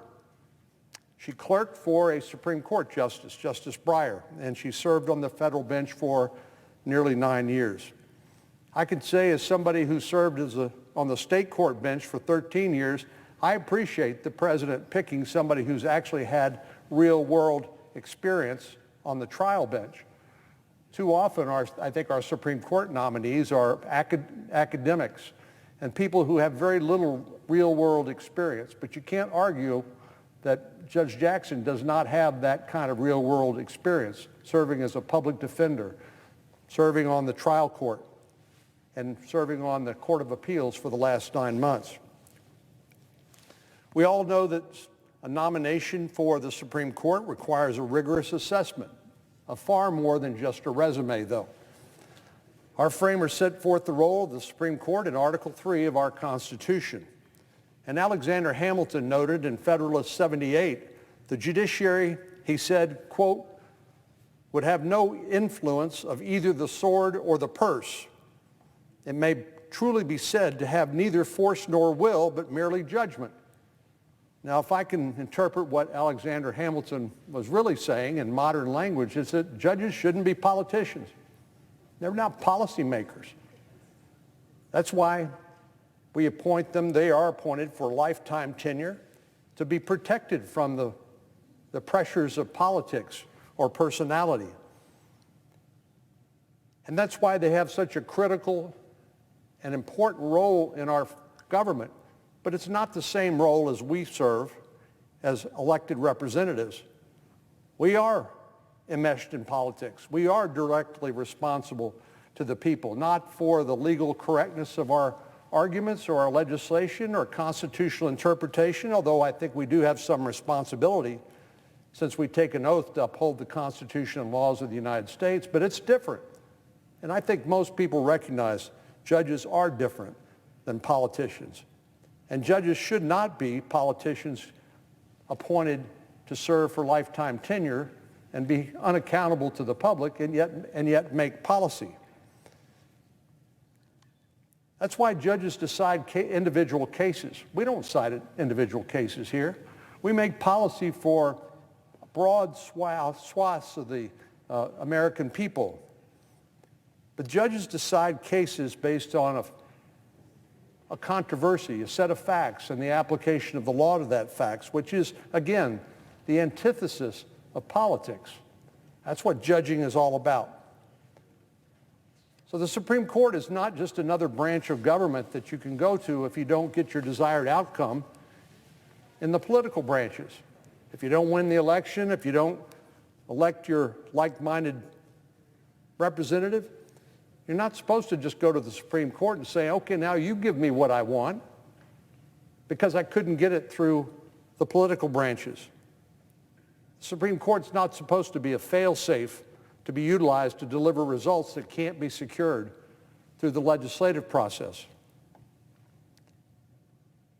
Our democracy, equal justice under the law, that's what it says right above the door of the Supreme Court of the United States, equal justice under the law. That can only be accomplished when the same law applies to all of us. And cases are therefore decided based on their unique facts, not on politics, not on personal preferences, not even on strongly held personal beliefs. This is absolutely critical to our system of checks and balances and the health of our democracy. So I look forward to meeting Judge Jackson in person. I've seen her across the hearing room when she was before the Judiciary Committee just about a year ago. But I want to ask her a little more about her judicial philosophy and how she views her role in the Supreme Court. Now, some have suggested, since she's been confirmed to the Circuit Court, that this ought to be a rubber stamp. Well, I don't view it that way. Circuit Court nominees and District Court nominees have to apply Supreme Court precedent. But when you're a member of the Supreme Court, there's no higher court that dictates the decision or the precedent you need to apply. Now, ideally, you're applying the statutes and laws passed by Congress and the Constitution itself. But there's admittedly more flexibility for the nominee, which means her philosophy is even more important to know now. I tried to flesh out Judge Jackson's judicial philosophy during her confirmation hearing for the D.C. Circuit Court.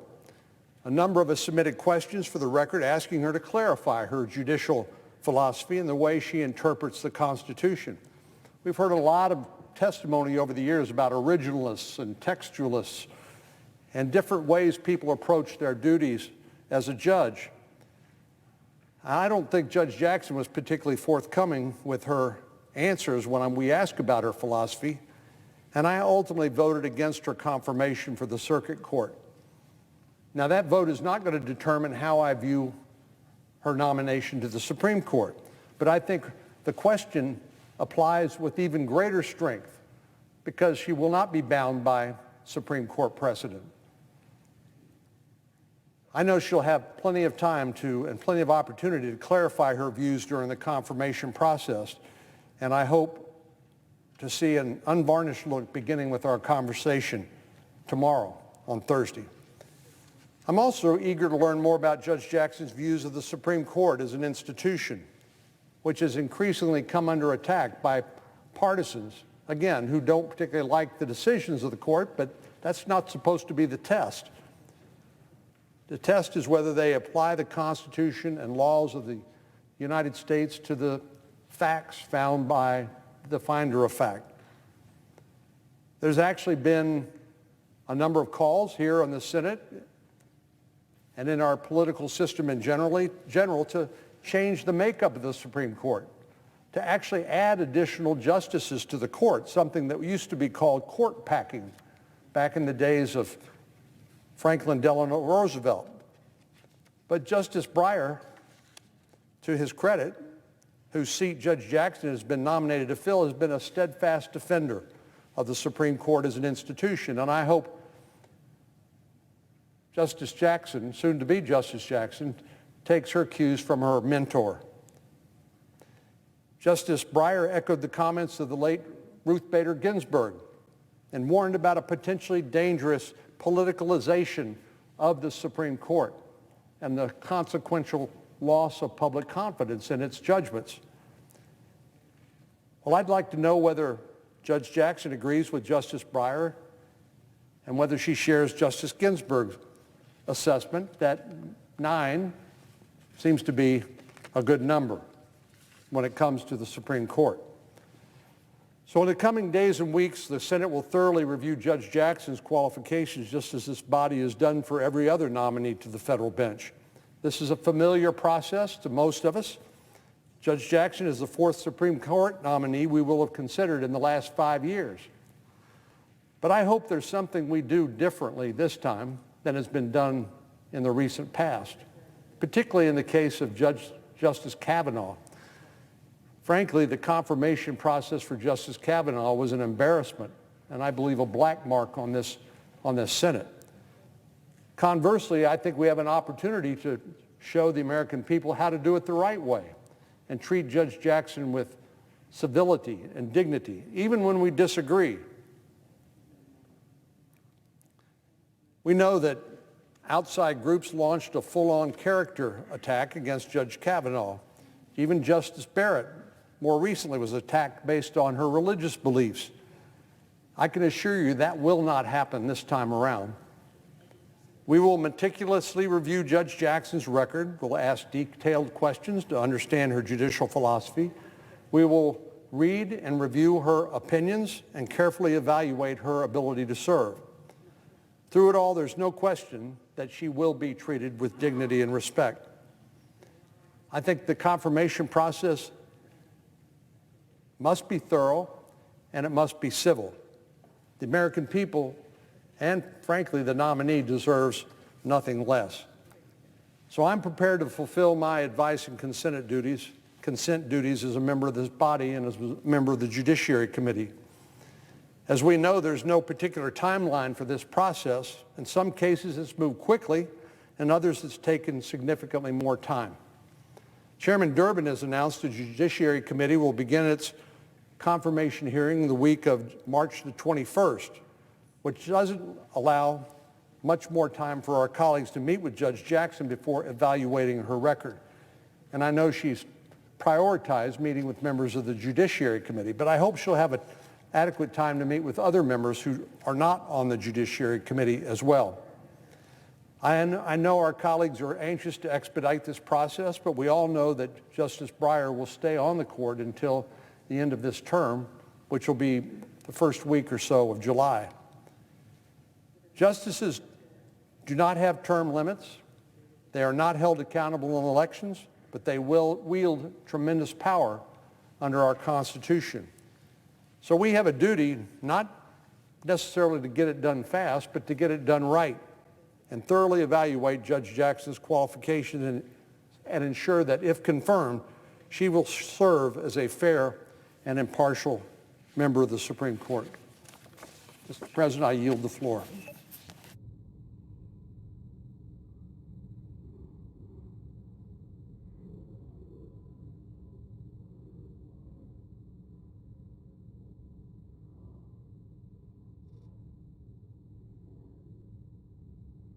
Is recognized.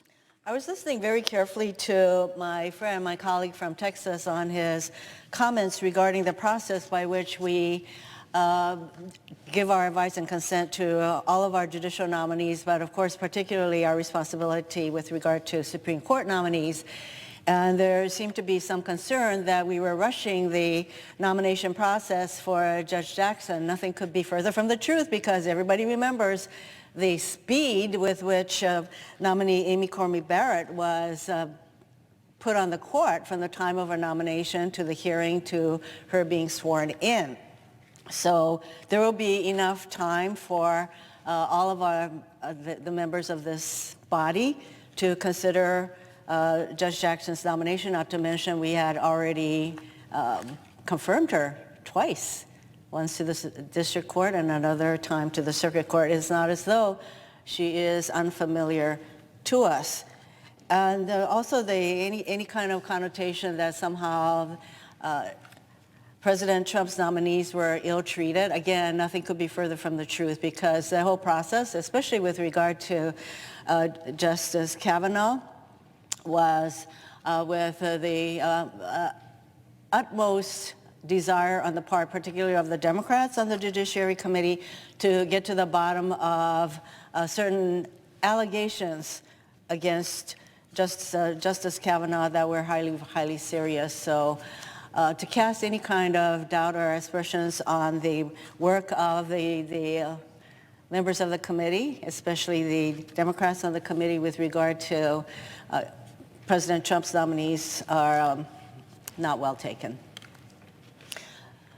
Let me move on to why I am here this morning or this afternoon. It is not an exaggeration to say that we are at a crisis point.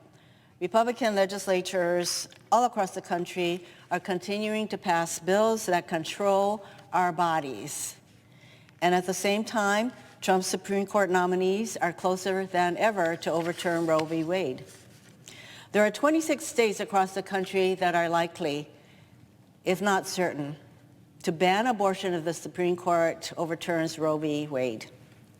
There is no question that these restrictions that have been enacted by states all across the country have an incredibly discriminatory impact and will disproportionately harm those who are already facing far more obstacles when it comes to accessing health care, including women of color, women with low incomes, people with disabilities, LGBTQ+ individuals, rural women, and many more.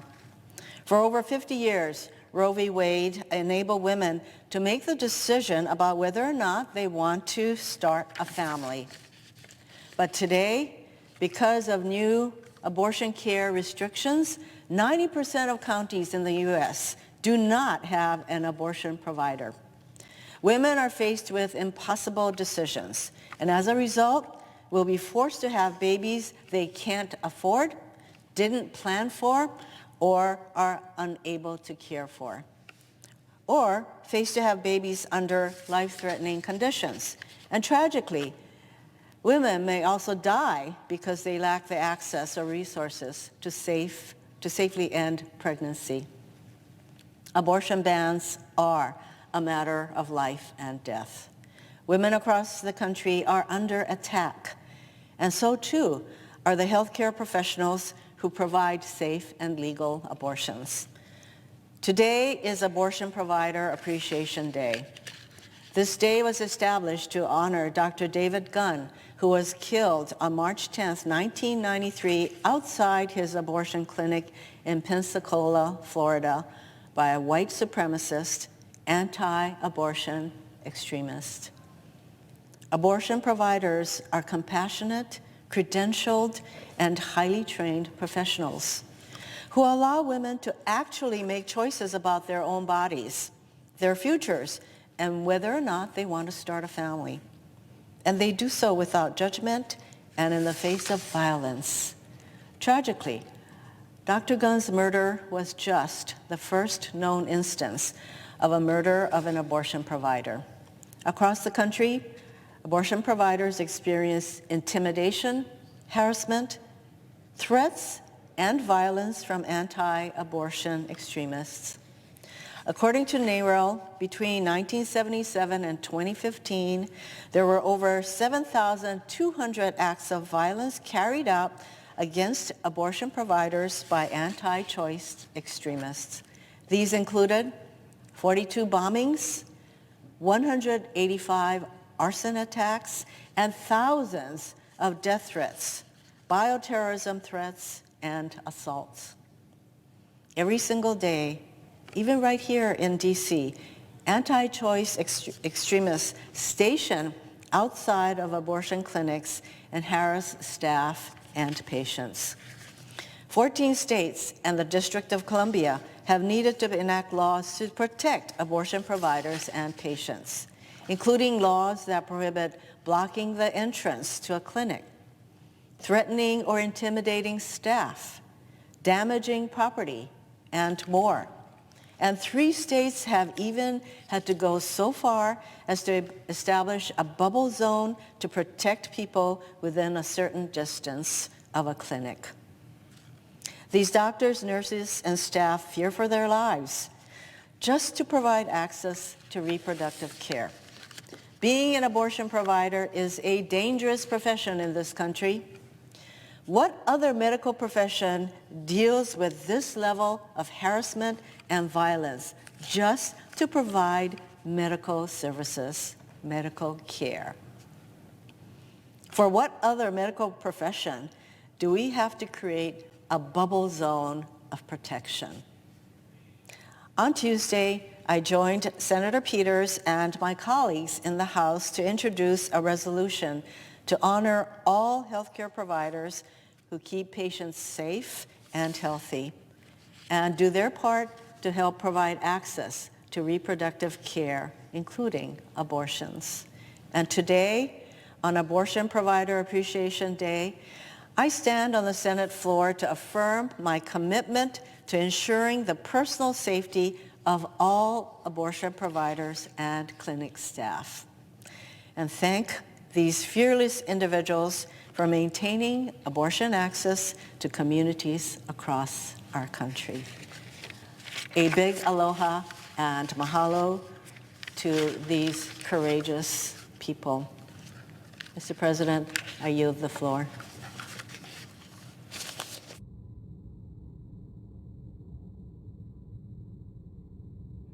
The senator from Florida is recognized.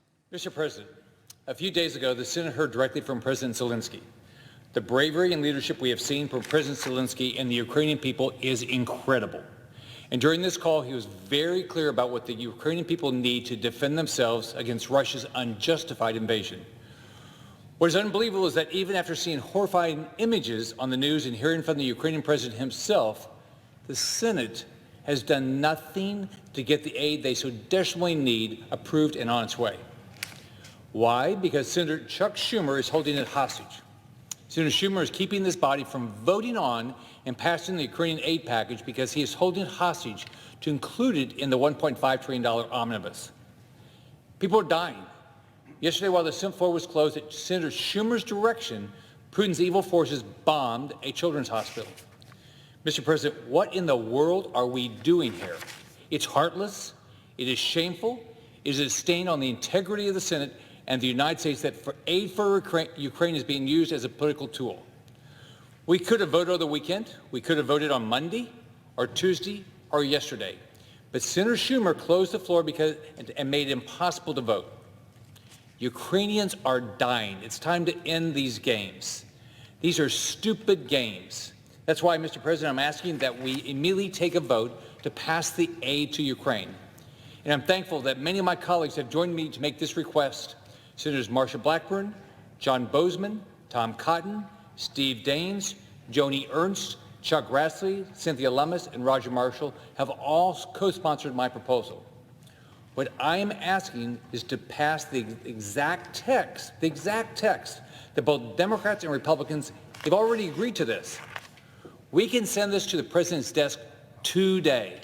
By holding this hostage in the omnibus, Senator Schumer is forcing even further delays. The omnibus won't go to President Biden's desk until next week. The people of Ukraine are in the fight for their lives and their freedom. Every day the Senate waits to send American aid, weapons and resources to help them is another day that their fight against this Russian invasion is even made more difficult. There is no reason we can't vote on this aid package now and pass it today. Waiting even one more day puts more lives at risk. Let's act now to protect global freedom from Putin's tyranny. Now I'll turn it over to Senator Roger Marshall.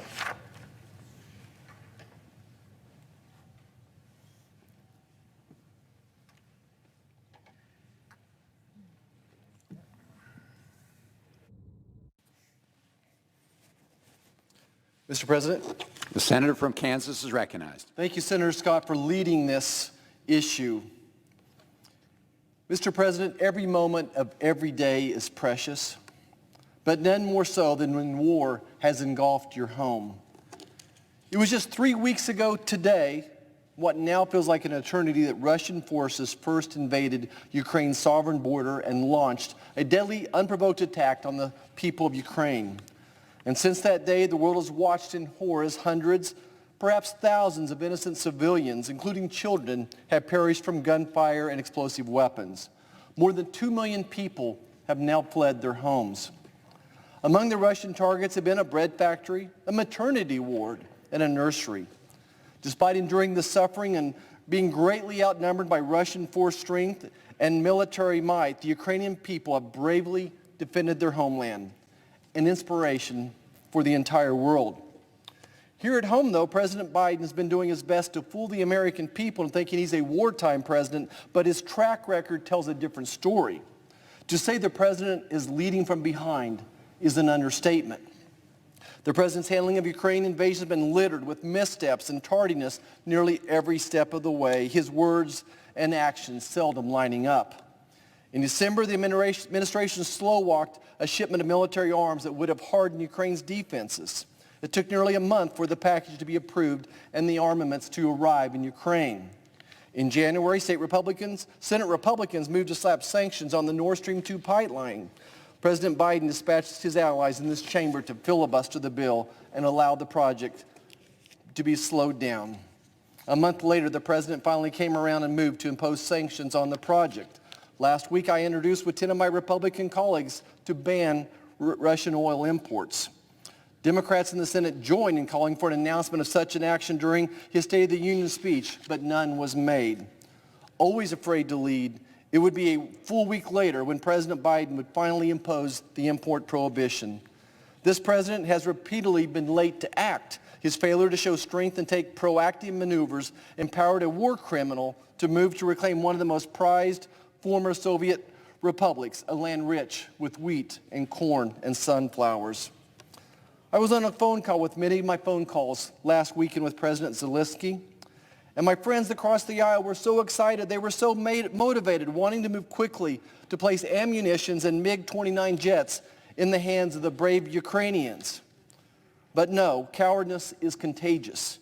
Democrats in Congress have now taken a page out of our president's playbook by settling on a process that would deliver this most recent round of military aid to the Ukrainians more than a week after President Zelensky laid out his country's need to members of Congress.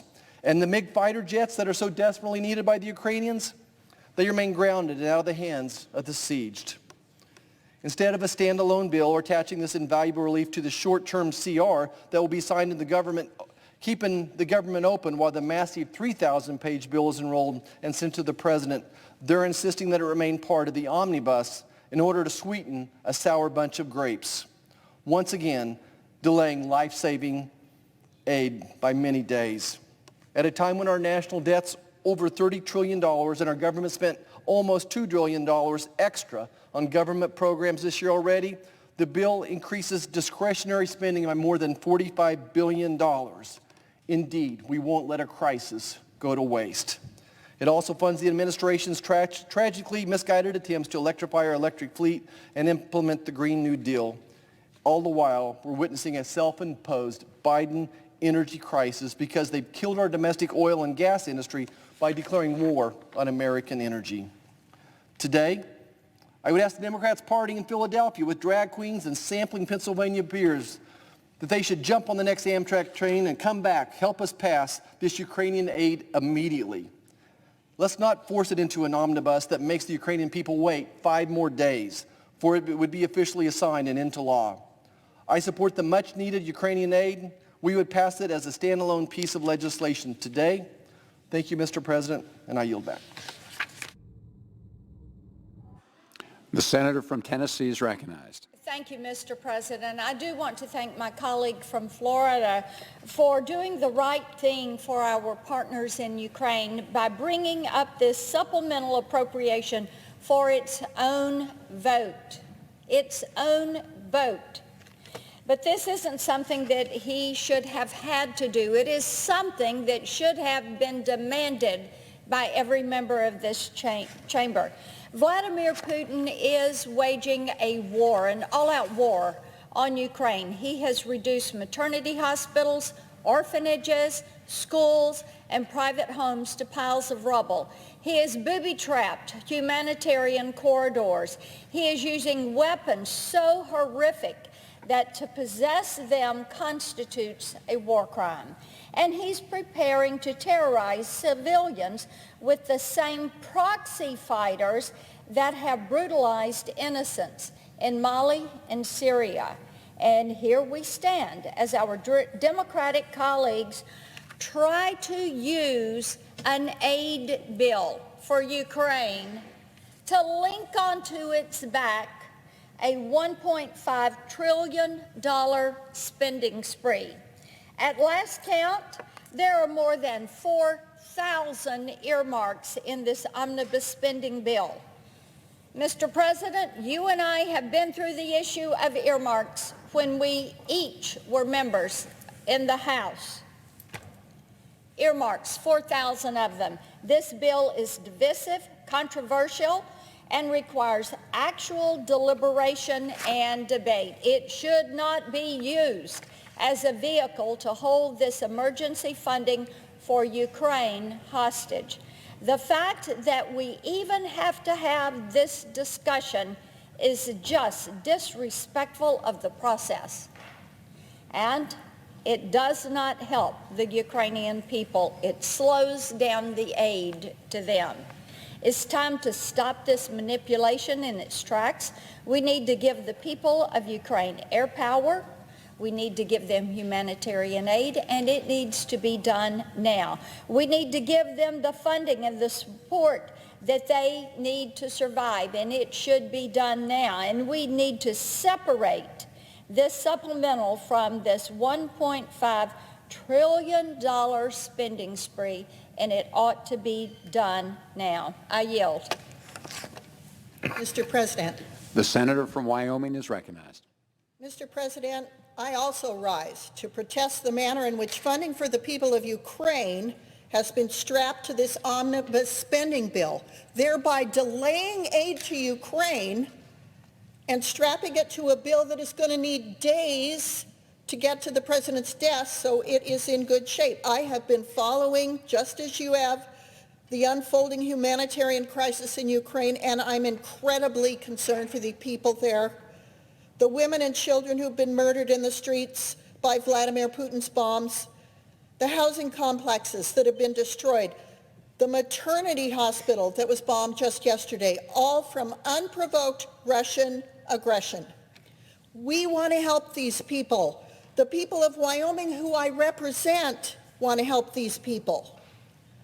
Because of this, I was particularly appalled at the decision by congressional Democrats to include Ukraine aid funding in the massive government funding omnibus bill that we're starting to consider. We could get this Ukraine money on its way today. We could get it to the president's desk today. Most of us agree. I think it would be unanimous to send the money to Ukraine. As a former House member and a longtime legislator, I know that any big piece of legislation has good pieces and bad, or as former U.S. Senator Al Simpson used to say, some spinach.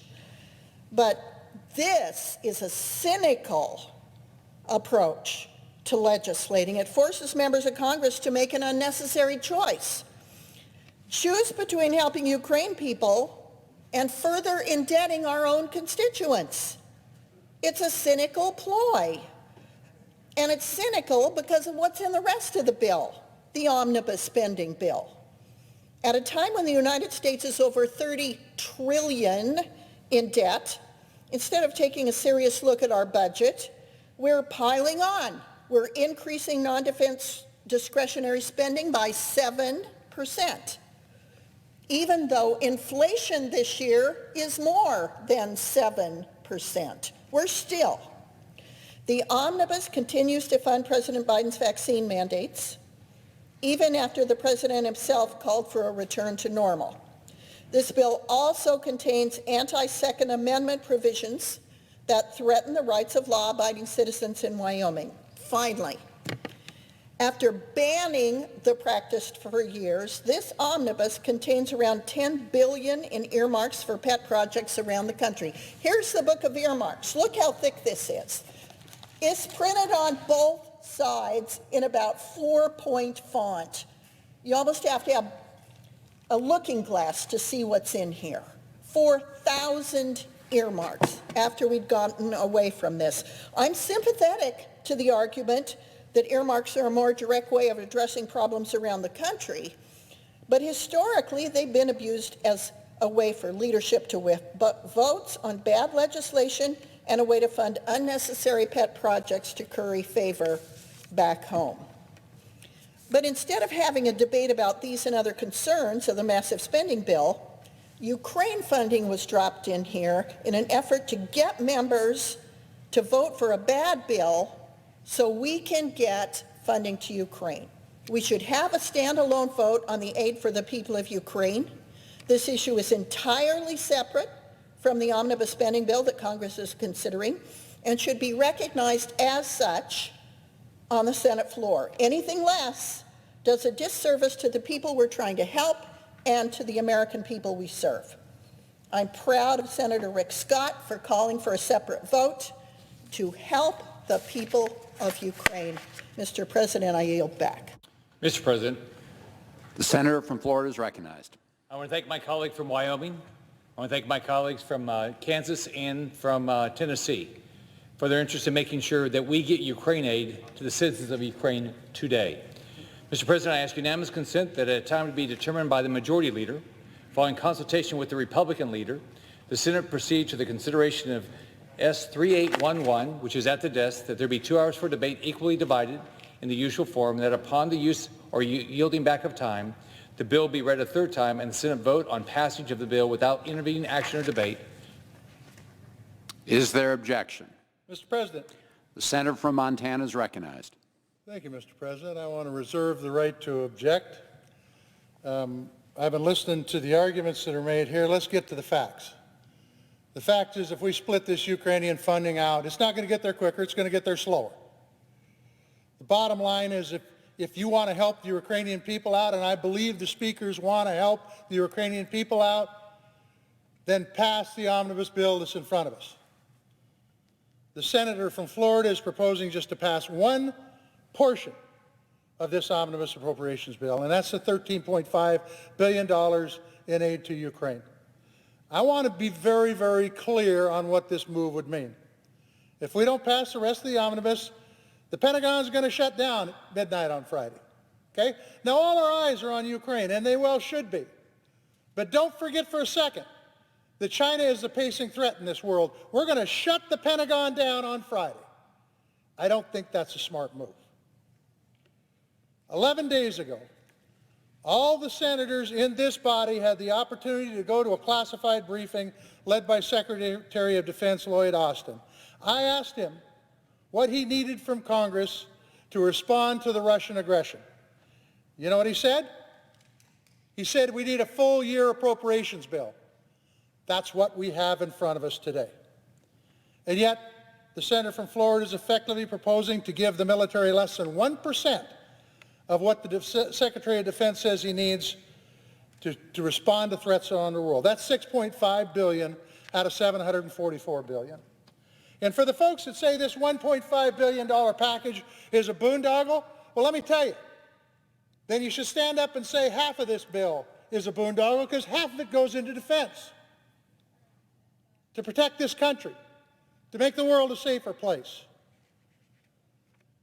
Mr. President, I really don't understand what the senator from Florida, maybe I was right with the first one, what the senator from Florida is trying to accomplish. But I want no part of it. Congress should have passed this budget to cover the military needs and cover this country's needs over 6 months ago. Passing a bill to cover 1% of our troops' funding needs is once again kicking the can down the road.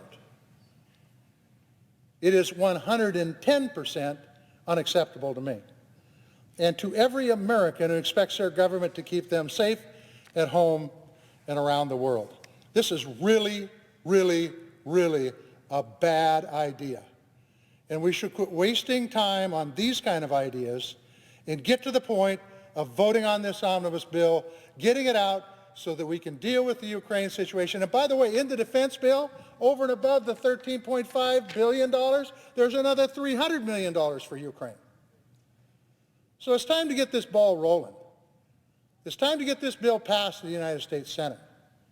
Quit dilly-dallying around. Let's get her done. There's too much on the line today to keep fooling around. I object, and I yield the floor. The objection is heard. Mr. President. The senator from Florida is recognized. You know, it's hard to express my anger and frustration. What in the hell are we doing here? I asked for the Senate to do a very simple thing. Vote today on desperately needed aid for Ukraine. And Senate Democrats have blocked it. This is the exact text that both Democrats and Republicans have already agreed to. People need to know exactly why Democrats have blocked this common sense bill. I know. It's because they have following orders from Senator Schumer to block passage of aid to Ukraine so we can continue to hold it hostage in the omnibus. That's what we're dealing with here.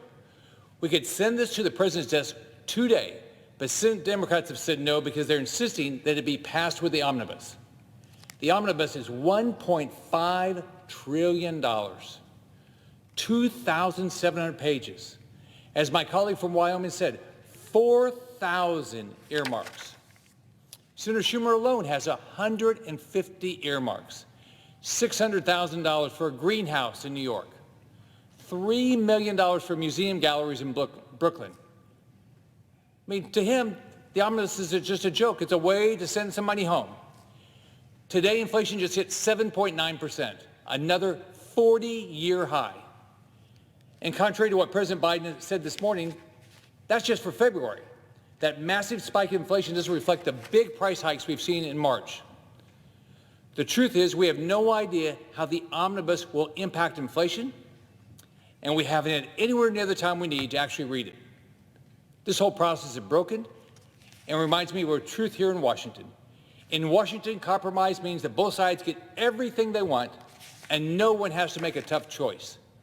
Put simply, when Washington settles, taxpayers all across this country lose. Americans should be furious with Congress. Ukrainians should be absolutely furious with us. While Russian bombs are being dropped on their homes, cities, and hospitals, Democrats in the Senate are blocking the approval of American aid so they can play politics. Every day that Senator Schumer refuses to allow a vote, it's a big gift from Senate Democrats to Putin. I'm absolutely disgusted by what happened here today. To see aid for Ukraine used as a political tool is heartless. It's a stain on the integrity of the Senate and the United States. A fight for freedom and democracy rages in Europe, and Senate Democrats should be ashamed by what Senator Schumer has forced each of you to do today. I yield the floor. The senator from Montana is recognized. Mr. President, thank you for the recognition. The House is not in session. To say that we're going to pass this and presto changeo, it goes right to the President's desk, that's not how the process works, Senator Scott. It's not how the process works. So you can stand up and say, you know, well, we're blocking this aid. No, no, no, no, no. The fact is the person that came up and asked for unanimous consent, the good senator from Florida, is blocking this bill, or we'd be voting on it right now. You want to talk politics? That's what this is about, politics. You can be unhappy with the omnibus bill, but the fact of the matter, it's been negotiated over the last year by Democrats and Republicans. And that's where we're at today. We need to pass this bill. If you're concerned about the Ukraine, we need to pass this bill. If you're concerned about feeding hungry people in this country, we need to pass this bill. If you're concerned about child care, we need to pass this bill. If you're concerned about housing, we need to pass this bill. If you're concerned about the high cost of gasoline, we need to pass this bill. And if you're concerned about the threat that China has to this country, we need to pass this bill. Enough excuses. Let's get the job done. I yield the floor.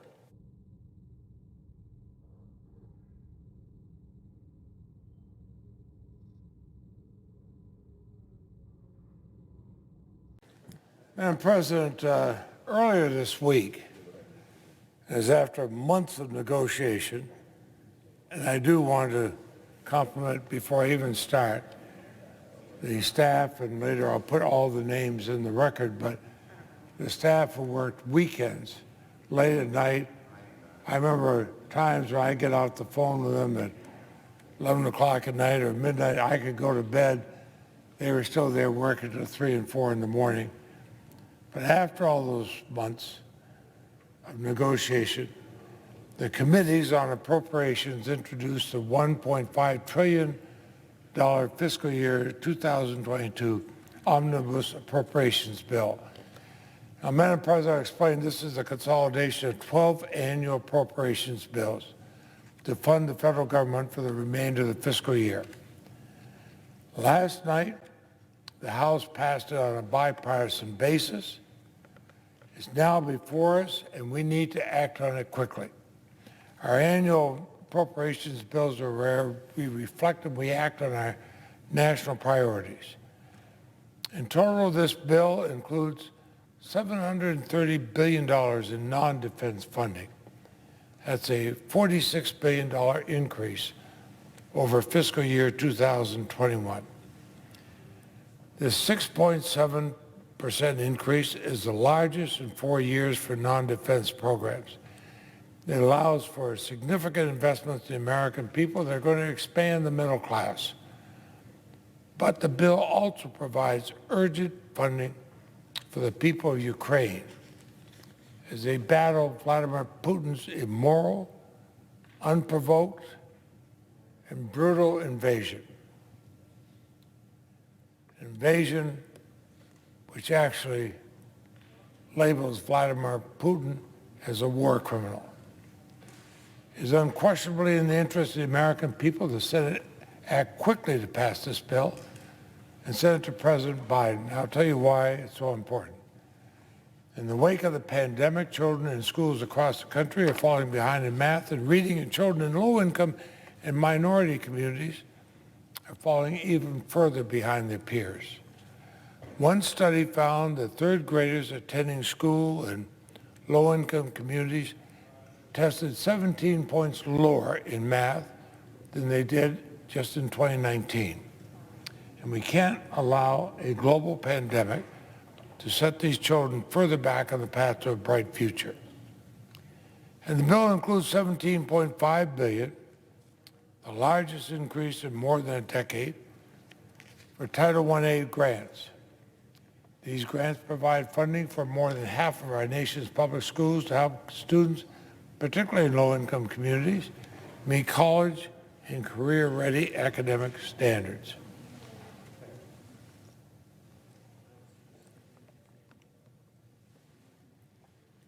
Now, of course, we're investing in these children, but we're also investing in their families.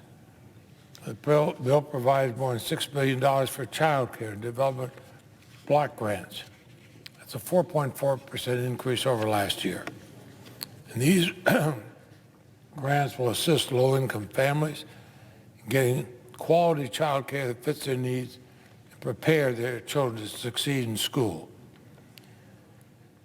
And across this country, the wealthiest, most powerful nation on earth, more than 38 million people, including 12 million children, are what can be called food insecure. So the bill increases support for nutrition programs. These programs are a lifeline to these American families. It also ensures over 4 million low-income women and children don't see their benefits reduced at the end of April by extending the WIC cash value voucher program. Special 35-monthly benefit for purchasing fruits and vegetables. It has helps families in their homes by providing billions of dollars to build and support public housing. We understand that hundreds of thousands of Americans are homeless. The bill will provide $3 billion, a 6.6% increase for homeless assistance grants. And we know it's a bipartisan priority in the Congress to keep our communities safe. So the bill provides a 15% increase for Department of Justice grants to state and local law enforcement and communities to prevent and respond to crime. There's also a commitment to the future of scientific research and development and innovation in this country. It provides the largest increase in 12 years for the National Science Foundation. But I think also importantly includes $1 billion to launch the Advanced Research Projects for Health, the ARPA-H. That's President Biden's bold and promising proposal to revolutionize how we prevent, treat, and cure devastating diseases like cancer, Alzheimer's, and diabetes. My wife Marcel and I had the opportunity to listen to then Vice President Biden speak about this at the University of Vermont Medical School a few years ago. And then again to hear President Biden, Vice President Kamala Harris, and Dr. Jill Biden speak about it at the White House. I committed to make sure that would be in the omnibus bill, and I'm pleased that my request to have it in there is there, and that request was joined by numerous other senators. The bill closes a chapter in 4 years that denied the existence of the climate crisis by the previous administration. Billions of dollars to support climate research, mitigation, and adaptation. We have it in there because the scientific community is in agreement. We're running out of time before the damage to our planet is irreversible. So we're taking a small but long overdue step to confront that reality. The bill also backs up our commitment to our veterans. It provides $97.5 billion, an 8.7% increase for VA medical care. That provides essential health services for 9.2 million veterans, those men and women who have served our country. And we always promised to back up, as they did us. Now we are. And consistent with long tradition, the bill includes billions of dollars for food and other humanitarian aid for victims of war and natural disasters. $700 million to support global health security programs to prevent and prepare for future pandemics. And it provides the funds to support PEPFAR's global HIV/AIDS program. But anybody who's watching the news knows what's happening with the war crimes that are being imposed on Ukraine by a much larger neighbor, Russia, under the unbelievable, irresponsible leadership of Vladimir Putin. So we've included a $13.6 billion bipartisan agreement to provide emergency assistance to Ukraine and our NATO allies. $13.6 billion. It has the necessary resources to bolster the defense capability of the Ukrainian military, but also our regional allies and partners.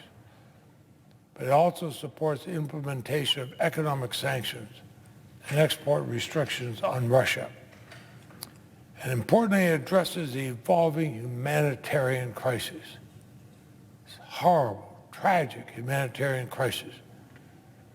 This resulted from President Putin's unprovoked attack on the Ukrainian people.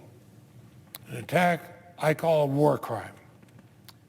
The escalating crisis President Putin has inflicted on Europe poses the greatest threat to democracy and national sovereignty in a generation.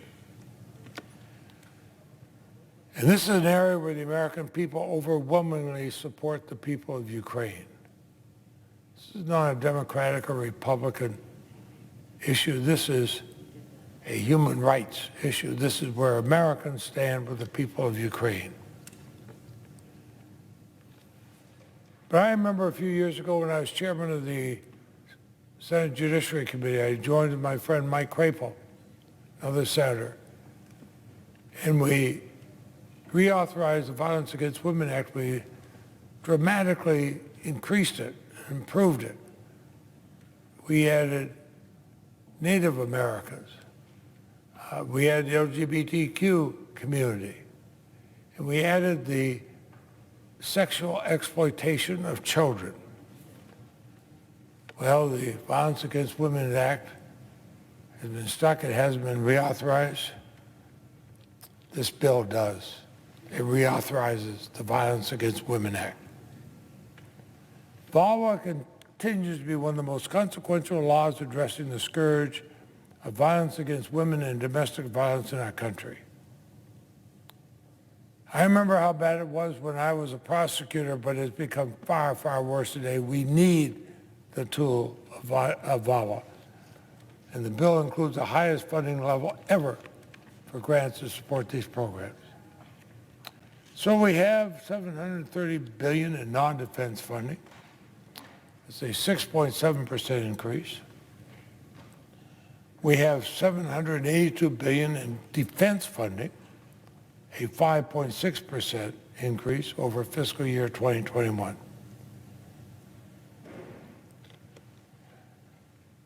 It's a product of months of negotiation, sometimes weekends, sometimes evenings, sometimes day, over and over again. Negotiations between myself and dear friends Vice Chairman Shelby, and the House Chair DeLauro, and Ranking Member Granger. I mentioned earlier our staffs have spent countless late nights working through details of this bill.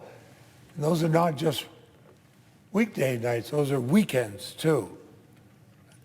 giving up plans they might have had, personal plans, family plans, whatever. So I think of specifically Charles Kiefer, Shonda Paterni, Jessica Berry, Jay Tilton on my staff, and Bill Duncan, David Atkins, and Vice Chairman Shelby's staff, and so many, many more who work those nights and days. Far too many names to say right now, but I would ask consent to be able to submit a list of the staff later in the record. Without objection. This is a good bill. It's a bill that reflects American priorities. It invests in future prosperity and our health. It reduces everyday costs for millions of Americans, such as child care, to college education, heating and cooling costs. It's a bill that invests in us, the American people. We know that a government shutdown on Saturday would be senseless. Look at the impression that'd give the rest of the world when we're telling everybody to stand up and be strong. We know that delay would be senseless. So I strongly urge all members to vote aye when the bill comes to the floor, and I would suggest the absence of quorum. Clerk will call the roll. I withhold my request for the absence of quorum, if I might. And I ask consent to be my whole statement be placed in the record as though read. Without objection. Now I suggest the absence of quorum. Clerk will call the roll. Ms. Baldwin.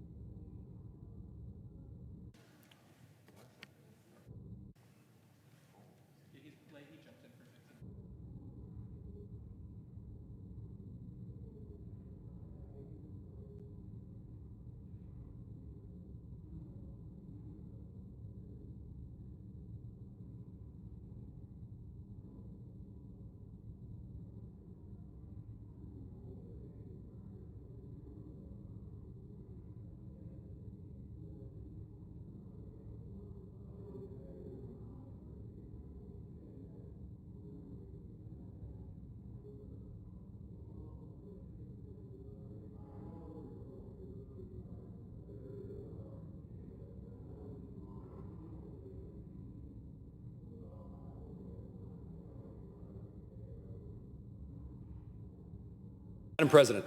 Senator from Kansas. Madam President, thank you. I know we're in a quorum call, and I ask unanimous consent that it be lifted. Without objection. Thank you, and I also ask unanimous consent that my following remarks appear separately in the record. Without objection. Madam President, I rise today on a solemn occasion. I rise in memory of George Nettles, Jr., a man who lived a life of service to his community and to our state. Affectionately referred to as, quote, the face of Pittsburgh, Kansas, that is. George was a loving husband to Josie and a devoted father to Chris, Meg, Kate, and Becky. He was born in Pittsburgh, Kansas, the very southeast corner of our state, where his dedication, hard work, and thirst for adventure was cultivated. As a young man, George joined the U.S. Army in the closing years of World War II. Upon his return home, he attended the University of Kansas, where he was a letterman on the swim team and graduated with a degree in civil engineering. George spent most of his career in his beloved hometown, where he became the proud owner of Midwest Minerals, a crushed limestone aggregate and agricultural lime supplier with a 4-state strong presence.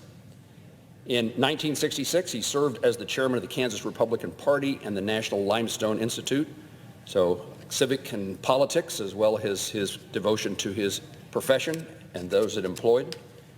It was the preceding association to what we in Washington, D.C. and across the country know as the National Stone, Sand, and Gravel Association.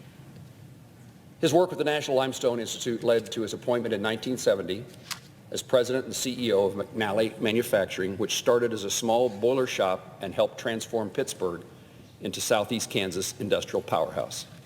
George's leadership included serving as chairman of the National Association of Manufacturers and as director of Kansas City Power and Light. In 1986, Native Sons and Daughters of Kansas honored him with the distinction of Kansan of the Year, a fitting tribute for his life of service to his community, state, and profession.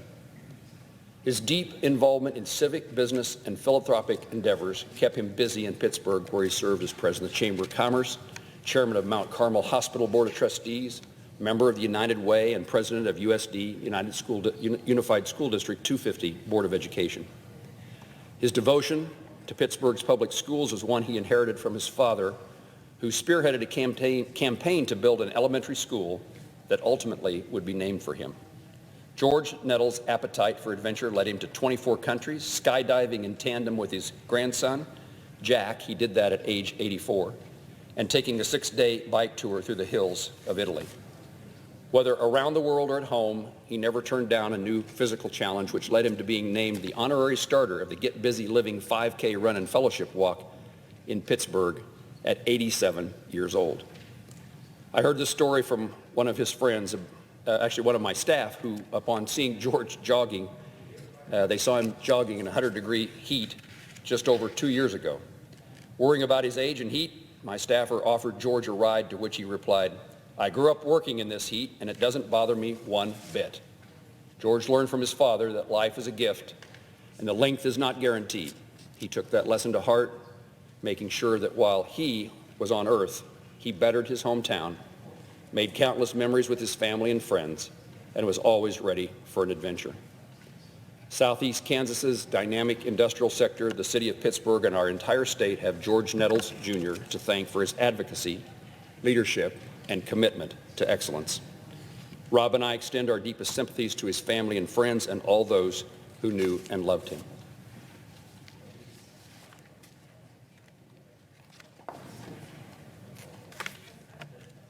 Madam President, I rise as the entire Kansas City community mourns the death of Roger Kemp. Over the years, Roger and I became close friends, and I knew him to be a passionate member of the Kansas City community. Nowhere was this passion and drive more evident than his work following the death of his daughter.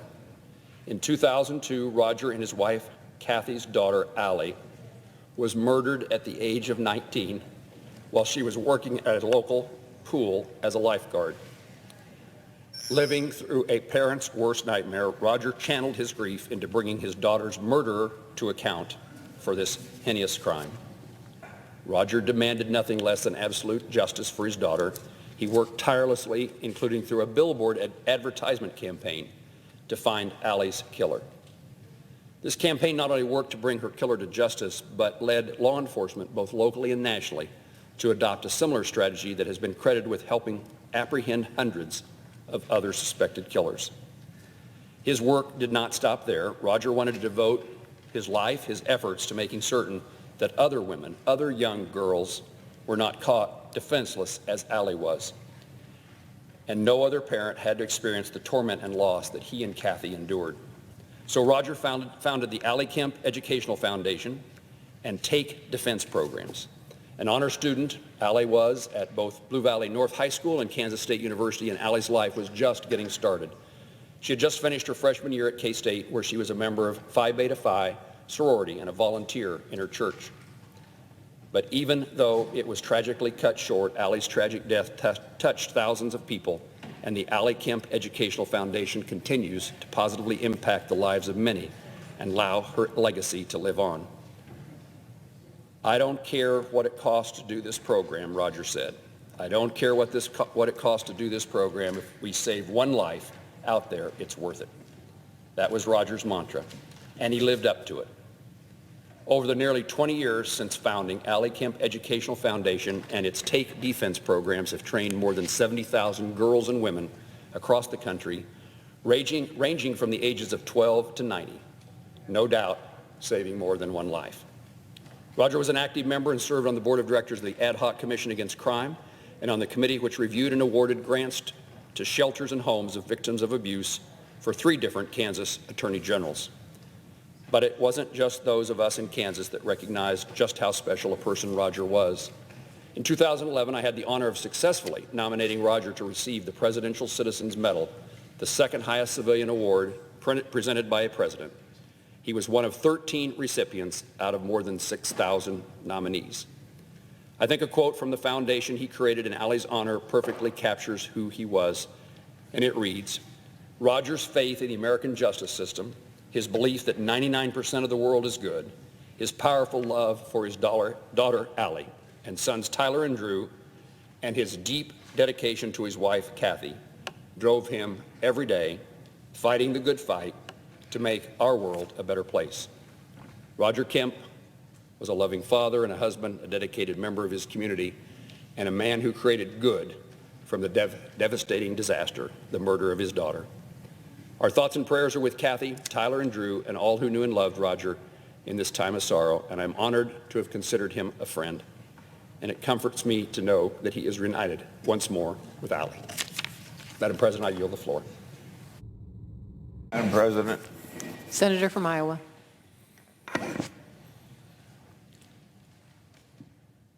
Vladimir Putin's brutal invasion of Ukraine rests on the false historic claim that Ukraine is not a real country, but a part of Russia.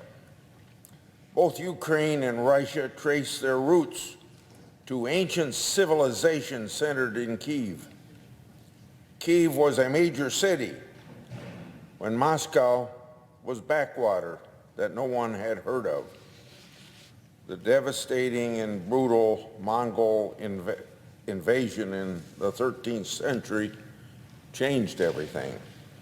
Collaboration with the Mongols allowed Muscovy, the predecessor of modern Russia, to become a dominant regional power. Meanwhile, the Grand Duchy of Lithuania exerted control over much of what is now Western Ukraine, giving it a very Western European perspective. Russia, since the Mongol invasion, has been ruled with an iron fist. By contrast, Ukraine has been home to the Cossacks, who embody a sense of freedom and individual autonomy. Just kind of think of Ukrainian Cossacks as the equivalent of the American cowboys of the Wild West. They hated serfdom and oppressive government and sought to elect their own rulers, which they called a hetman. A Cossack state using the name Ukraine in what is now Ukraine's southeast became a major power in the mid-17th century. Then, when Catherine the Great conquered that Ukrainian state, she is recorded as having said, quote, "Every effort should be made to eradicate them and their age from memory," end of quote. Ukrainian strong national identity threatens the claim of Russian nationalists to be the heir to the ancient Kyiv civilization. When Ukrainians revolted against the Soviet collectivization of agriculture dictated from Moscow, Stalin seized the Ukrainian wheat harvest and food stores, starving millions of Ukrainians to death. This is remembered as Holodomor, which means extermination by hunger in the Ukrainian language. Putin rehabilitated the image of Stalin and banned the human rights organization Memorial, which investigated Stalin's crimes against humanity. Putin is following, then, in a long tradition of Russian nationalists and the autocrats associated with it who have tried to stamp out Ukrainian national identity. When Putin talks about being threatened by NATO, he does not mean he thinks the Russian Federation faces a military threat. Until Russia invaded and occupied Crimea and portions of eastern Ukraine, our NATO allies bordering Russia hosted no troops from other NATO countries.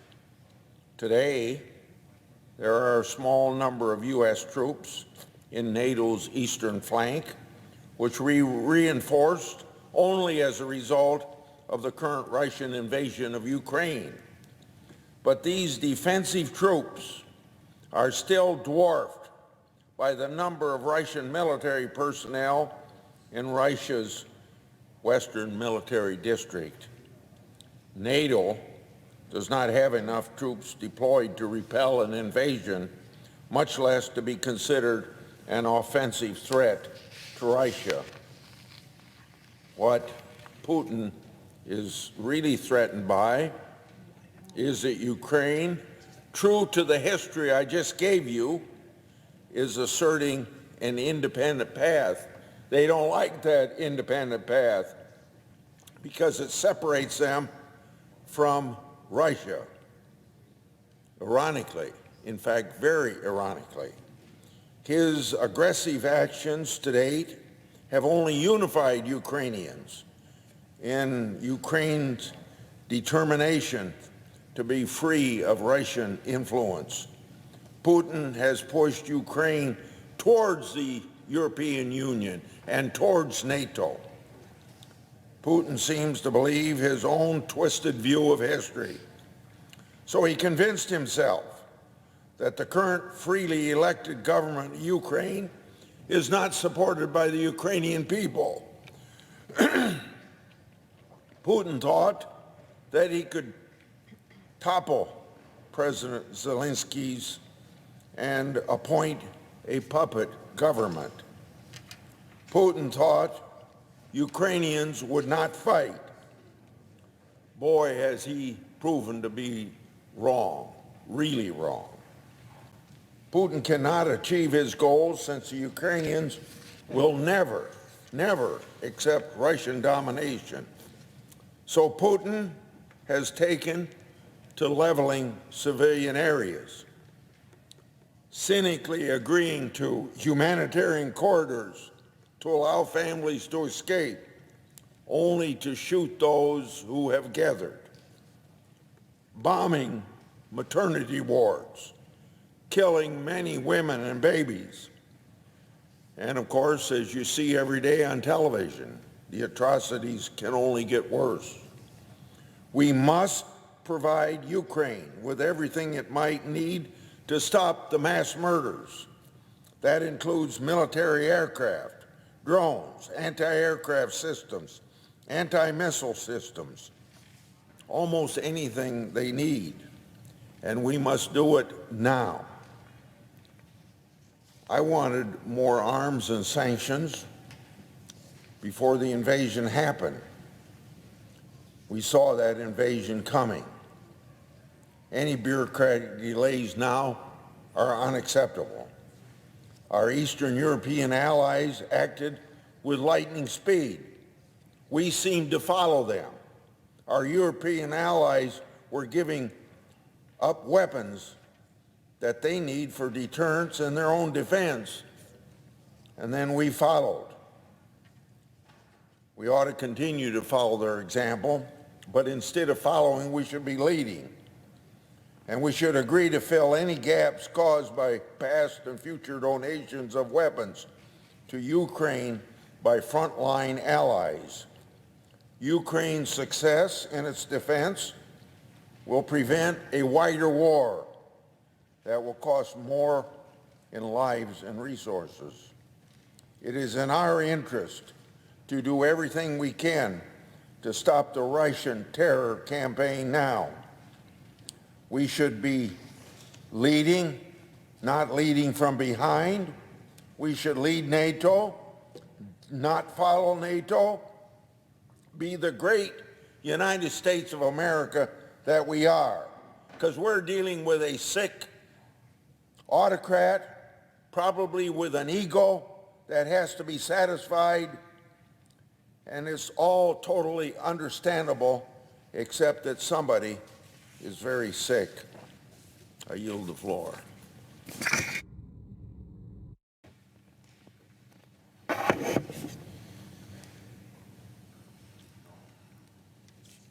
Madam President. Senator from Oregon. I ask unanimous consent that the following senators be permitted to speak prior to the scheduled votes. Myself for up to 15 minutes, Senator Paul for up to 15 minutes, Senator Menendez for up to 7 minutes, Senator Risch for up to 5. Without objection. Madam President, the Senate will soon vote on the nomination of Maria Pagan to serve as Deputy U.S. Trade Representative and our envoy to the World Trade Organization in Geneva. This vote has been a long time in coming, and in a moment I'm going to talk about Ms. Pagan's extensive qualifications and her long experience. But first, Madam President and colleagues, there is a new urgency today for the Senate to confirm Ms. Pagan with strong bipartisan support. The Russians' inhuman behavior means that they have forfeited the right to enjoy the fruits of the post-World War II international order. The World Trade Organization is one of the key venues where the United States and our economic allies must hold Russia accountable for its illegal and unjustifiable war in Ukraine. It means the United States and our economic allies basically have to go to the World Trade Organization and tell Russia to go fly a kite. Now, here in the Congress, as the chairman of the Senate Finance Committee, I'm working with the ranking member, Senator Mike Crapo, House Ways and Means Chairman Richie Neal, and ranking member Brady on legislation that would revoke Russia's permanent normal trade status with the United States. This is part of suspending Russia's benefits at the World Trade Organization and would mean Russia's exports to the United States would immediately be hit with significant tariffs. Our country has led the effort to ratchet up sanctions against Russia to levels nobody has seen. Russia's economy is in free fall, and there is no question that hitting Putin's tight circle of oligarchs who dominate Russia's largest industries will pay off. Taking away Russia's trade benefits is an essential next step that will help to freeze Russia out of key markets around the world. As our envoy to the World Trade Organization, Ms. Pagan would be our point person coordinating this effort. She'll be the one coordinating with like-minded countries and intervening in support of the Ukraine. That's why it's so important that she be confirmed today, and why it's so important that she have the strong backing from both sides of the aisle. Now, her nomination won bipartisan support in the Senate Finance Committee. The Finance Committee approved her nomination by a vote of 27-1. So we are talking about near unanimous support, certainly something of a rare sight in the Congress these days. She got that support because she is a highly experienced public servant who knows how to get the best possible deal for our workers and our farmers and our businesses. Over 3 decades in government, she has served at both the Department of Commerce and at the Office of USTR. She is an expert in a variety of fields, from trade and services to government procurement. She has litigated several disputes before the World Trade Organization. She now serves as Deputy General Counsel at U.S. Trade Representative, the person called in when issues are particularly challenging. She was recently at the center of the U.S.-Mexico-Canada negotiations, and she was key to helping Democrats guarantee that the final deal would be enforceable. That was a must-have for all Americans. Otherwise, the agreement wasn't going to pass. Working through the WTO to isolate Russia is just going to be one part of her job. There are critical negotiations at the WTO that absolutely have to move forward. These include COVID vaccines and the unfair fisheries subsidies that do so much damage to our environment and our fishing industry. The WTO itself has big issues that have to be addressed. Its rules are out of date, and its procedures move too slowly to keep up with a modern economy. The Chinese government, for example, takes advantage of the World Trade Organization's current shortcomings to game the trade system, and they do it at the expense of American jobs, growth, and innovation. A system that's intended to produce ironclad, predictable rules is now opening up loopholes that trade rip-off artists are exploiting. Ms. Pagan understands these challenges, Mr. President, that I've described. She is equipped to confront these issues. She is a proven negotiator, a strong advocate for American workers and farmers and businesses. She has secured significant support from Democrats and Republicans on the Senate Finance Committee.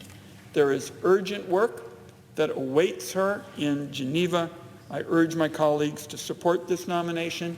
It is priority business for today, given our trade challenges with Russia, and I yield the floor.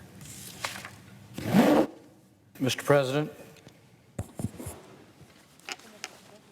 Senator from Kentucky. I ask unanimous consent that the following interns in my office be granted floor privileges until May 20th, 2022. Jacob Custer, Mia Kuchner, Wilson Beaver, and Pedro Rodriguez. Without objection.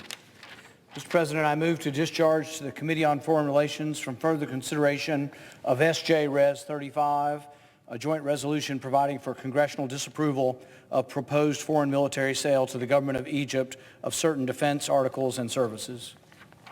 The motion is pending. According to tradition, King Menes united the two lands of Europe about 5,000 years ago. Although Egypt appears today as a single state on the globe,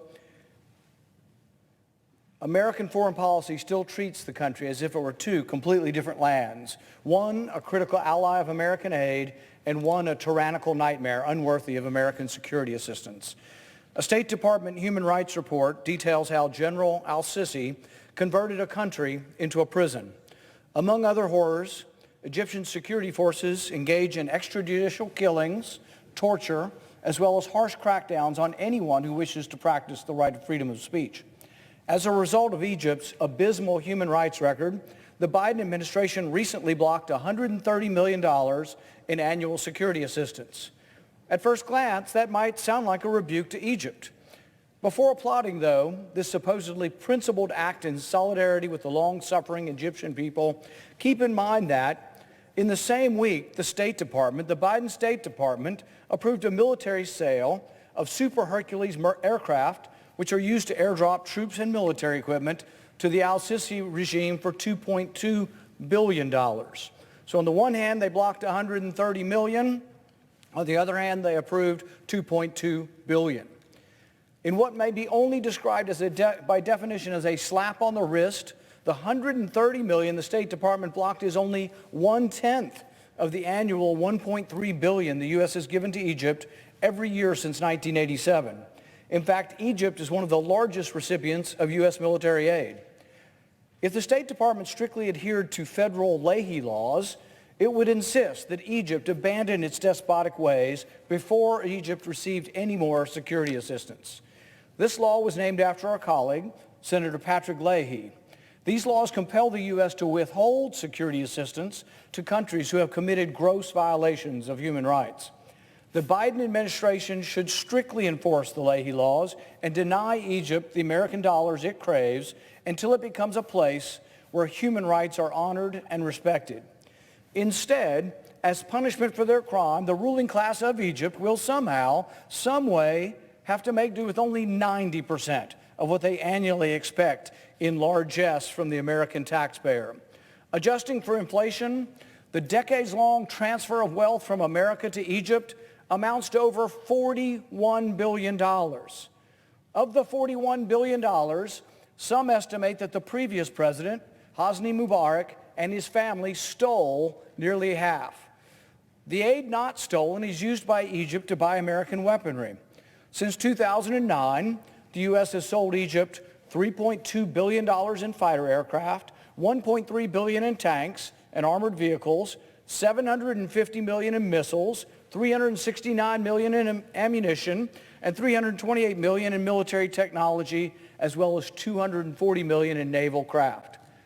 As the U.S. prepares for yet another military sale, perhaps we should review how one of our most reliable customers treats their own people. Human Rights Watch reports Egypt's security apparatus has arbitrarily arrested and prosecuted tens of thousands of persons, and that torture crimes against detainees in Egypt are systemic, widespread, and likely constitute crimes against humanity. One such victim of torture is known as Hamza. He was arrested at his home late one night for the crime of participating in a public demonstration. Despite tireless attempts to track him down, his family was unable to locate him for months. Later, it was revealed that the officers who captured him, the officers of the government of al-Sisi, used electric shocks on his genitals, his head, and his tongue. But even that was not enough for al-Sisi's henchmen, who later suspended Hamza from his arms until his arms were dislocated at the shoulder. As a physician, I've treated patients who've had dislocated shoulders. It's a very painful injury. Imagine being hauled up by your own government, suspended by your arms until your shoulders are dislocated, and then when they finally cut him down, they left him on the floor without medical treatment for 3 winter days, without any blankets. Such torture would be virtually unbearable for any man. But Hamza was not even yet a man. He was a 14-year-old boy at the time of his torture and arrest. Hamza is not alone. The stories of other victims appear in Human Rights Watch 43-page report detailing Egypt's systemic torture of children, including a victim as young as 12 years old. In Egypt, journalism is a dangerous profession. The Committee to Protect Journalists ranks Egypt the 3rd worst jailer of journalists in the world, behind only China and Myanmar. Take just a few examples. When a 26-year-old man died in police custody, a prominent Egyptian journalist, Islam El-Khali, was arrested for covering and reporting on the detainee's death. And he is only one of many well-known journalists to be imprisoned for the crime of keeping his people informed. Photojournalist Mahmoud Abu Zaid was arrested in 2013 for covering the violent breakup of a sit-in protest, a peaceful sit-in protest in Cairo. Zaid was released after 5 years in prison, but is still not free. He is required to report to the police station at 6 p.m. every night, where it is unknown whether the officer on duty will keep him or not, whether he will be imprisoned every night of his life. But perhaps no activity is more dangerous than running for Egypt's presidency. General al-Sisi was reelected, if you can call it an election, in 2018 with 97% of the vote, whose Soviet-style results were made possible only after opposition candidates were effectively eliminated. 2 candidates, Sami Anan and Ahmed Kansawa, were imprisoned. A 3rd candidate to run against al-Sisi, Ahmed Shafiq, was placed under house arrest. A senior staffer to one of the candidates, Hisham Geneimia, was brutally attacked by 3 men, resulting in serious damage to his left eye and orbital bones. When another candidate, Mohammed Anwar al-Sadat, withdrew from the race, he said, "It's like committing suicide to run against someone like this." President Biden pledged to put human rights at the center of our foreign policy. Torture of children, arbitrary arrests of dissidents and journalists, sham elections, and the violent crushing of peaceful opposition, if these are not gross violations of human rights, nothing is. The United States cannot proudly proclaim human rights to be the center of our foreign policy while it arms a regime that has a war against its own people. We should end military sales to Egypt's criminal masters. Partially taking away some military aid while offering new sales that are 10 times what we withheld shows weakness in the face of repression. Our weapons are an incredibly important part of America's power, and we should not willy-nilly and without judgment give them to anybody and everybody around the world. They could be used as leverage for improving human rights. Instead, we just give them, and there's this vicious cycle of enriching those who produce the munitions and no concern for human rights.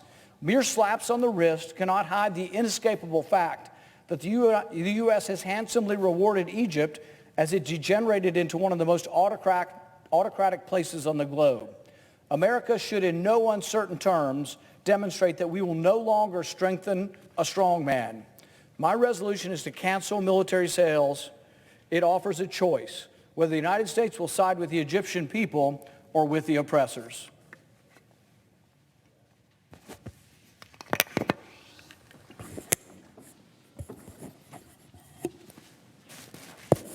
Mr. President. Senator from Rhode Island.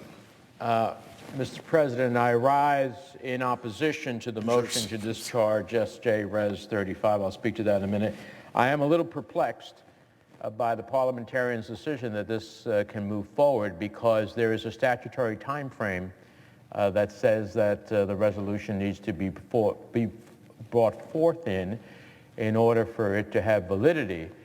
And my understanding of the parliamentarian's decision is that even though if there was passage of this resolution, it would not have validity because it is past the time frame, it still can be brought. But that seems to be a pursuit of the Senate's time in a way that is an extraordinary amount of time on unlimited numbers of discharge resolutions that potentially exist, that having passed the statutory time frame can still be brought to the Senate floor, even though whatever the vote is has no consequence.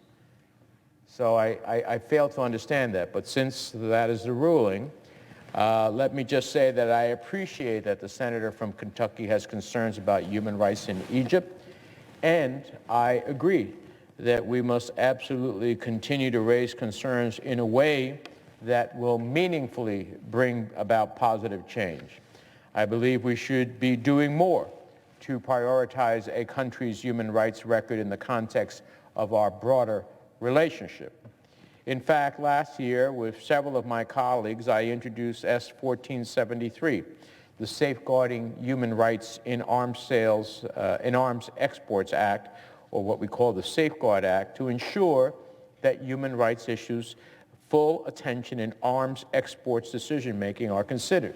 And I invite all of my colleagues from both sides of the aisle to support and co-sponsor this important legislation.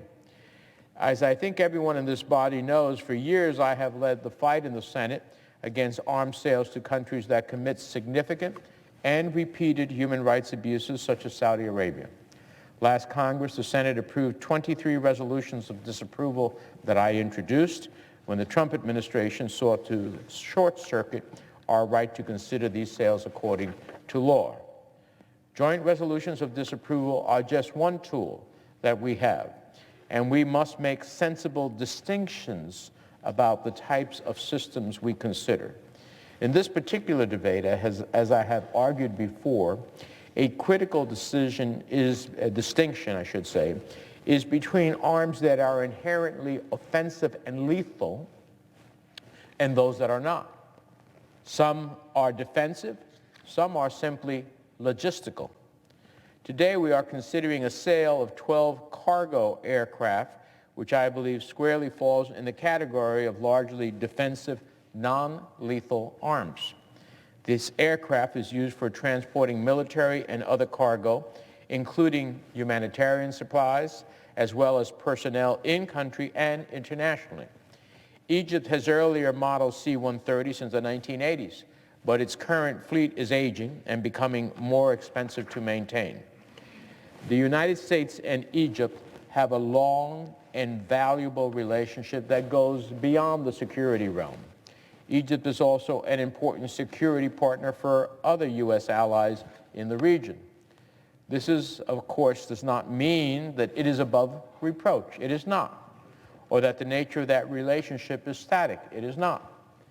Indeed, I supported the Secretary of State's determination made last month not to release $130 million in withheld foreign military financing because Egypt's government has not made, in his view, sufficient progress in human rights, especially with regard to the treatment of peaceful activists and the continuing targeting of independent civil society organizations. I have used my prerogative as chair of the Foreign Relations Committee in the arms sales process before, and I will continue to do so in any future regarding systems that may specifically relate to these concerns. But in the end, our relationship with Egypt has to be one of maintaining a balance between the foreign policy and national security concerns of the United States and our partners. We should, however, continue to raise human rights concerns and press for meaningful reforms. We should continue encouraging the government to uphold its own commitments. But to this end, because these are purely, not only they are logistical at best, I urge my colleagues to reject this motion to discharge.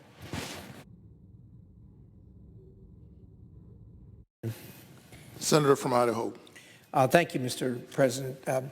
Tonight, we're going to consider Senate Joint Resolutions 35 and 36, and they're the resolutions of disapproval regarding arms sales to Egypt.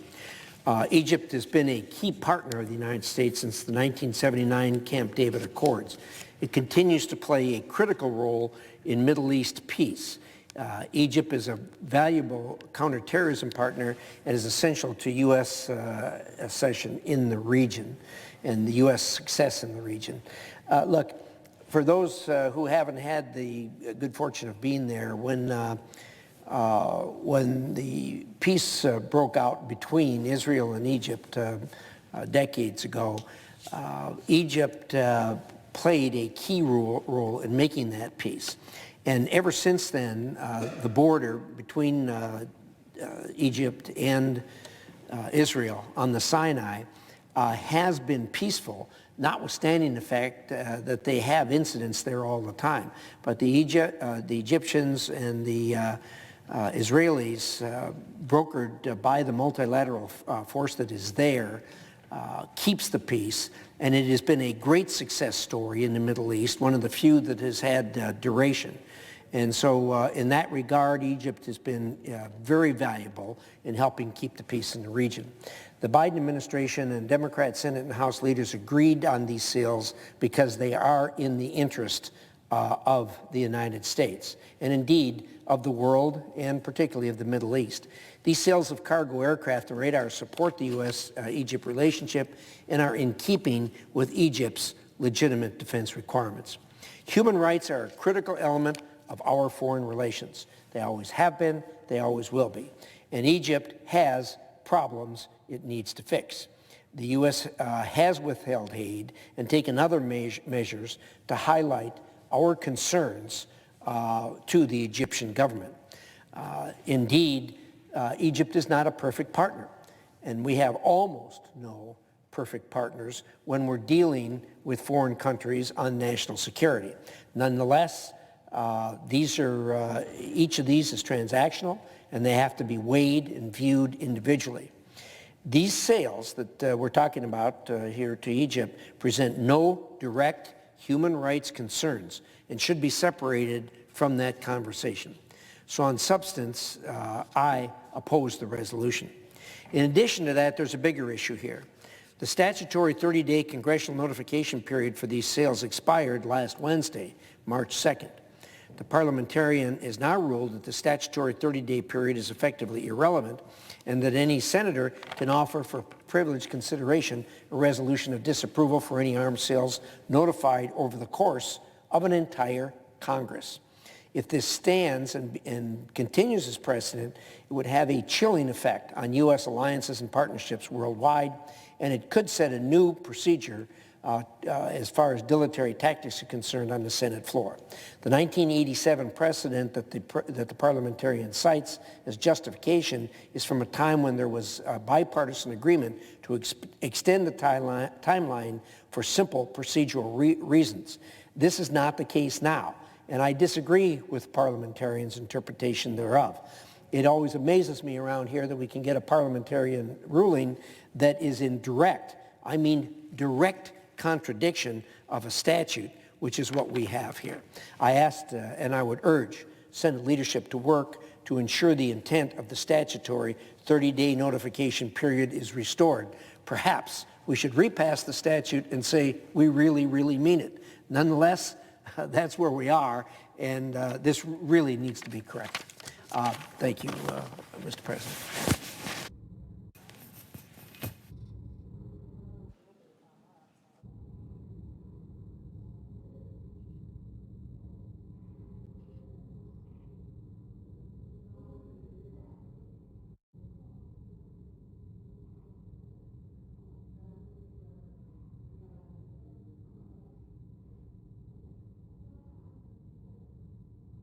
Question occurs on the motion to discharge. Is there a sufficient second? There appears to be. The clerk will call the roll.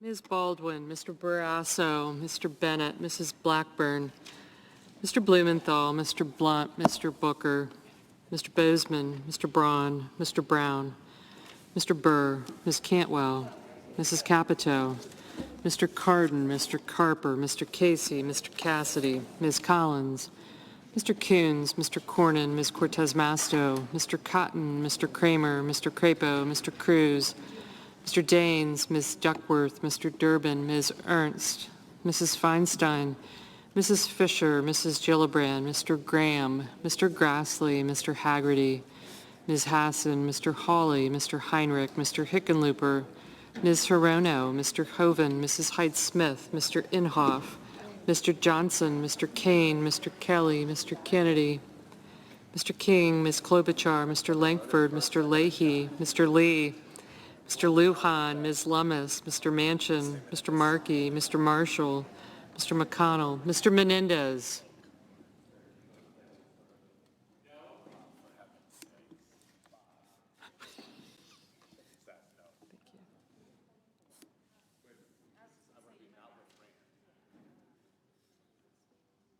Mr. Merkley, Mr. Moran. Rich didn't vote. Ms. Murkowski, Mr. Murphy, Mrs. Murray, Mr. Ossoff, Mr. Padilla.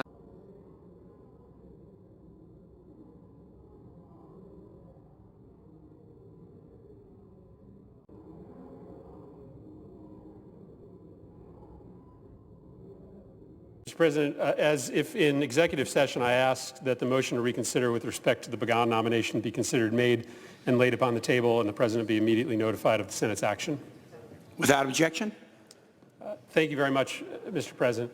Mr. President, I come to the floor this evening to offer a few remarks about claims that have been made on this floor over the course of the last few days regarding the path forward to American energy independence. The oil industry, reaping record profits in the billions of dollars, is taking advantage, quite artfully, of the crisis in Ukraine to make arguments to the United States Congress and this administration that they should be given new liberties to drill on lands in the United States, to be able to reap even greater profits. And the claim that the oil industry makes, that is often parroted by friends inside this body, is that the path to American energy independence runs through drilling for more oil in the United States of America. That is not true. That is an oil industry talking point. That is a means by which the industry can get Congress and the administration to provide them with new opportunities for more profit. But the facts belie the argument that America can achieve energy independence solely through drilling for more oil and exploring for more gas in the United States. Why do we know this? Well, we know this primarily because the oil industry doesn't drill in the United States to benefit our national security. They drill in the United States to make money. And the reality is, when the price of a barrel of oil is too low compared to the cost of pulling it out of the ground in the United States, the oil companies don't drill. So right now, for instance, the oil industry has thousands of leases to drill on public lands that they are not utilizing. Now, as you would hear it on the floor of the Senate, the failure to be energy independent is Joe Biden's fault because he's not providing for any new leases on public lands. Well, you don't need any new leases on public lands because there are thousands of leases that the oil industry already has to drill that they just aren't using. There's nothing in the ground. There's no oil coming up.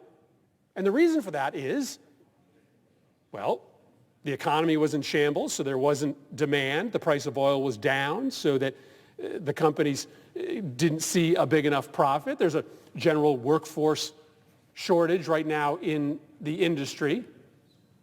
But none of those reasons are Joe Biden. Those are market-based reasons why the oil industry has not been drilling on land they already own.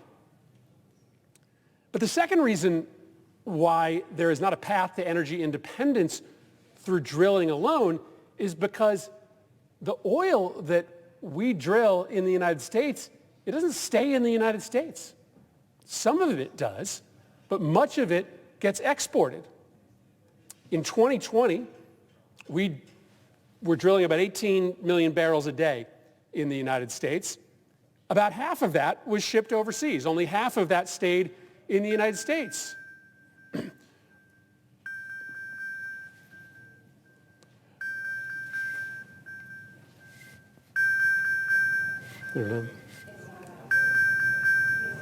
Sorry, Chris.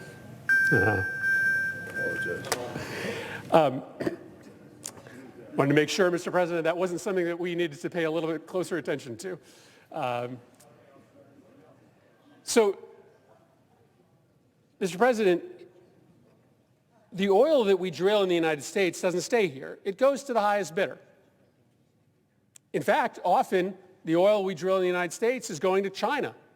For as hard as my friends on the other side of the aisle say that we should be on China, the reality is during some months of the last several years, America was sending record amounts of oil from U.S. oil production facilities to the Chinese government.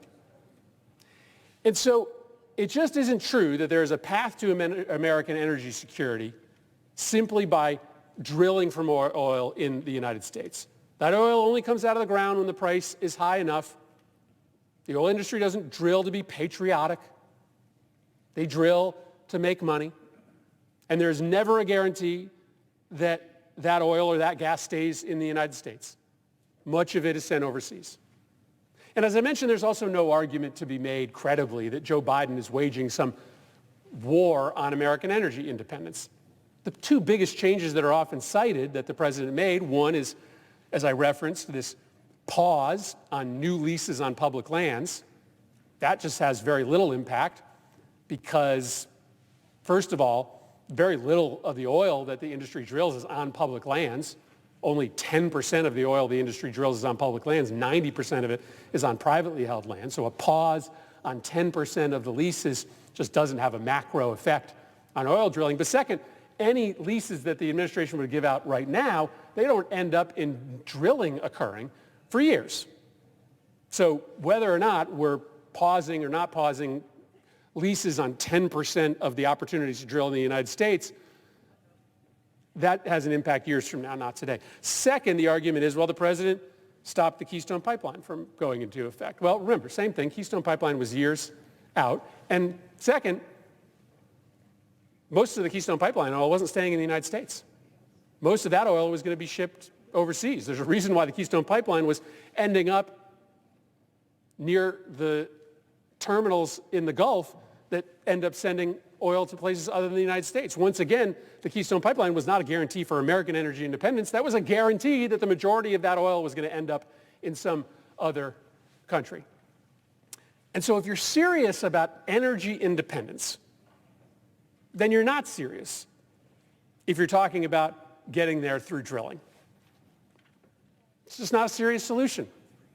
Because the facts tell you that the drilling only happens when the oil industry makes enough money, and that the lion's share, at least half of that oil and gas, can end up going overseas, not to American consumers. You know how you do make this country energy independent? Investing in renewables.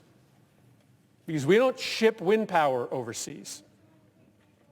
We don't ship solar energy overseas. When a wind turbine is running in Iowa or a solar panel is generating energy in California, that energy goes straight onto the American grid.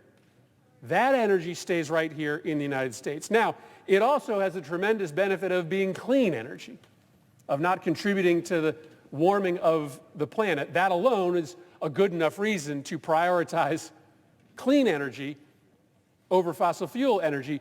But renewable energy also has the benefit of being truly domestic energy, truly secure, American-only energy, as opposed to fossil fuels, which only get turned on when the price is high enough and often end up leaving the United States to other countries. Those are the facts. The oil industry delights when crises like this occur and the prices go up at the pump, and friends of theirs come down and claim that the only path to energy independence is through more drilling. The problem is, it just isn't true. I yield the floor.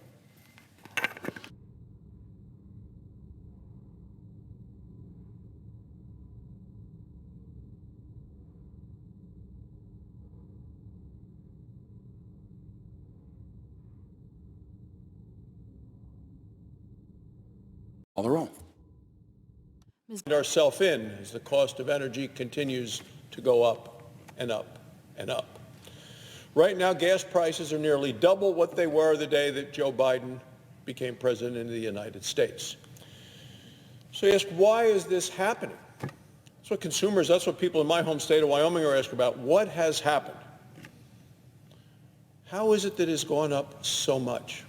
Sure, there's the war in Ukraine, but the prices have been going up day by day by day after Joe Biden became president. And the reason I tell people at home is because Joe Biden has declared war on American energy.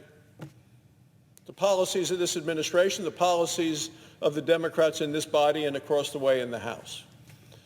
On day number one, Joe Biden shut down the Keystone XL pipeline. He shut down oil and gas leases on federal lands, and he shut down the exploration for energy in the Arctic.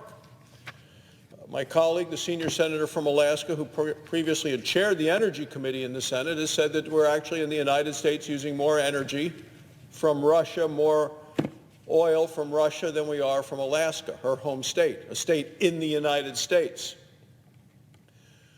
Now we see the president's appointees making it almost impossible to build gas pipelines, so even if you were able to explore and discover energy, oil, gas, you can't get it to market because they're blocking pipelines all across the country. And the FERC, the Federal Energy Regulatory Commission, just a week and a half ago, revised its guidelines to make it even tougher. They talk about oil and gas leases, and once you get a lease and you pay for a lease to explore for energy, you have to come to the government for permission to drill for it. You actually have to pay money to apply for permission to drill. It's actually called an application for a permit to drill. And the Biden administration last month said, we're not going to give you any more of those to anybody that wants to explore for energy on public lands. And in fact, there's about 4,600 of those stuck in limbo right now. In my home state of Wyoming and across the country, people are asking, how can a president put such a radical and self-destructive agenda which we have to live under? And what I tell them and what they understand is that the Biden administration is completely controlled by the climate elitists, the climate alarmists, who dictate the policies of the Democrat Party in this country. So just look at Joe Biden's climate czar. Now, that's kind of a nickname for the position, but the reality, the title is the U.S. Special Presidential Envoy for Climate. It's John Kerry. So this is a very high position in this administration. Didn't come to the Senate for confirmation. Oh, no, they wouldn't risk putting something like that up here, because then John Kerry would have to answer questions. But John Kerry, no question about it, does speak for the administration. Joe Biden appointed him. John Kerry and Joe Biden served together in the Senate, in this body. I served with both of them on the Foreign Relations Committee. John Kerry was a previous Secretary of State of the United States at the time that Joe Biden was Vice President of the United States. So the position of John Kerry is also the position of this administration. Otherwise, why would he be the Special Presidential Envoy for Climate? When John Kerry speaks, it is Joe Biden who he speaks for. Well, John Kerry and this administration have a delusional obsession, and their delusional obsession is with climate. John Kerry and this administration are so obsessed with our climate that they believe it is more important than our energy security and than our national security. Now, there are countless examples, and I just want to go through a couple of them, Mr. President, that have occurred just within the last 3 weeks, just within the time that Vladimir Putin's soldiers have encircled Ukraine and now have attacked Ukraine, continuing to kill innocent civilians. The night before Vladimir Putin invaded Ukraine, with the troops at the ready, John Kerry actually told the BBC in an interview that he was worried about the carbon emissions that would result from the war. The carbon emissions. Not the death, not the destruction, not the suffering. No, the carbon emissions. He also said, I mean, it's astonishing. People listen and say, they can't be the position of the administration of the President of the United States, but yet it is the position of John Kerry, the President's special envoy, that war would be a distraction, would distract from the climate agenda. John Kerry went on to say this. He said, quote, I hope President Putin will help us to stay on track with respect to what we need to do for the climate. Let me repeat. John Kerry, special envoy, speaking for the President of the United States, quote, I hope President Putin will help us stay on track with respect to what we need to do for the climate. John Kerry believes, by his statements and others that I'll get to, that what is happening with the war in Europe is a distraction from the real issue of the day, the key issue, climate change. People are being murdered in the streets. Vladimir Putin is conducting nuclear drills. And the president's key spokesman on issues affecting energy in this country is hoping that President Putin will help us stay on track. And what's happening there is a distraction. This is absurd. John Kerry thinks that Vladimir Putin cares about the climate? It's impossible. Putin just yesterday bombed a maternity ward. Putin's forces have killed dozens of children. Yet John Kerry is desperately waiting by the phone, clinging to the hope of a phone call from Vladimir Putin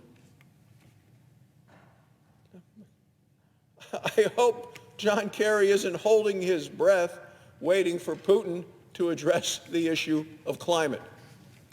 Now, in the very same interview, John Kerry was asked about the possibility that Russia would invade Ukraine.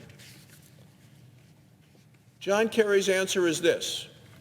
Former Secretary of State, former chairman of the Foreign Relations Committee said, "I thought we lived in a world that said no to that kind of a thing." What kind of world is John Kerry living in? Sounds like a nice place. It's not the real world. Not the world we live in, not the world that is right now wreaking havoc on the people of Ukraine.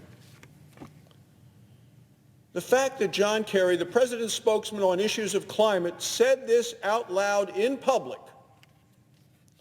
just shows that John Kerry and this administration, in terms of their position on energy and energy security and national security, must put them in the position of being the most naive people in the face of the earth. John Kerry flying around the world in his private jet, representing the administration, worrying about the carbon emissions of a war, whereas we know as of now, thousands of innocent people already have or will lose their lives. Then on Monday, just 3 days ago, I believe John Kerry made it worse. And at that point, the tanks were in the streets. Russia was on the attack. People were dying. And millions of people have left the country of Ukraine seeking asylum, seeking help, seeking relief, going across the border, seeking humanitarian care. John Kerry, in almost a heartless statement, said the 2 million Ukrainian refugees were nothing. It's John Kerry. Nothing in comparison to the refugees who will flee a warmer climate someday. Someday, 2 million refugees, nothing compared to what may happen someday with climate change. This is the world's largest refugee crisis in the last 70 years since World War II. 2 million Ukrainians now displaced, trying to get out of the country of Ukraine, some losing their lives. They think they're going on safe corridors, being killed by Putin as he bombs them as they think they have safe passage. John Kerry doesn't seem to be impressed, which to me means Joe Biden's not impressed, the administration's not impressed, because Joe Biden has allowed John Kerry to continue to this day, to this very moment, continue to speak for this administration as the climate envoy. John Kerry should be fired. If he's not, he continues to speak for the President of the United States. Because John Kerry, which means this administration, is more concerned about a hypothetical event in the future than what is happening on the face of the earth right now. This is an obsession. This is delusional. And the obsession explains a lot. It explains why this White House always puts environmental fantasies ahead of American security and American energy. That's what we're seeing. This administration puts climate ahead of jobs. It puts climate ahead of bringing prices down. Brings climate ahead of working families. The administration puts climate ahead of our allies. We have sky-high gas prices, the highest of all times. You know, we say inflation is the highest of 40 years. We got the new bad inflation numbers again today, which are hurting our families. We can't keep up. Wages can't keep up. 40-year high inflation, but the worst of all time, highest gas prices ever. We have the worst crisis in Europe in decades and decades and decades. And the Biden administration won't even consider producing more American energy. Earlier today, Reuters reported the White House has decided not to boost exports of liquefied natural gas to Europe. They're pleading for it. They want it. We have it. We have it in abundance. Now, the administration won't let us build the pipelines to move it. won't let us explore for it, but we got plenty of it here in the United States. They are desperate, and they're trying to break the ties that they've had from Russia. The report from Reuters today says the White House was weighing the announcement of ways to boost LNG exports to Europe. However, wait a minute, not going to happen. The interagency review has been shelved after some in the White House argued. Not a supply and demand issue, and I see the junior senator from Maine here who talks about a supply and demand issue with regard to LNG. Oh no, those in the White House argued that it would counter the administration's efforts, letting our friends and colleagues in Europe who need our LNG, of which we have an abundance, oh no, it would counter the administration's efforts to wean the U.S. off of fossil fuels.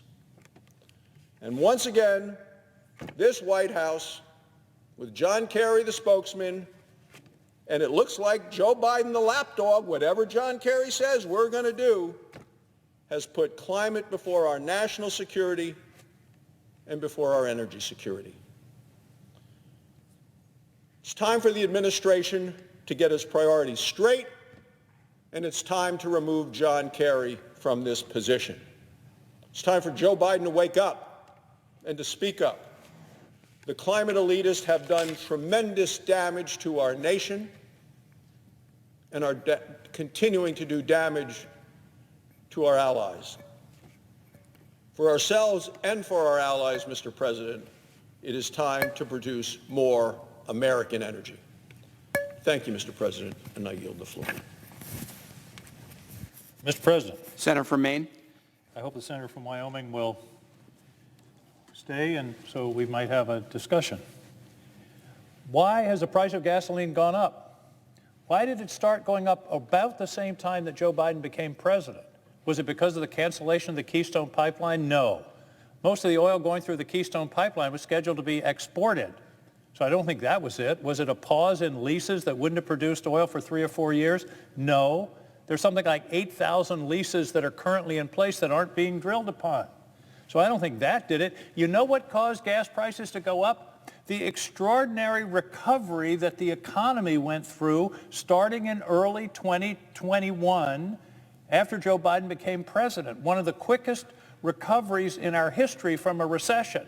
If you look back to the recession of 2007 and 8, you see a slow, I call it a lazy U. You see a downward of the recession, and then jobs and the economy came back very slowly over 5, 6, 7 years. The recession recovery from 2021, from the pandemic recession, is a V. And we recovered virtually all the jobs that were lost during the pandemic in the last 14 months. GDP has grown as fast as it has in our history. The economy came back enormously rapidly, and oil was down in 2019 and 2020 because of the pandemic. Demand collapsed. This is Economics 101. Demand collapsed. The price of oil collapsed. And then the recovery came and the demand increased, but the production didn't increase. And let's talk a bit about oil in the United States. In 2021, half of the oil produced in the United States was exported. Did that do anything for our consumers? Did that do anything for the people that were paying higher and higher rates for gas? The White House doesn't set gas prices. Presidents are always blamed for gas prices. I've never heard one given credit when gas prices are low. But the truth is, the price of gas depends upon the price of oil, and the price of oil depends upon the world market, and the price of oil in the world market depends upon supply and demand. I'm old enough to remember the Arab oil embargo in the 70s. Why did prices go up so much? Because the OPEC closed down the source and supply dropped and the price went up. That's economics. So what happened during 2021? The price went way up. The oil companies made the highest profits they've made in 8 years. And what did they do with that money? Demand is resurging. There's a need for more oil. Prices are going up. What did they do? They put $100 billion into buybacks from their stockholders. And they put that much, the combination was $100 billion, buybacks and dividends. They had a choice. Did they put the money into production, which would have reduced the price because we'd have higher supply? No. They made a deliberate choice to give the money to their stockholders to bump up their stock price, which I suspect may have had a positive effect on the executive salaries, but they didn't increase production. That's why we're in this problem that we're in now with high gas prices. And of course, the war in Ukraine has exacerbated that because we're cutting off purchases from Russia, which is one of the highest producers of oil in the world. So if the idea is, you know, I keep hearing my friends on the other side planning to blame Joe Biden. If you want to blame him for anything, blame him for the quickest recovery from a recession in recorded history. And it was the recovery and the increase in demand that wasn't met by an increase in production that's caused these high prices. And I read a quote this morning in the Energy and Natural Resources Committee. There was an executive who said, we made a promise to our shareholders that we were going to be disciplined and we were going to return the money to them. And he said, I guess the choice came down to keeping our promise to our shareholders or being patriotic. Well, we know what choice they made. So all this talk about the Biden administration war on oil and it's what's causing what's going on at the pump. No, what's causing what's going on at the pump is low supply and high demand. That's what happened in 1972, and that's what's happening now. And that's what happens whenever you get supply and demand out of balance. And as far as exporting LNG to Europe, I'm all for trying to help our European allies. I'm all for it. But we've got to do it with open eyes. The more we export LNG, the higher the price is going to be here in the United States. 7 or 8 years ago, the Australians went big into exporting LNG, and their domestic natural gas price doubled. And that's about what's happened here in this country. 5 years ago, we exported zero LNG production. Now it's about 15%, but with the plants that have been approved, it's going to go up to 25, 30, or 35%. That is going to impact prices here. That's going to be great for producers, but it's going to kill the competitive advantage that low gas prices gave this country. If it's $13 in China and it's $3 here, where do you think it's going to go? And that's what's going on here. This is nothing but economics. And we need to understand that what has happened is the oil industry made a conscious decision last year. I don't mean it wasn't just, and when I say conscious decision, I mean conscious. They had a choice. Do we invest in production and in increased supply, or do we give money to our shareholders in the form of dividends and stock buybacks? They chose the latter, and we're reaping the fruits of that. So I'm tired of hearing that somehow a pause in leases on federal land that wouldn't have produced any oil for 3 or 4 years is somehow the cause of the high prices at the pump. That's nonsense. The cause of the high prices at the pump is a lack of supply. And last year, talk about energy independence, we exported half the oil that was produced in this country. And we had a vote here 4 or 5 years ago, and we were told if you allow, exports were illegal of oil until 4 or 5 years ago. We voted to allow it because we were told, well, this won't really affect us because we've got an excess of supply and it won't affect prices here in this country. Well, that hasn't proven to be the case. So what I'd like to see is for all of us to work together, to think about, I'm aware of policies involving pipelines and those kinds of things, and I believe that we have to make fuel available and energy available to all of our people, but let's be realistic about what's going on and not turn it into a partisan issue. The only partisan issue here is that we had a startling and extraordinary and frankly positive recovery of our economy, but we didn't have a recovery of the production of oil, which leads to the production of gasoline, which means a shortage, which means higher prices. So, Mr. President, I'm delighted to engage in this debate, but I think we ought to really be trying to talk about the facts and try to talk about what's really going on here and what's really causing this problem. And I always want to learn more, and I learn from my colleagues. I noticed that my colleague that just made the speech left, and he didn't seem to want to engage on this, which I think is unfortunate. And I hope that perhaps here in the Senate we can actually have a debate and talk about what the issues are and what the reality is, and quit just casting everything in a partisan way. It's gotten to the point if Joe Biden walked out of the White House and walked across the Potomac River, the other side would say the president can't swim.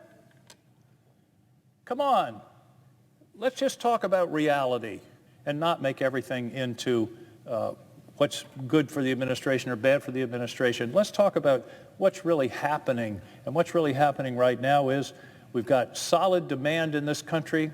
The economy has come back, but we don't have enough production to meet that demand. Thank you, Mr. President. I yield the floor. Senator from Wyoming. Well, thank you, Mr. President. I did listen with great interest to every word from my colleague from Maine. We spend time together on the Energy Committee. He has lots of very good ideas. We discuss things constructively. And when we talk about supply and demand, I just find it very interesting that for something like natural gas, of which we have an abundance in Wyoming, and when I was in the Wyoming State Senate, natural gas prices were over $16, but with the renaissance of American natural gas energy and production with something called fracking, prices dropped dramatically to the kind of numbers that the senator from Maine mentioned earlier, about $3. So it went down, way down. That doesn't help the people in Massachusetts, where the price is $18, because they can't get permission to have pipelines to deliver the affordable gas that we produce here. I mean, it's fascinating to take a look at Pennsylvania, which is half the price of Massachusetts. They're not too far apart. I just went out here as the senator was speaking to take a look and see what are the differentials in the prices. The price of natural gas is twice as high in Massachusetts as it is in Pennsylvania, less than 200 miles or 300 miles apart. And it has nothing to do with the availability of gas in the ground. It has to do with delivery to the end user. And that's a result of political decisions being made on the ground in states to prevent the infrastructure to deliver the material, to deliver the natural gas that those people need. And there was even an issue on the ballot in Massachusetts, in my colleague's home state of Maine, to move energy, I think, from Canada down to Massachusetts, and it was blocked by the voters in Maine, which they're right to do. They have a right to make those decisions and what they want to vote for or against to transmit, and that was a transmission even of renewable energy. So politics and decisions by either an administration or a state of voters makes those decisions. So there's an abundance of natural gas, and there's a limitation of how you can get it to people because of political decisions. I heard my colleague mention the number of leases that are out there, about 9,000 leases the administration continues to talk about, saying there are 9,000 leases of which nobody is exploring, the drilling hasn't been done. Well, that's just the first step, is getting a lease. It's like leasing an apartment and you pay the rent. But you need a key to get into the building. I mean, you pay the rent, it's your apartment, but you can't actually get in until they give you the key. Well, that's the same thing that happens here. You need to apply for permission to drill. And we know that the administration said we're not going to give any of those. No permission. Sorry, I know you paid for the lease, but we're not giving anybody a key till they did that to about 4,600 recent leases. Oh, and normally some of those decisions were made at a local level, but not in the Biden administration. Oh no, some assistant secretary said, every one of them has to come to me and I can get the documentation, Mr. President, for you or for my colleague and friend, the senator from Maine. This is a very heavy-handed administration when it comes to exploring for American energy. And they continue that way. And so when the president, when he was in Glasgow for the climate conference, I think he surprised many of us when he asked OPEC plus being Russia, to produce and sell more energy to the United States. Over the last year, we've averaged about 670,000 barrels a day of oil coming in from Russia, more than we get from Alaska. And the Keystone Pipeline, which the president killed on the first day in office, would have brought in over 800,000 barrels a day. So it's not that the president has been shy about the fact that he's done all these things. He's taking great credit. I mean, look at the presidential debates. President Biden, then candidate Biden, said if he got elected, there would be no oil and gas exploration on public lands, no leasing, no use. That's why they shut down all these applications for the permits to drill. That's why the administration said, you're not taking it out of the ground. This is a presidential promise. And as of today, we continue to produce a lot less oil in the United States than we did at the height of our economic boom prior to the pandemic. We're about 1,400,000 barrels a day less United States production today than we were at during the height of the economy before the pandemic. So we have a lot of catching up to do. When the administration says you can't bring it in from Canada because you're not going to have Keystone, and then pound their chest in pride, that's a political statement. And when the nominee for the office of Secretary of Interior says leave it all in the ground, all of it, that's a political statement. When a local community says no pipelines in here, we don't care if the people in our communities have to pay twice what they're paying in our neighboring state, that's a political statement. And it's all based on climate, because we have John Kerry and his words to prove it, as well as those of the President of the United States. So I continue to enjoy having discussions with my colleague from Maine. We'll continue that on the Energy Committee, where he's a very productive member. There are areas we work together on, areas we disagree. People are entitled to their opinion. These are the facts in what's happening with American energy today and the needs of the nation. As we have recovered and continue to recover from the pandemic, we're still very far behind, Mr. President, in the American energy needs, and it's because of the political activities of this administration that have limited our ability to return to our full productive capacity. Thank you, Mr. President. I yield the floor. Mr. President. The Majority Whip. Mr. President, I'd like to call the attention of my friend from Wyoming to a column today by Dana Milbank in the Washington Post. I think it's really worth reading in light of some of the things that have been said on the floor. Canceling the Keystone XL pipeline caused gas prices to rise. That's been said. Well, it's wrong. Only 10% finished when Biden canceled it. Its owners didn't expect it to open until 2023 at the earliest. It had no measurable, maybe no impact on current oil prices. The assertion that Biden, quote, halted new drilling on federal lands, wrong. After a temporary halt in new leases, Biden has outpaced Trump in new drilling permits for public lands. The Post has reported that publicly. As for Biden's shutdown of American energy, U.S. production has increased under Biden from 9.7 million barrels a day to 11.6 million barrels. The number of oil rigs operating was 172 in July of 2020. E&E News reports now 519 are in operation. U.S. production is forecast to set a record next year. What's holding back oil production, according to Mr. Milbank, isn't government policy. U.S. producers still have 4,400 wells already approved and drilled that are not yet producing. They aren't drilling more because of a shortage of workers and equipment, in particular investors' greed, which I think the senator from Maine was alluding to. So some of the many things that are said on the floor here as gospel turn out to be somewhat short of factual.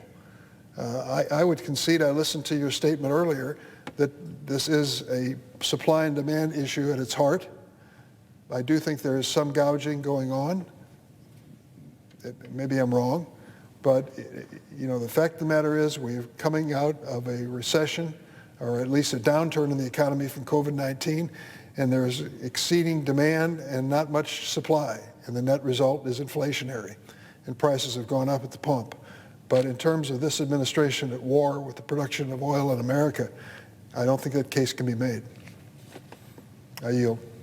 Mr. President. Senator from Maine. I certainly agree with the comments of the Majority Whip.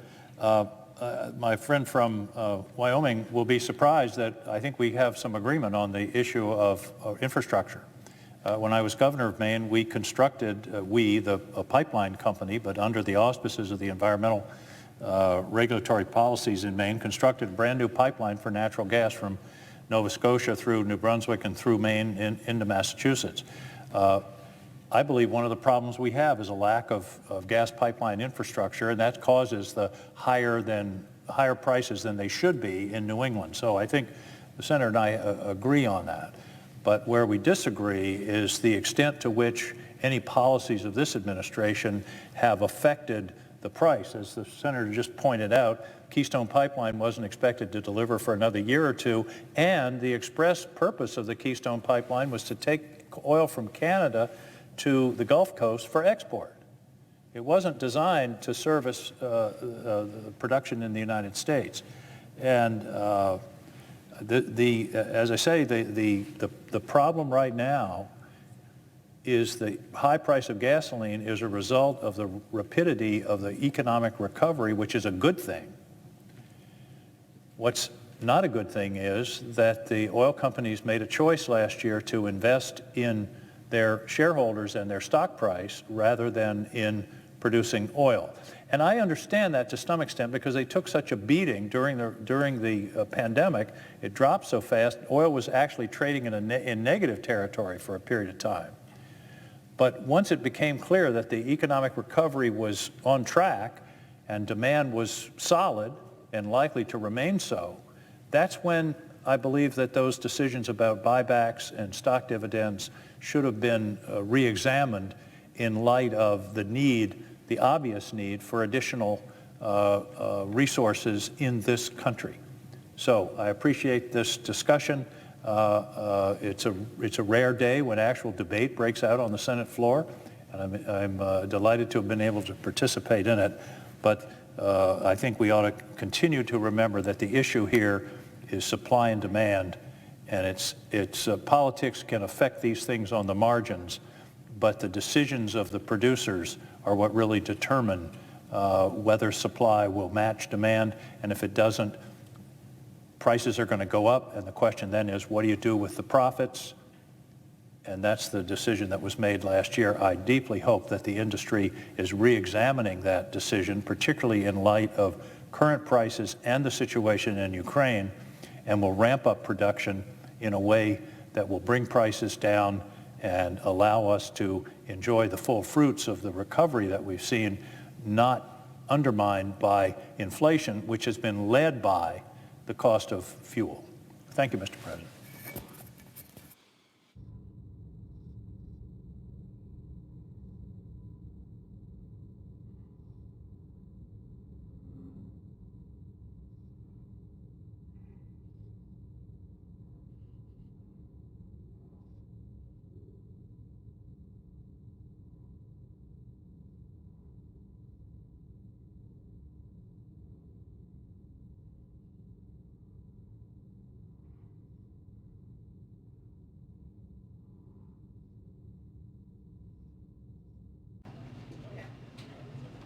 Hi, everyone.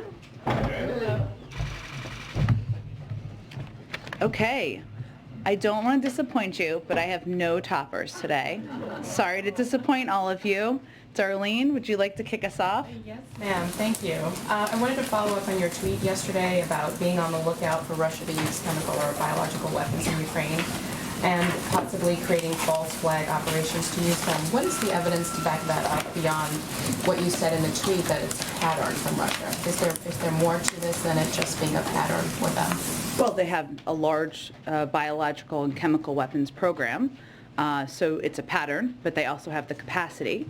Well, I'm not going to get into specific intelligence. We look at all of those factors. And we also know, and one of the main issue that prompted my Twitter thread yesterday was that Russia has a history also of inventing outright lies like this, which is the suggestion that the United States has a chemical and biological weapons program, or Ukraine does, that they're operating.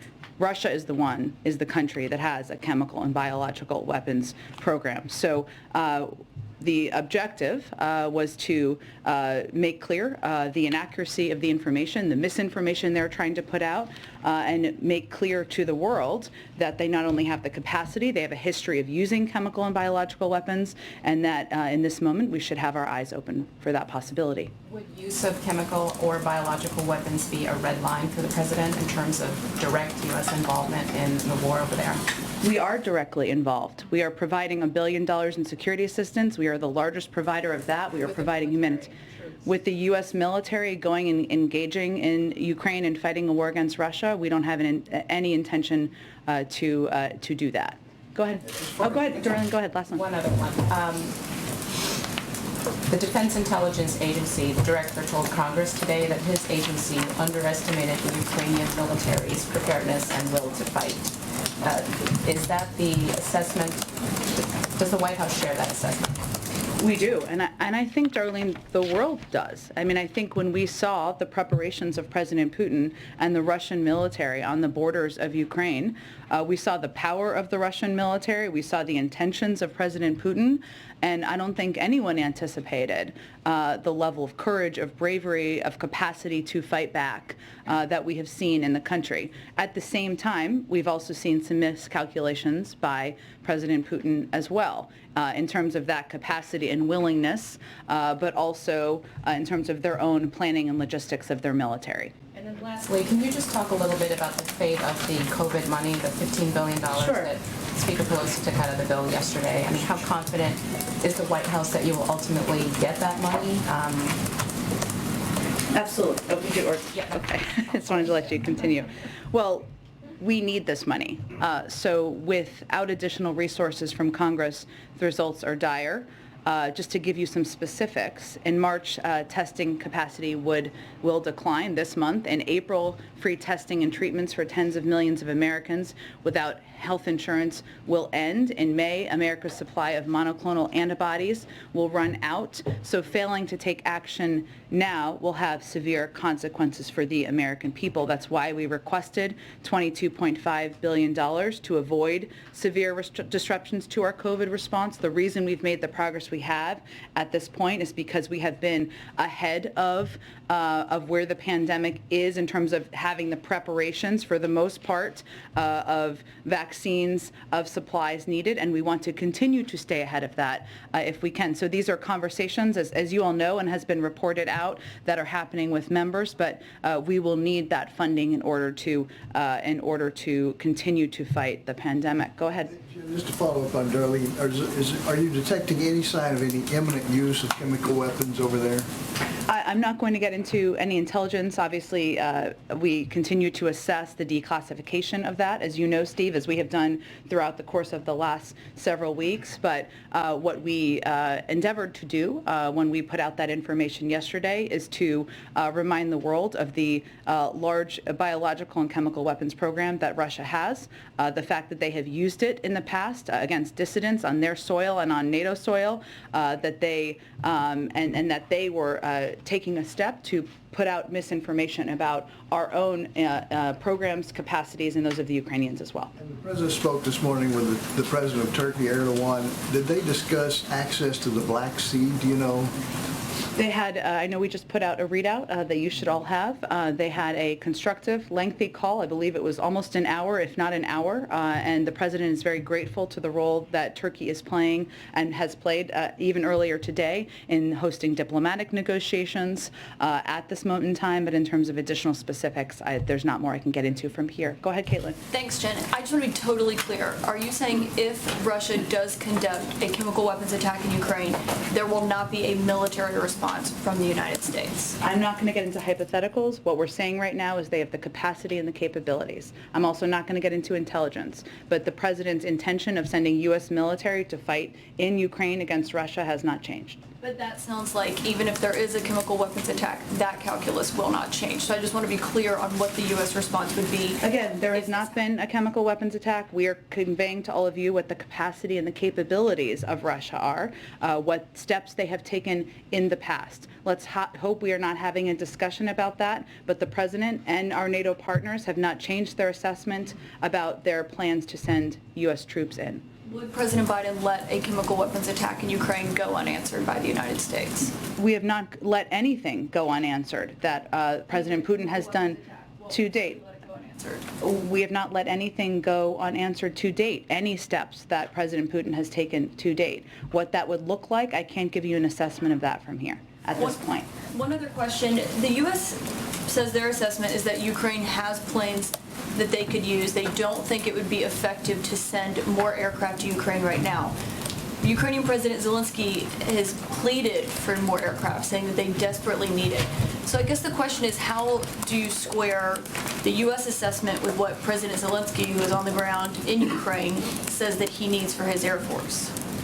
Well, I would say first, the U.S. military is one of the best militaries in the world. What we're basing our assessment on is both our intelligence assessment and the assessment of our military experts, who have been, of course, in touch with their counterparts in Ukraine and our NATO allies and partners. And what they assessed was that adding aircraft to the inventory is not likely to significantly change the effectiveness of the Ukrainian Air Force relative to Russian capabilities. The Ukrainian Air Force has several squadrons of fully mission-capable aircraft, and although Russian air capabilities are significant, their effectiveness has been limited due to Ukrainian strategic, operational, and tactical ground-based air defense systems, surface-to-air missiles, and manpads. And so the other detail is, how are we going to continue to provide assistance that is helpful to them and most effective and most useful to them in this moment? And the assessment of our military has been that continuing to provide defensive assistance and materials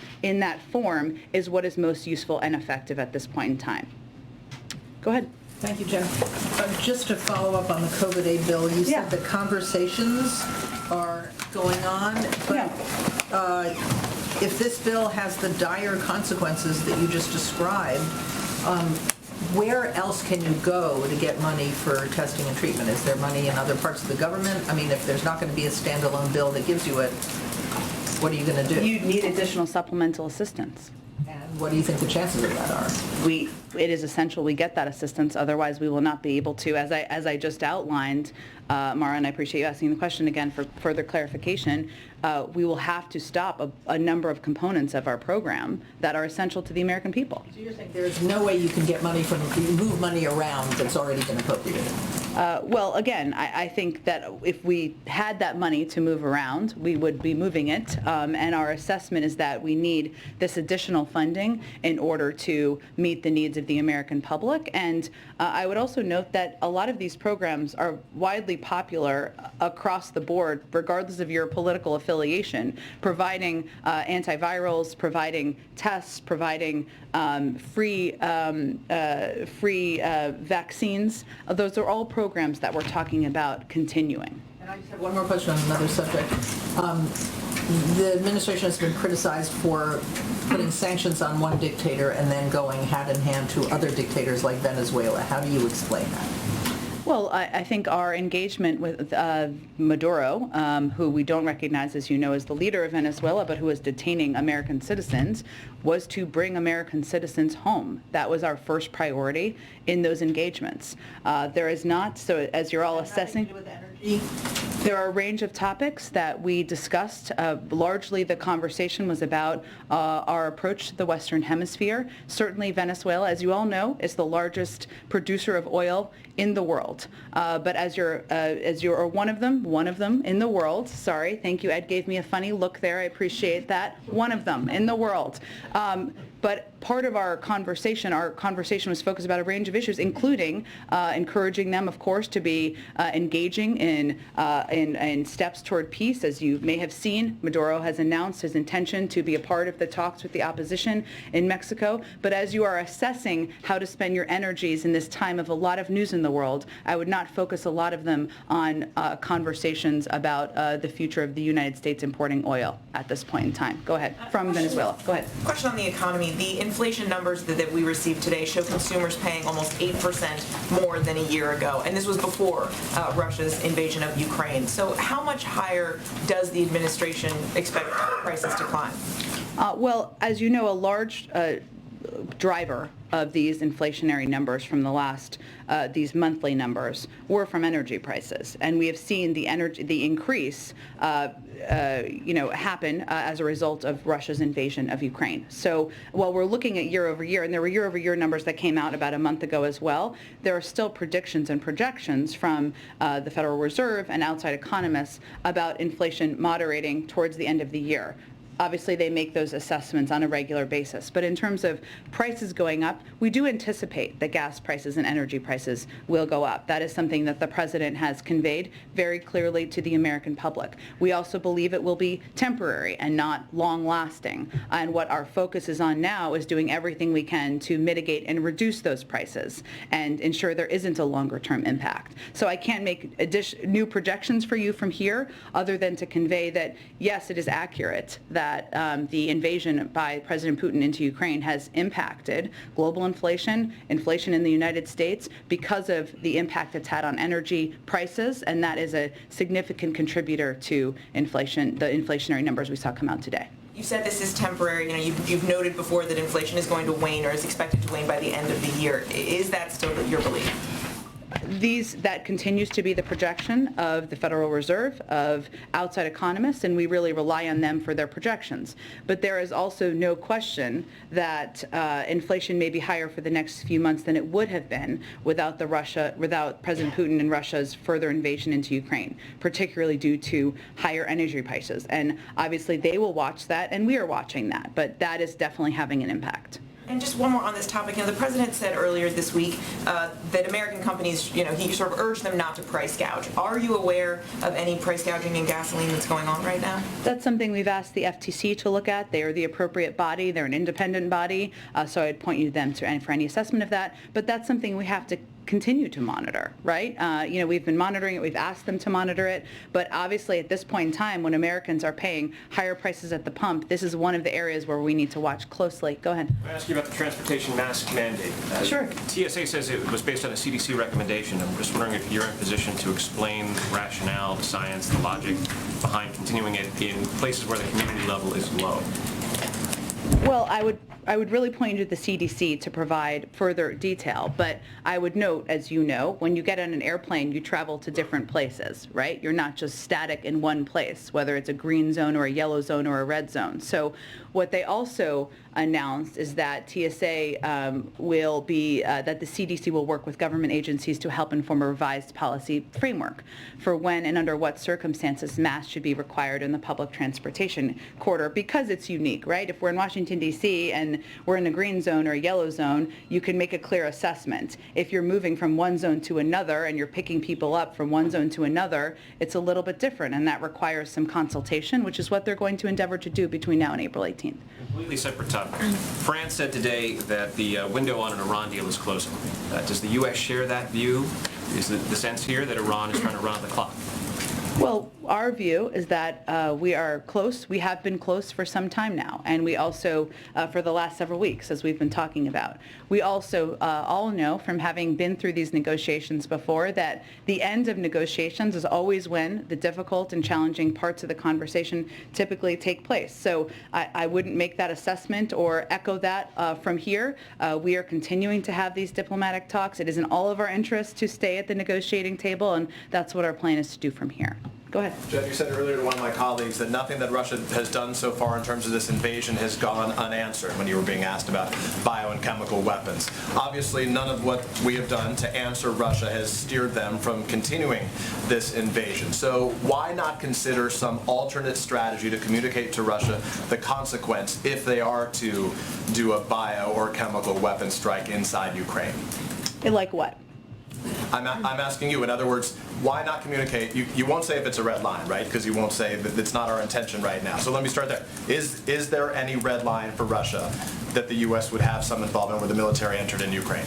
I'm not going to get into red lines from here, Peter. What I would tell you is that when I said we have not let anything go unanswered, what I mean is that we have amped up a range of military and security assistance, a historic amount to Ukraine, including a range of defensive weapons, which we've expedited the delivery. Even in the last 10 days, we've delivered about $240 million of that. And also we've provided a range of humanitarian assistance, and we have basically crushed the Russian economy, where the stock market is not even open. So it's inaccurate to suggest it's gone unanswered. We have taken all of those steps and rallied the world. And I'm not saying it's gone unanswered. You say it's gone unanswered. We've witnessed the answer in the form of sanctions. I'm saying, given the potential that you've indicated that Russia could use a bio or chemical weapons strike there, why wouldn't the U.S. communicate to them something that is not an answer, but instead preemptive, to communicate the consequence if they are to take what would be a horrific, this war to a horrific new level? The President's first and most important objective is the national security and interests of the United States,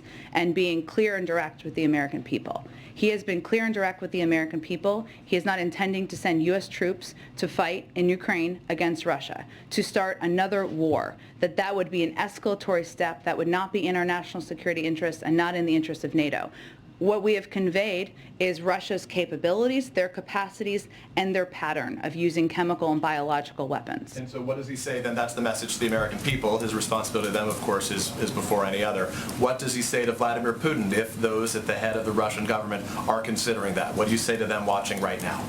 We have been very clear, and our actions have been the evidence of this, that there will be significant consequences for every escalatory step that is taken by President Putin and the Russian government. Follow on this then very quickly as it relates to the MiGs. You guys have said you closed the door on supplying combat aircraft to Ukraine right now, the transfer of MiGs. We heard from the Pentagon, your colleague there, John Kirby, said it was high risk. Mitt Romney today said there was a sentiment that we're fearful about what Putin might do and what he might consider an escalation. It's time for him to be fearful of what we might do.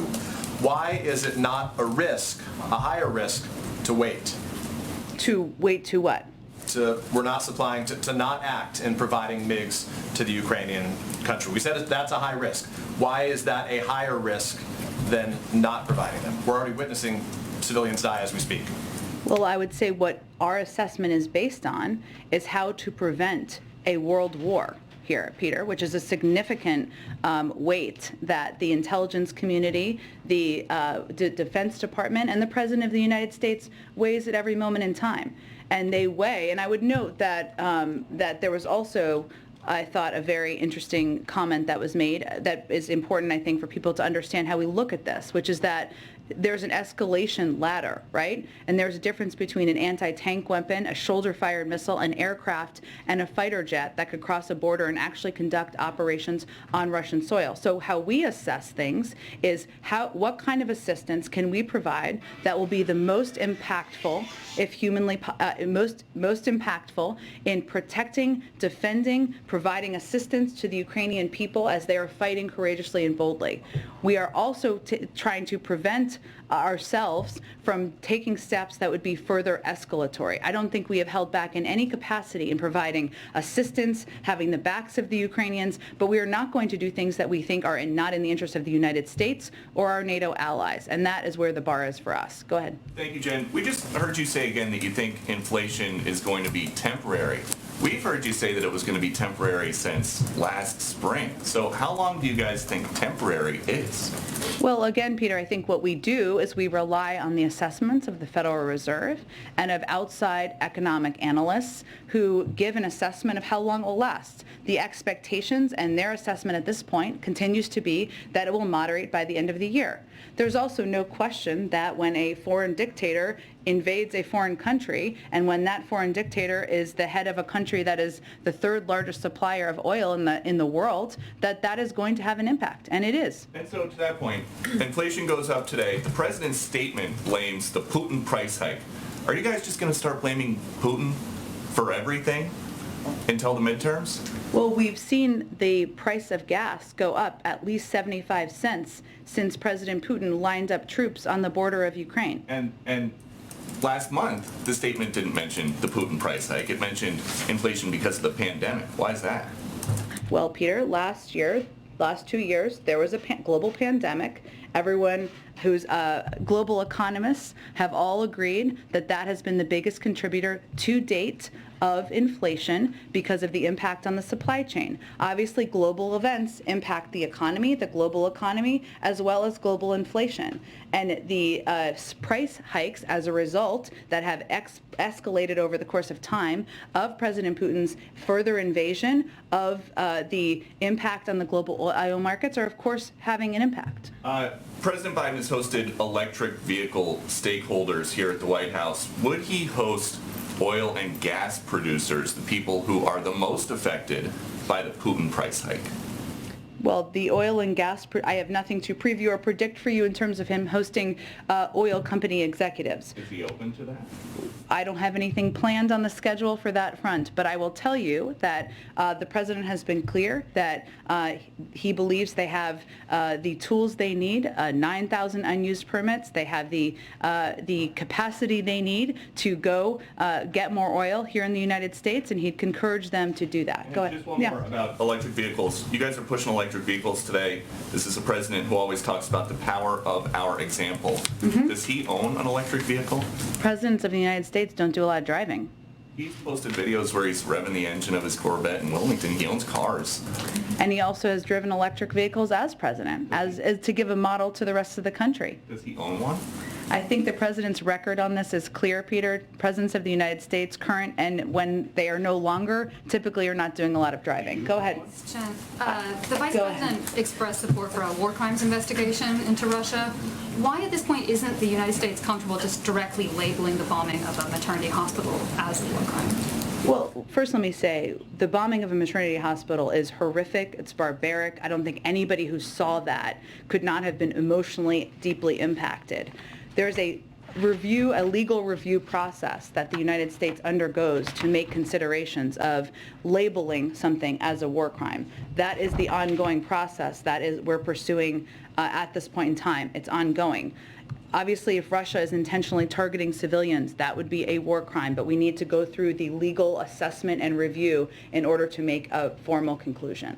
One more. The journal is reporting that Saudi Prince Mohammed bin Salman declined a request to speak with President Biden recently. Early in his term, the White House said the president would conduct diplomacy with the Saudis through the king rather than through MBS. Why has that policy changed? That report is inaccurate, so let me start there. The president did speak with the Saudi king just several weeks ago. It's all running together at this point in time. There were no rebuff calls, period. But when he spoke with King Salman on February 9th, they talked about, and the readout made this clear, a range of issues and global issues that we can continue to work together on, including deterring Iranian-enabled attacks against civilian targets in Saudi Arabia, supporting UN-backed efforts to end the war in Yemen, ensuring the stability of global energy supplies. And the president's focus is really on our relationship moving forward, where we can work together, how we can work together on economic and national security here at home, and he looks forward to that continuing. Does it remain the policy that he will only be conducting diplomacy through the king? Well, he is his appropriate counterpart, but again, there are different leaders who attend different global events from a range of countries, including Saudi Arabia. So if the Crown Prince had been at any of the global events that the president had recently attended, I'm sure he would have engaged with him, but he was not. Go ahead. Thanks, Jen. Senator Manchin said today that he supported the Republican plan to move forward with 4 out of 5 Fed nominees. I know that you're going to say that Republicans on the Banking Committee should just get back to work and allow the entire slate to go forward, but the president also said during the State of the Union that these nominees were crucial to the fight against inflation, and we saw today, obviously, that's still a pressing concern. So I was wondering if you could walk me through why you wouldn't take what Senator Manchin called a win, get 4 of your 5 nominees. Is it because Sarah Bloom Raskin herself is crucial to this fight in inflation? Is it that you're worried about a slippery slope in the Senate? Like, why not take the 4 out of 5? I know you give a little bit of a preview of what I might say there, but one, we don't have any change in our approach or policy here. The committee should hold an up or down vote on all 5 nominees. It is important to note that it is not a lack of votes on the committee to move these nominees forward. It is a lack of willingness of Republicans to show up to the committee to actually vote, even against these this slate of nominees. That is where we have a core issue here. So we also would agree with the statements from Republicans in the Senate, like Senator Grassley, who have said that senators should not degrade their advice and consent responsibilities and should show up and do the jobs the American people pay them to do. And our hope is that banking committee members will show up and do their jobs and vote or not vote or not. Mr. President, I know senators are waiting on movements on both sides, but I just want to reiterate what I said earlier this afternoon. We have before us, in fact, there's a message from the House and the omnibus. I would point out that both Republicans and Democrats have had an enormous amount of input into this for over the past several months. I know that because the Appropriations Committee staff has worked so hard on it, again, on both sides of the aisle. Earlier today, I put into the record the names of members of my staff who have worked on this. I just mentioned to other senators, there are many times I'd be on phone calls with them and conference calls at 10 and 11 o'clock at night. I could then go to bed. They were still there at 2 or 3 o'clock in the morning. I know the number of them and giving up times with their families over the weekend. I'd be checking in with them or come down and meet with them, but I could go home.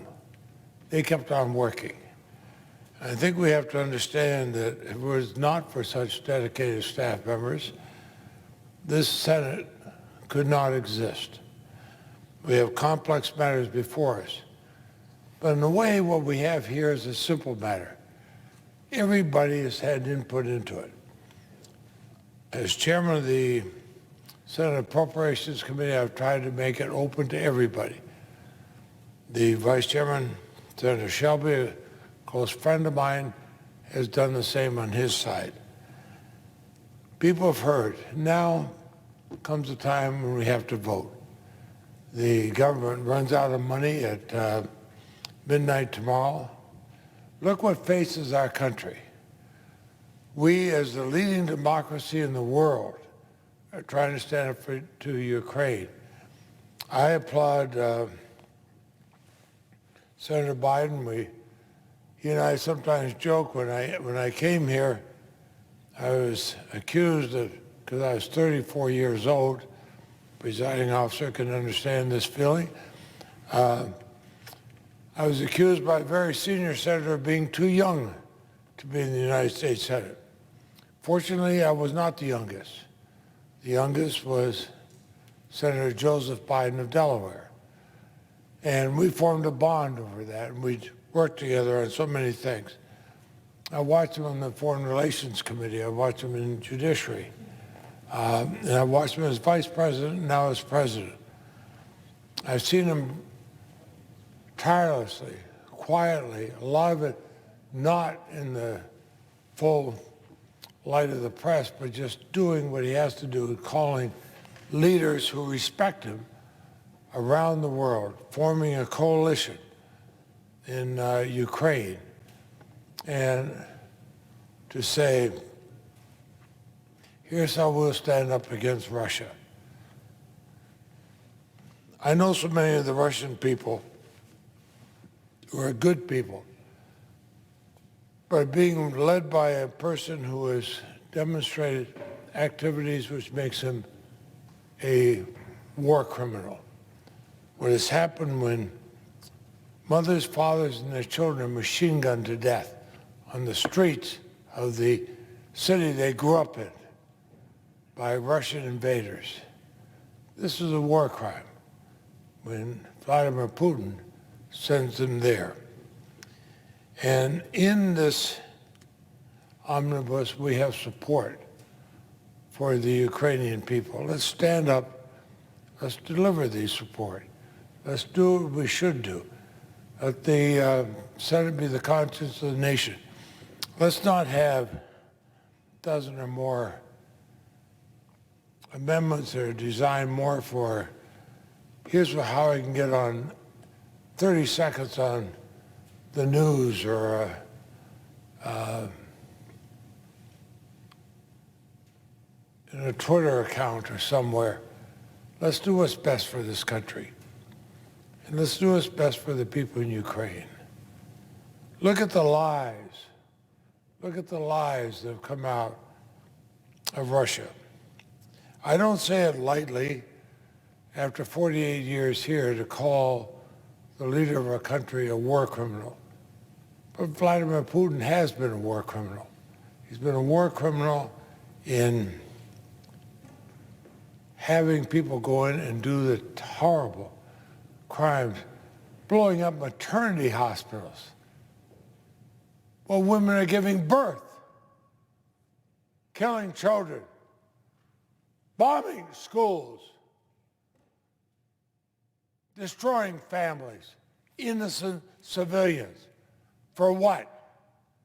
To return a dream of a Soviet Union that never existed? To return a dream of being a modern-day czar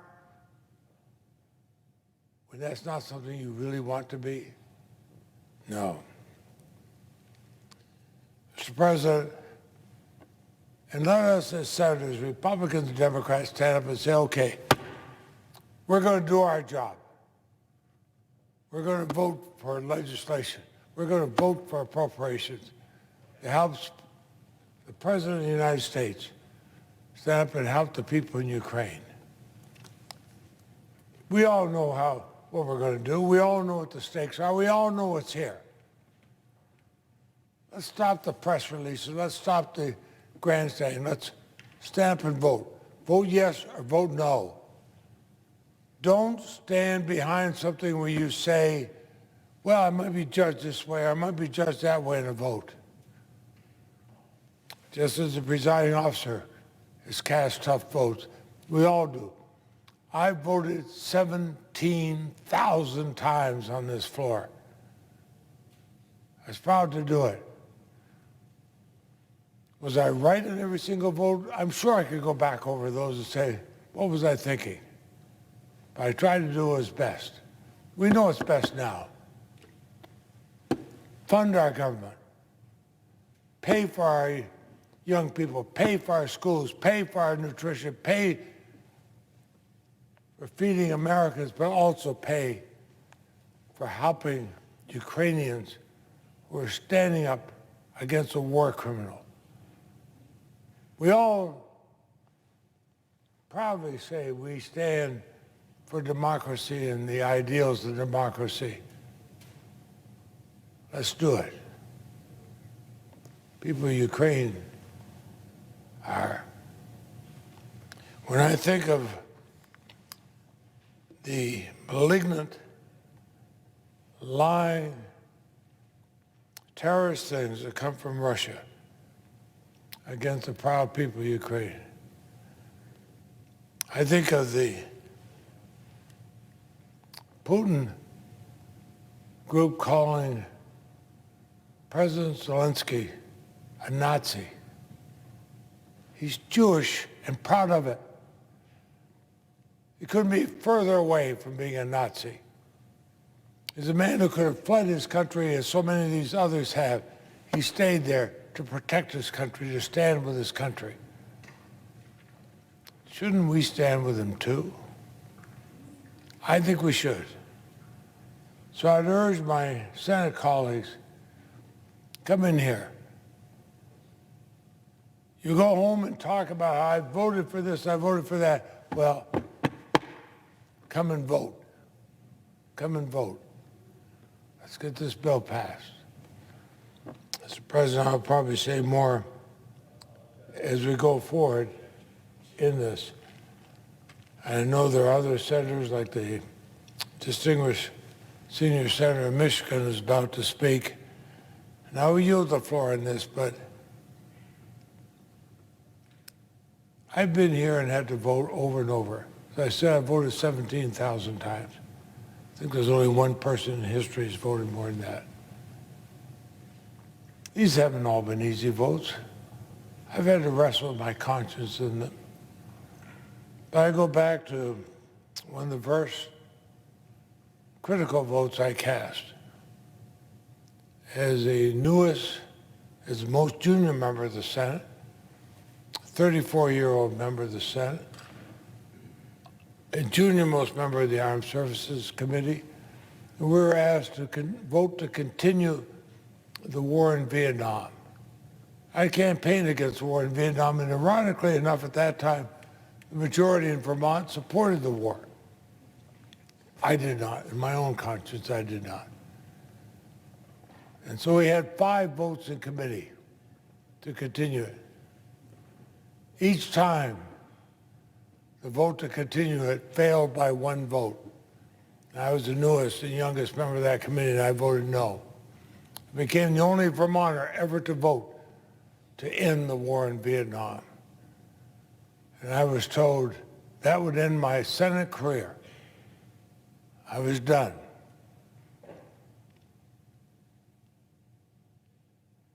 I think back 48 years to that time. And I know at the end of this term I will leave. I'll leave on my own accord, not because of a vote I cast. Every one of us should know, cast what's right in your conscience. Cast what's right in your conscience. That's worth more than an election. And we should vote for this, get it done, show Ukraine that the greatest democracy and the longest lasting democracy currently in the world, the United States, stands with you. And I will. So with that, I see my friend. Wait a minute. Thank you. Mr. President, I will yield the floor.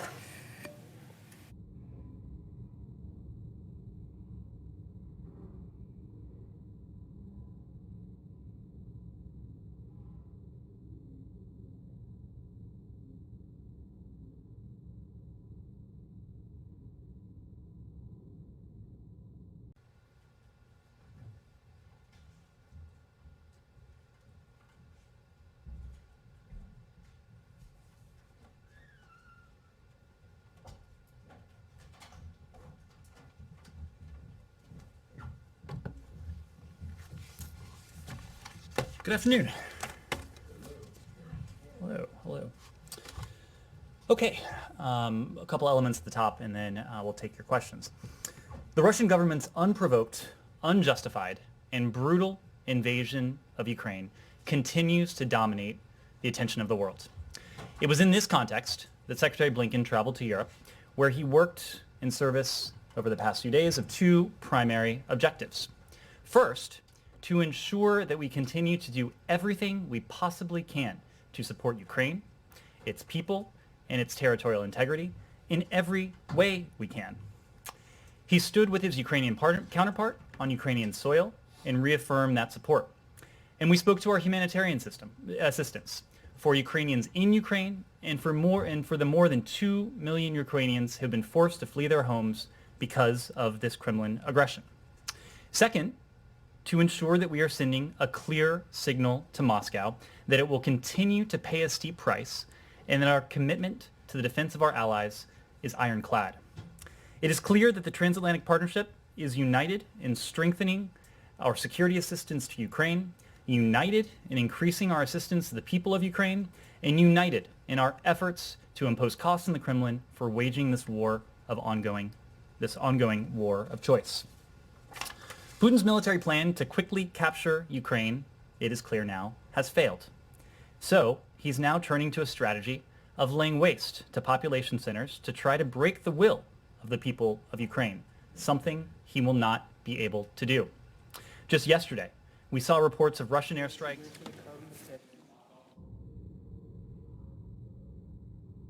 I yield back.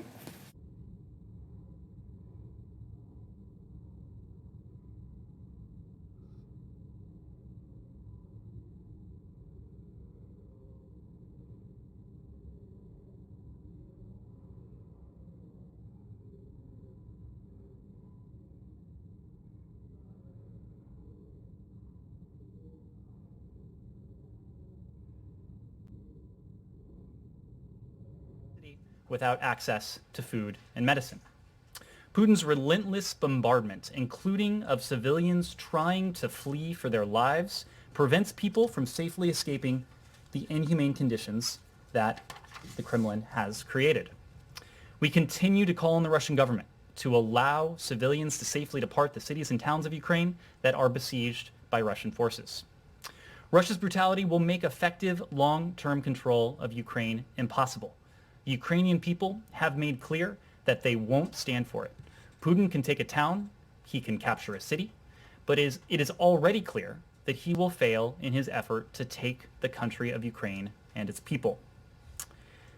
We will continue to back the people of Ukraine in their fight for their country through security, economic, and humanitarian assistance, and by uniting the international community to hold Putin accountable through devastating sanctions, diplomatic isolation, and other measures.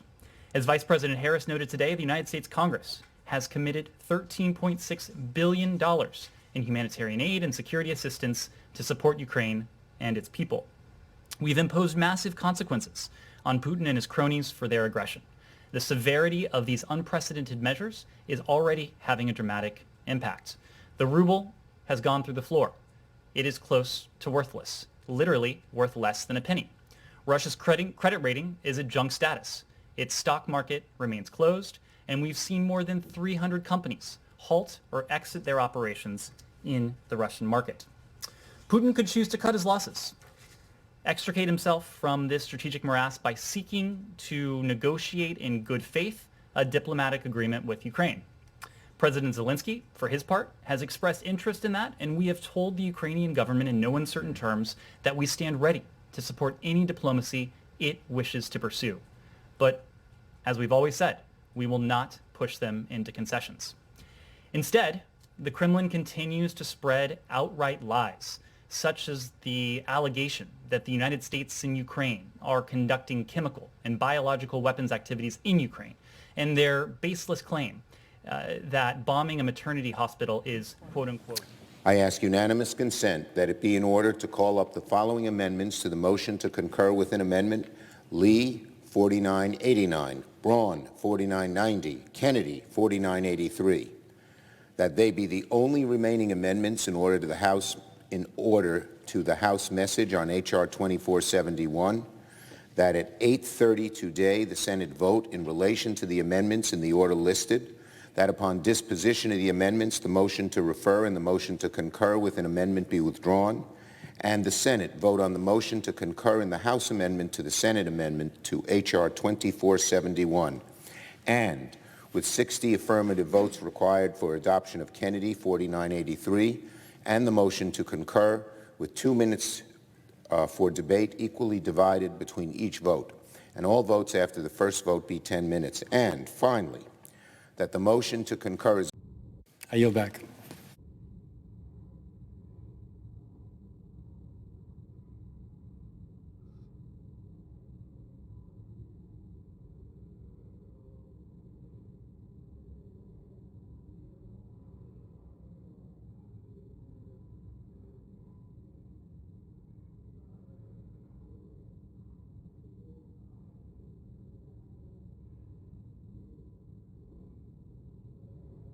Without access to food and medicine. Putin's relentless bombardment, including of civilians trying to flee for their lives, prevents people from safely escaping the inhumane conditions that the Kremlin has created. We continue to call on the Russian government to allow civilians to safely depart the cities and towns of Ukraine that are besieged by Russian forces. Russia's brutality will make effective long-term control of Ukraine impossible. The Ukrainian people have made clear that they won't stand for it. Putin can take a town, he can capture a city, but it is already clear that he will fail in his effort to take the country of Ukraine and its people. We will continue to back the people of Ukraine in their fight for their country through security, economic, and humanitarian assistance, and by uniting the international community to hold Putin accountable through devastating sanctions, diplomatic isolation, and other measures. As Vice President Harris noted today, the United States Congress has committed $13.6 billion in humanitarian aid and security assistance to support Ukraine and its people. We've imposed massive consequences on Putin and his cronies for their aggression. The severity of these unprecedented measures is already having a dramatic impact. The ruble has gone through the floor. It is close to worthless, literally worth less than a penny. Russia's credit rating is at junk status. Its stock market remains closed, and we've seen more than 300 companies halt or exit their operations in the Russian market. Putin could choose to cut his losses, extricate himself from this strategic morass by seeking to negotiate in good faith a diplomatic agreement with Ukraine. President Zelensky, for his part, has expressed interest in that, and we have told the Ukrainian government in no uncertain terms that we stand ready to support any diplomacy it wishes to pursue. But, as we've always said, we will not push them into concessions. Instead, the Kremlin continues to spread outright lies, such as the allegation that the United States and Ukraine are conducting chemical and biological weapons activities in Ukraine, and their baseless claim that bombing a maternity hospital is, quote-unquote. I ask unanimous consent that it be in order to call up the following amendments to the motion to concur with an amendment: Lee, 4989, Braun, 4990, Kennedy, 4983, that they be the only remaining. Senator from Michigan. Thank you, Mr. President. Mr. President, across America, our schools are open and our children are back in the classroom, and that's great news for everyone.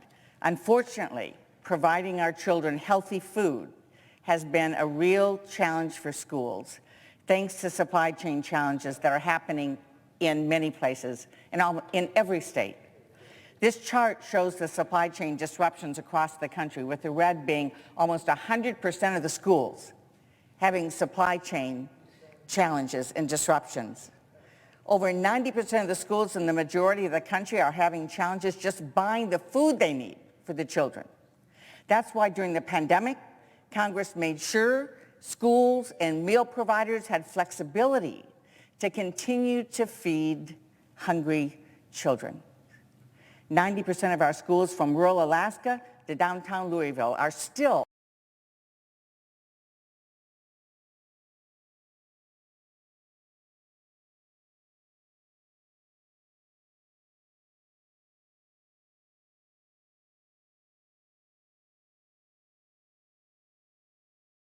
to keep their children fed. Extending these bipartisan tools and the omnibus package is essential to helping schools ease back into regular operations for our children. Nutrition operations at schools are working hard. They're working as hard as they can to get back to normal. But it takes time, and the waivers help. When basic staples like chicken and whole grains cost double, waivers help schools in Caribou, Maine, for instance, keep feeding kids. When supply chain limits available food options like ground beef or fruit, schools in Bismarck, North Dakota, for instance, can use substitutions to put together healthy lunches. And hunger doesn't go away just because school's out. Thanks to these waivers, communities from Michigan to Kentucky to Utah were able to feed more children over the summer, particularly in rural communities. If schools or meal providers are unable to serve meals because of ongoing challenges, that hurts all of our children. Over 2,000 groups, from the School Nutrition Association to Feeding America to local school boards and superintendents and administrators, have all called on Congress to do what's right and extend these waivers. I would like to enter these letters in the record without objection. Without objection. We all want life to get back to normal. Right now, we need our Republican colleagues to support the bipartisan tools that will help get us there. This amendment is a short extension. There's a clear end date when schools will be back to normal operations. But in the meantime, these waivers are key to helping schools stay open and operate in person for our children. Taking these waivers away would leave schools and summer meal programs scrambling, and that hurts up to 30 million kids who eat school meals. 30 million kids. Small rural schools and their students would undoubtedly be hurt the worst. It's time for Congress to stand with our schools and with our children. So would the senator agree to modify his request to include a vote in relation to Stabenow Amendment 4994? Is there objection to the modification? Senator from North Carolina. Mr. President, speaking on behalf of Leader McConnell, and with all due respect to my friend from Michigan, this is a COVID-related provision which the Biden administration never requested. It's not in the president's budget. It's not even in the supplemental budget. The administration asked for everything under the sun, but they never asked for this. This is another example of my colleagues trying to take an emergency pandemic, the exemptions, and turn them into permanent changes that last forever. Families don't want schools to be permanently stuck in pandemic posture. Families want schools to move past COVID and get back to normal. Yet this amendment would continue policies that were explicitly designed to help schools close and go viral. That's exactly what families don't want. Parents and kids want schools open. Finally, this amendment costs $11 billion, and it's not offset. And for the people watching this tonight, that means it's not paid for. It's $11 billion more that we can't afford. We had a fully paid for COVID package ready to go until the House Democrats blew it up. We'll not be going around the backs of our own Senate committees of jurisdiction because House Democrats killed a bipartisan COVID package. So, Mr. President, I respectfully object. Objection is heard to the modification. Mr. President. Is there objection to the original request? Without objection, so ordered. Mr. President. Majority Leader. Now, Mr. President, in the last 4 days alone, the United States Senate has passed a sweeping postal reform bill, unanimously approved anti-lynching legislation, approved emergency aid to Ukraine, and now we're about to fully fund the government. From start to finish, it's been a very productive and very bipartisan week in the Senate.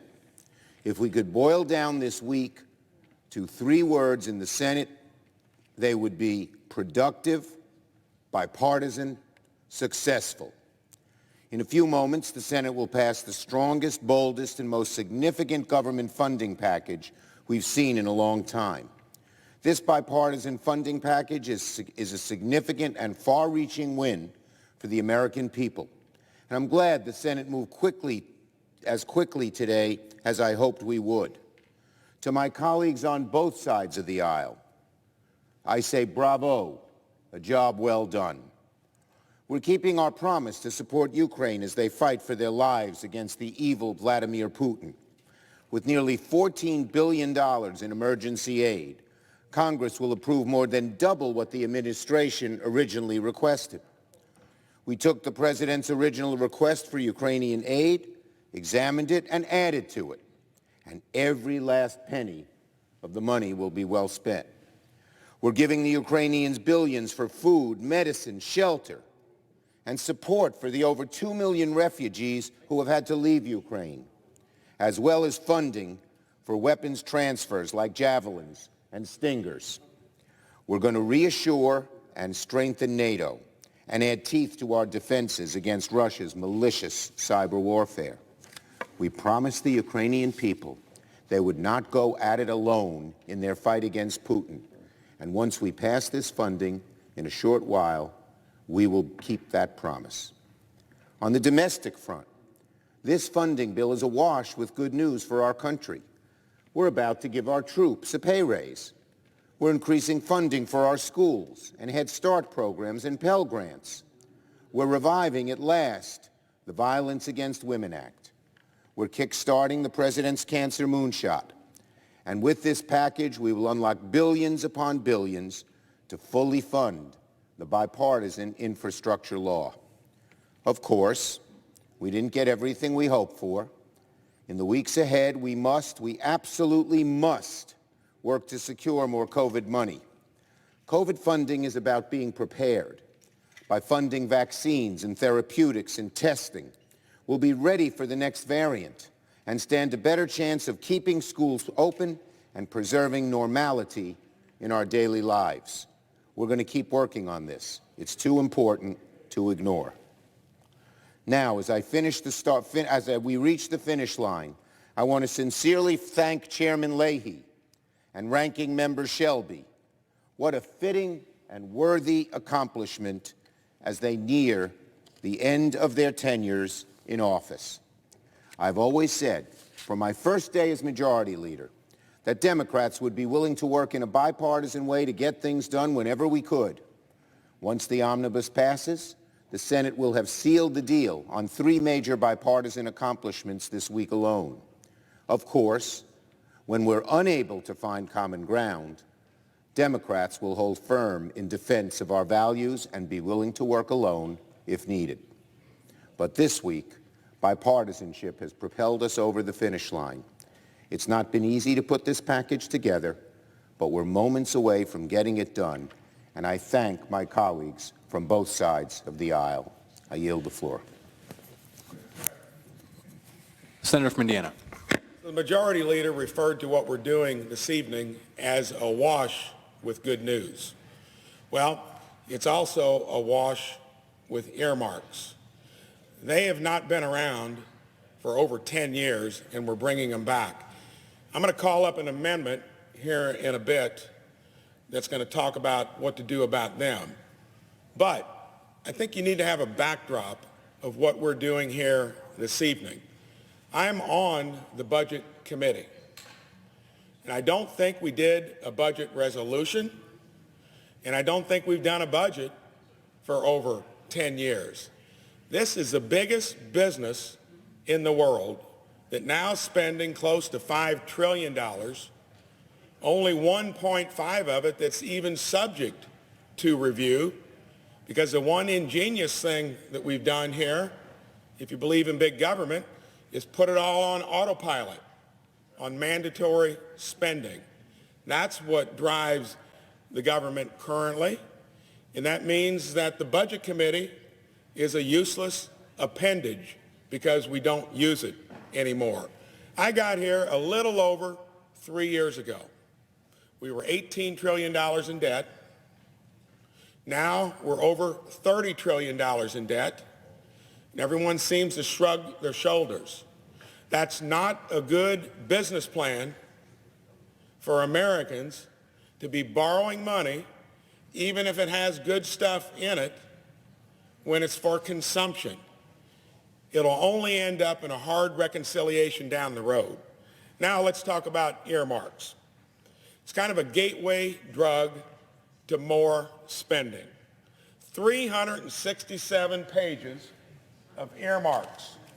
Just took a quick poll how much it weighs in paper, 4 to 5 pounds.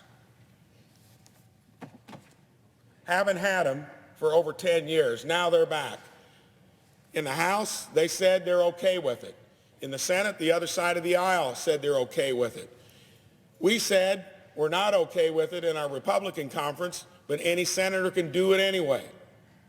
Those are called gimmicks and loopholes, and that's the way the place works. No one's sure how much money is actually being devoted to these.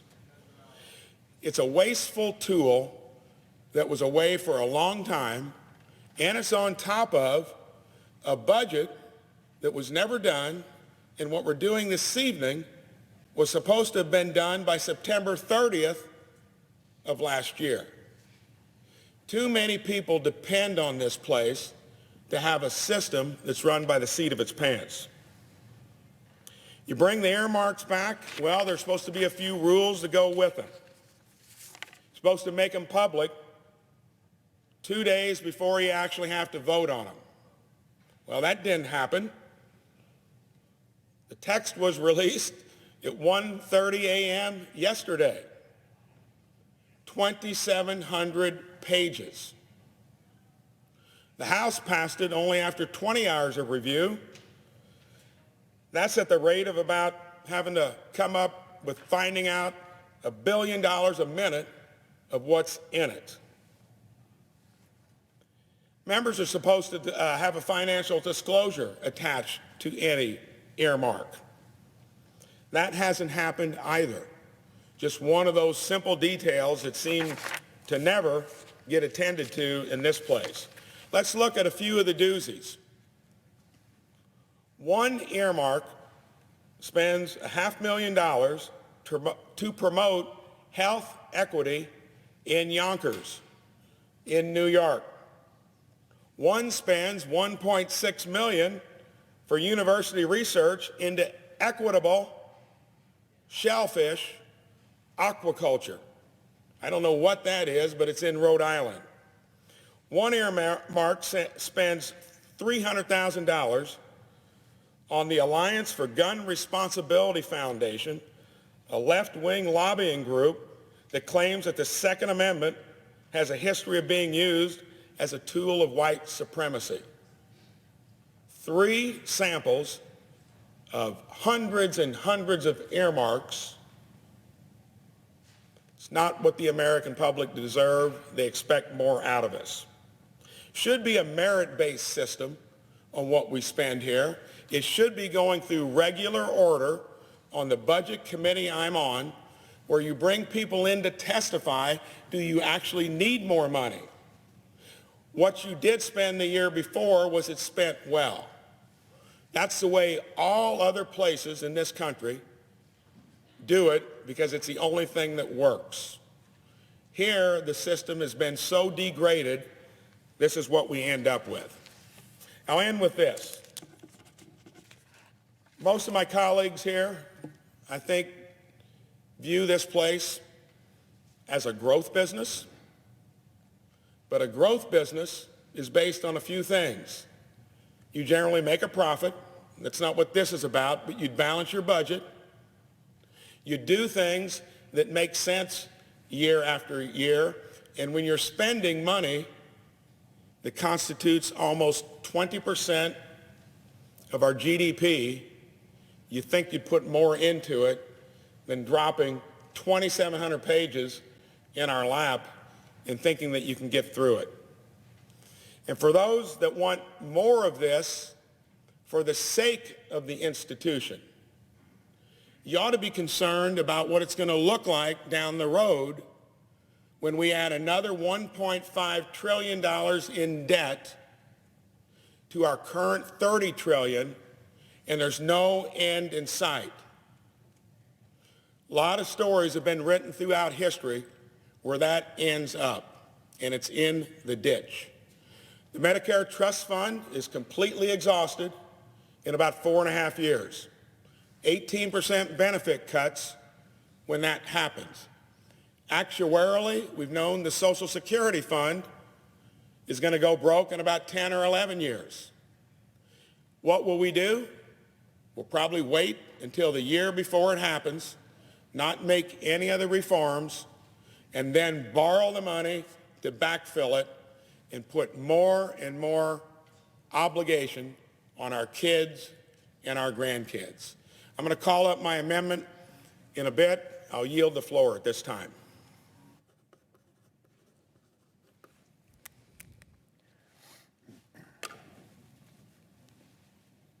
Mr. President. Senator from Utah. I call up my amendment number 4989 and ask that it be reported by number. The clerk will report the amendment by number. Senator from Utah, Mr. Lee, proposes amendment number 4989.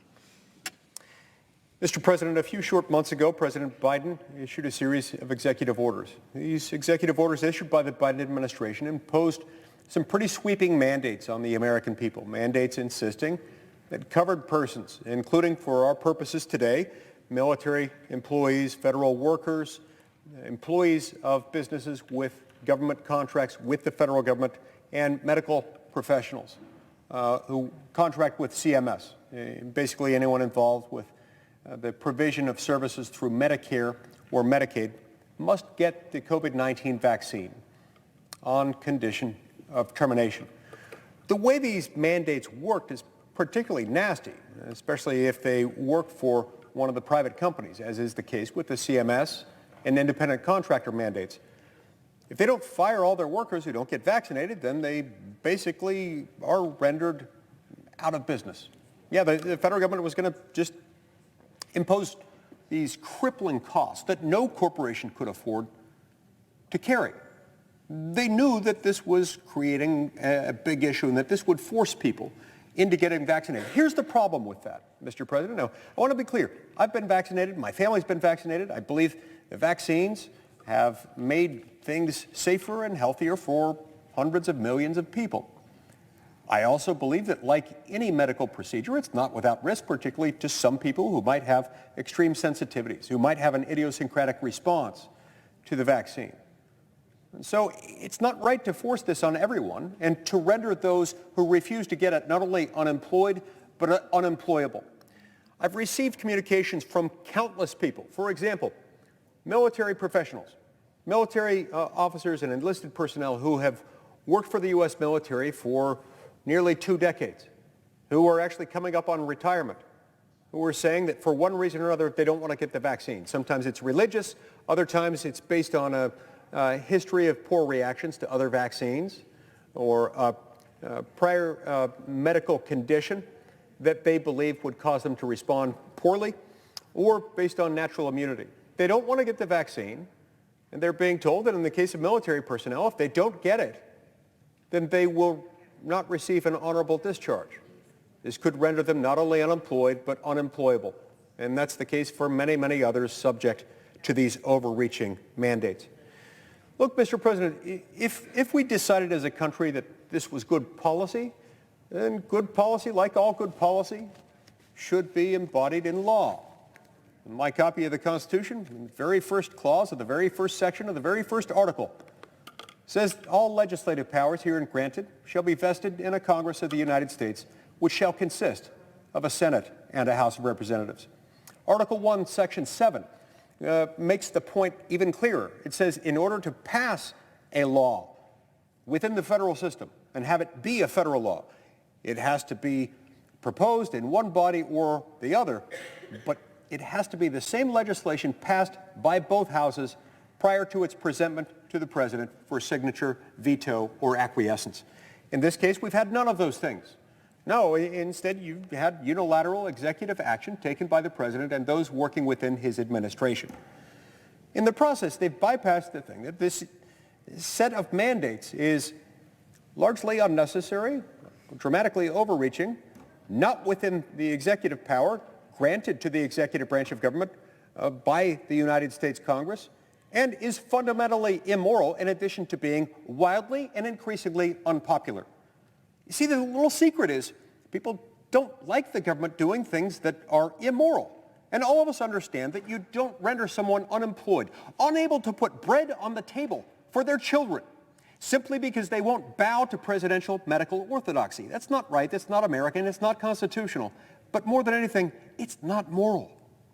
We all know deep down that this is not right.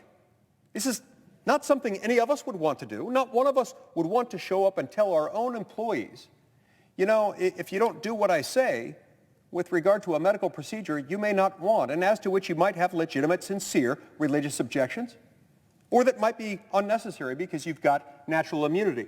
Natural immunity, which, by the way, recent studies have confirmed, natural immunity is at least as good as, and according to many studies released by many countries and studies in the possession of our own government, are indicated to be at least as powerful as, and in many cases more powerful than, the immunity achieved through the vaccine.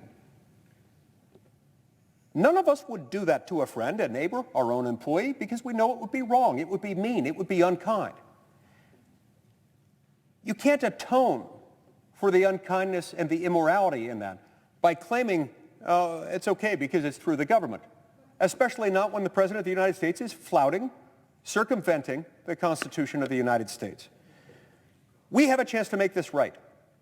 Yeah, over time, sadly, Senates and House of Representatives and White Houses of every conceivable partisan combination have contributed to this because, yes, we've given executives too much power. I complained about it during the previous administration in response to specific actions taken by the previous president, who was a member of my own party, sometimes at great personal expense, because I believe Congress has given the executive too much power. It's bad, it's harmful, it's dangerous. We have to stop it somewhere. But we have a chance right now, we have a shot with something that is wildly unpopular and inherently immoral. And that shot exists with not funding it. We don't have to fund that part of government that goes to fund these dangerous, immoral, unconstitutional vaccine mandates. We shouldn't do it. I encourage all of my colleagues, all within the sound of my voice, please end this madness now. Thank you, Mr. President. Senator from Oregon. I'll be very brief. There are two reasons why senators should vote against the Lee anti-vaccination amendment that affects our dedicated healthcare workers and our superlative military. First, vaccines for healthcare workers protect the most vulnerable, particularly seniors and those with chronic illness. 3 in 4 COVID deaths in America were seniors. 200,000 were people living in long-term care. Vulnerable people are safer when their homes, hospitals, and doctors' offices are safer. Furthermore, flu shot requirements for healthcare workers were already common. Health workers know vaccinations are part of the job. Turning to the armed forces, Mr. President, I'm simply going to quote the letter General Milley wrote with respect to the vaccination requirement. Here's General Milley. We need each and every soldier, airman, Marine, and Guardian healthy and capable of performing our duties. COVID-19 is a threat to force, protection, and readiness. General Milley went on to say, with this in mind, the Secretary of Defense intends to mandate vaccinations for all service members. And then he makes it clear the Joint Force medical professionals recommend this as a necessary step to sustain our readiness and protect our force, our coworkers, our families, and our communities, unquote. For these reasons, Mr. President, when we get a chance to vote on the Lee anti-vaccination amendment affecting healthcare workers in the military, I urge my colleagues to oppose the Lee amendment, and I yield the floor.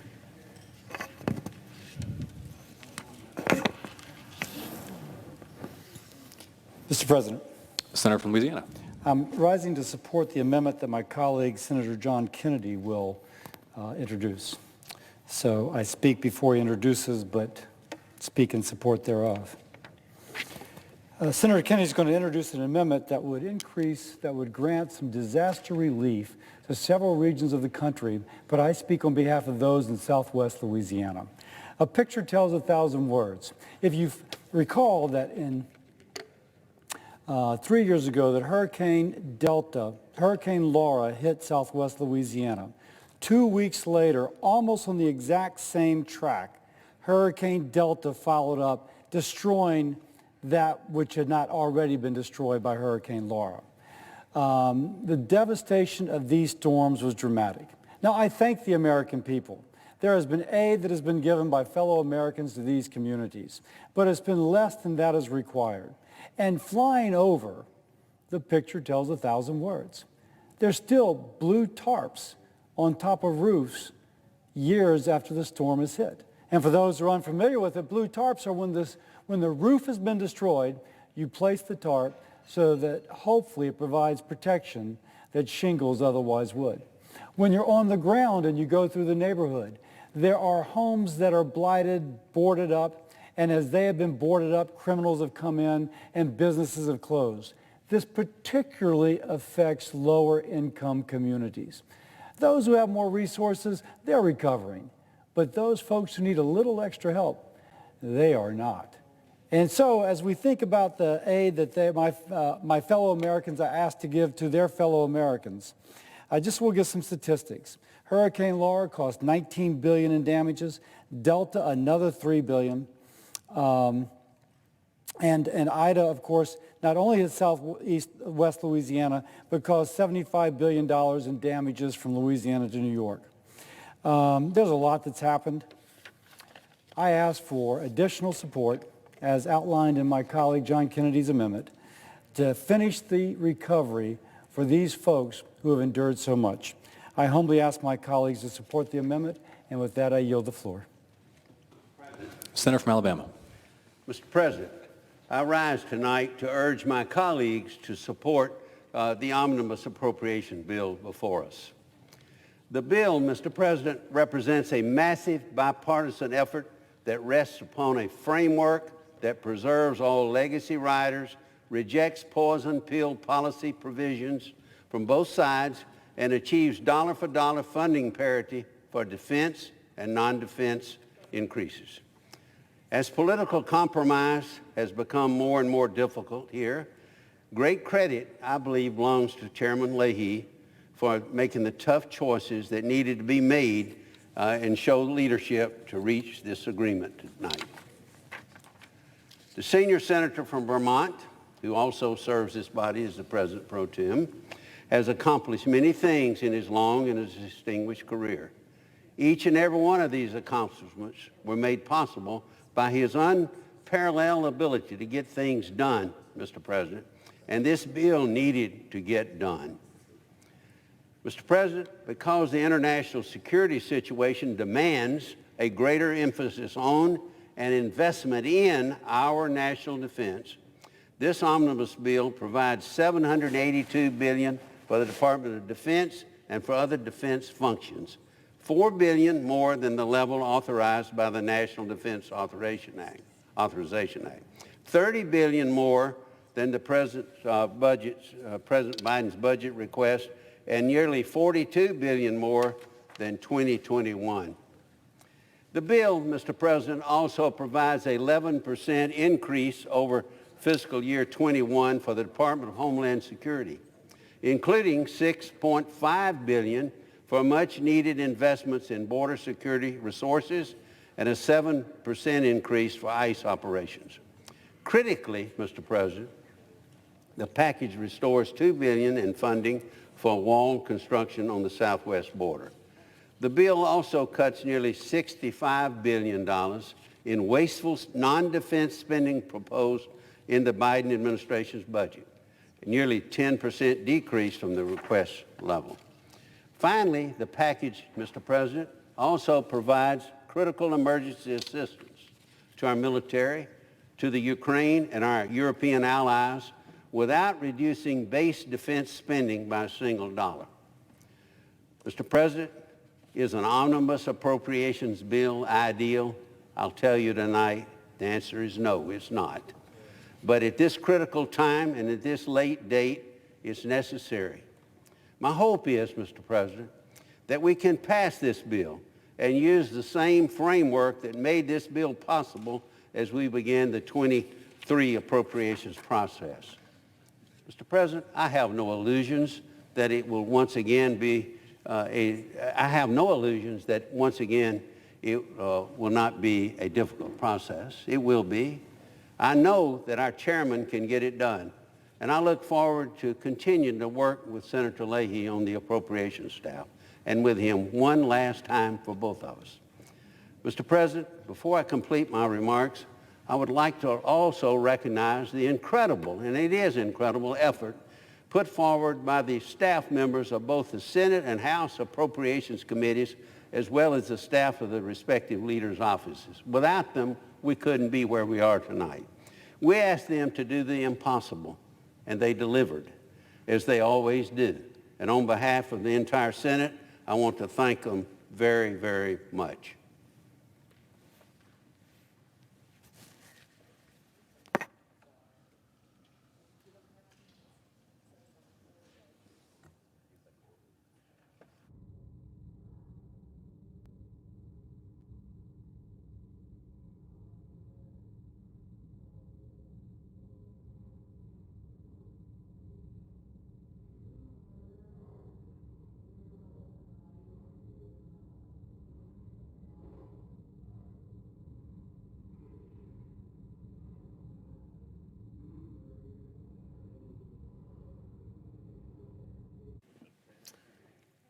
Mr. President, I ask unanimous consent that I be given a minute to describe my amendment and a minute to the senator from Washington. Without objection.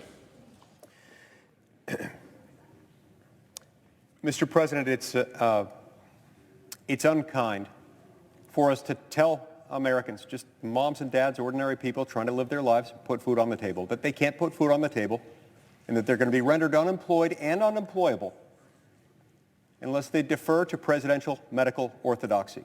It's not who we are as Americans. It's especially not who we are if, as is the case with these mandates, there are not adequate provisions made for those with pre-existing medical conditions, for those with religious objections, and for those with natural immunity. That's what we're dealing with here.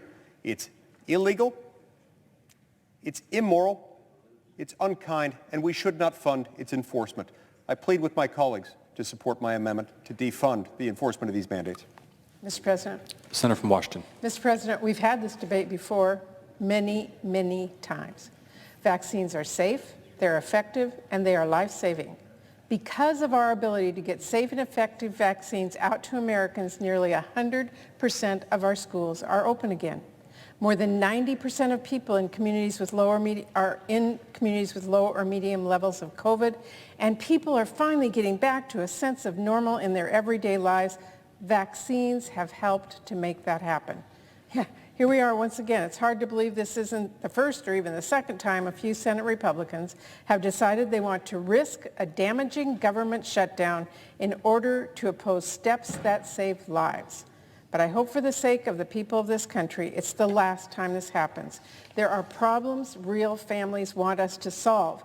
They want us to bring down costs with steps like Democrats have proposed.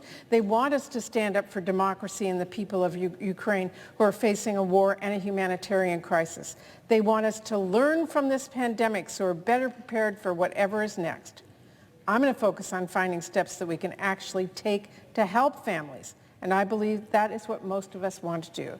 So I urge my colleagues to vote against this amendment, which risks derailing this important bipartisan bill, delaying needed aid to Ukraine, and causing a dangerous government shutdown. I yield the floor. Unanimous consent for 20 seconds to respond. Objection. Mr. President, it's not helpful to American families to threaten the breadwinner, the mom or the dad, or maybe both of them in some cases, with being rendered unemployed and unemployable, unable to put bread on the table. This is not about being anti-vaccine. I am not that. Neither are any of the senators supporting this effort. This is about supporting American families. It's not supporting them to order them fired. Under the previous order, the question occurs on amendment number 4989 offered by the senator from Utah, Mr. Lee. Is there a second? There appears to be. There is. The clerk will call the roll. Ms. Baldwin.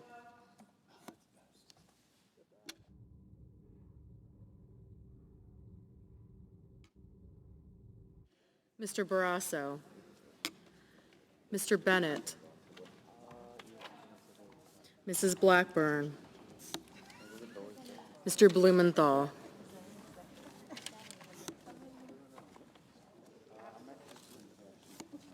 Mr. Blunt. Mr. Booker.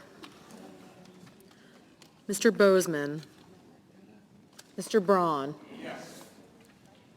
Mr. Brown. Mr. Burr. Ms. Cantwell. Mrs. Capito. Mr. Cardin. Mr. Carper. Mr. Casey. Mr. Cassidy. Ms. Collins. Mr. Coons.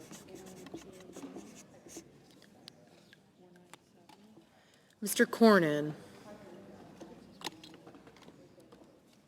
Ms. Cortez Masto. Mr. Cotton. Mr. Kramer. Mr. Crapo. Mr. Cruz. Mr. Daines. Ms. Duckworth. Mr. Durbin. Ms. Ernst. Mrs. Feinstein. Mrs. Fisher. Mrs. Gillibrand. Mr. Graham. Mr. Grassley.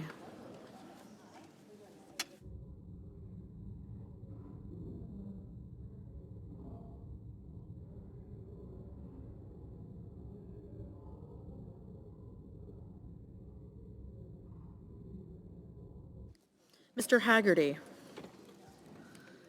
Ms. Hassan. Mr. Hawley,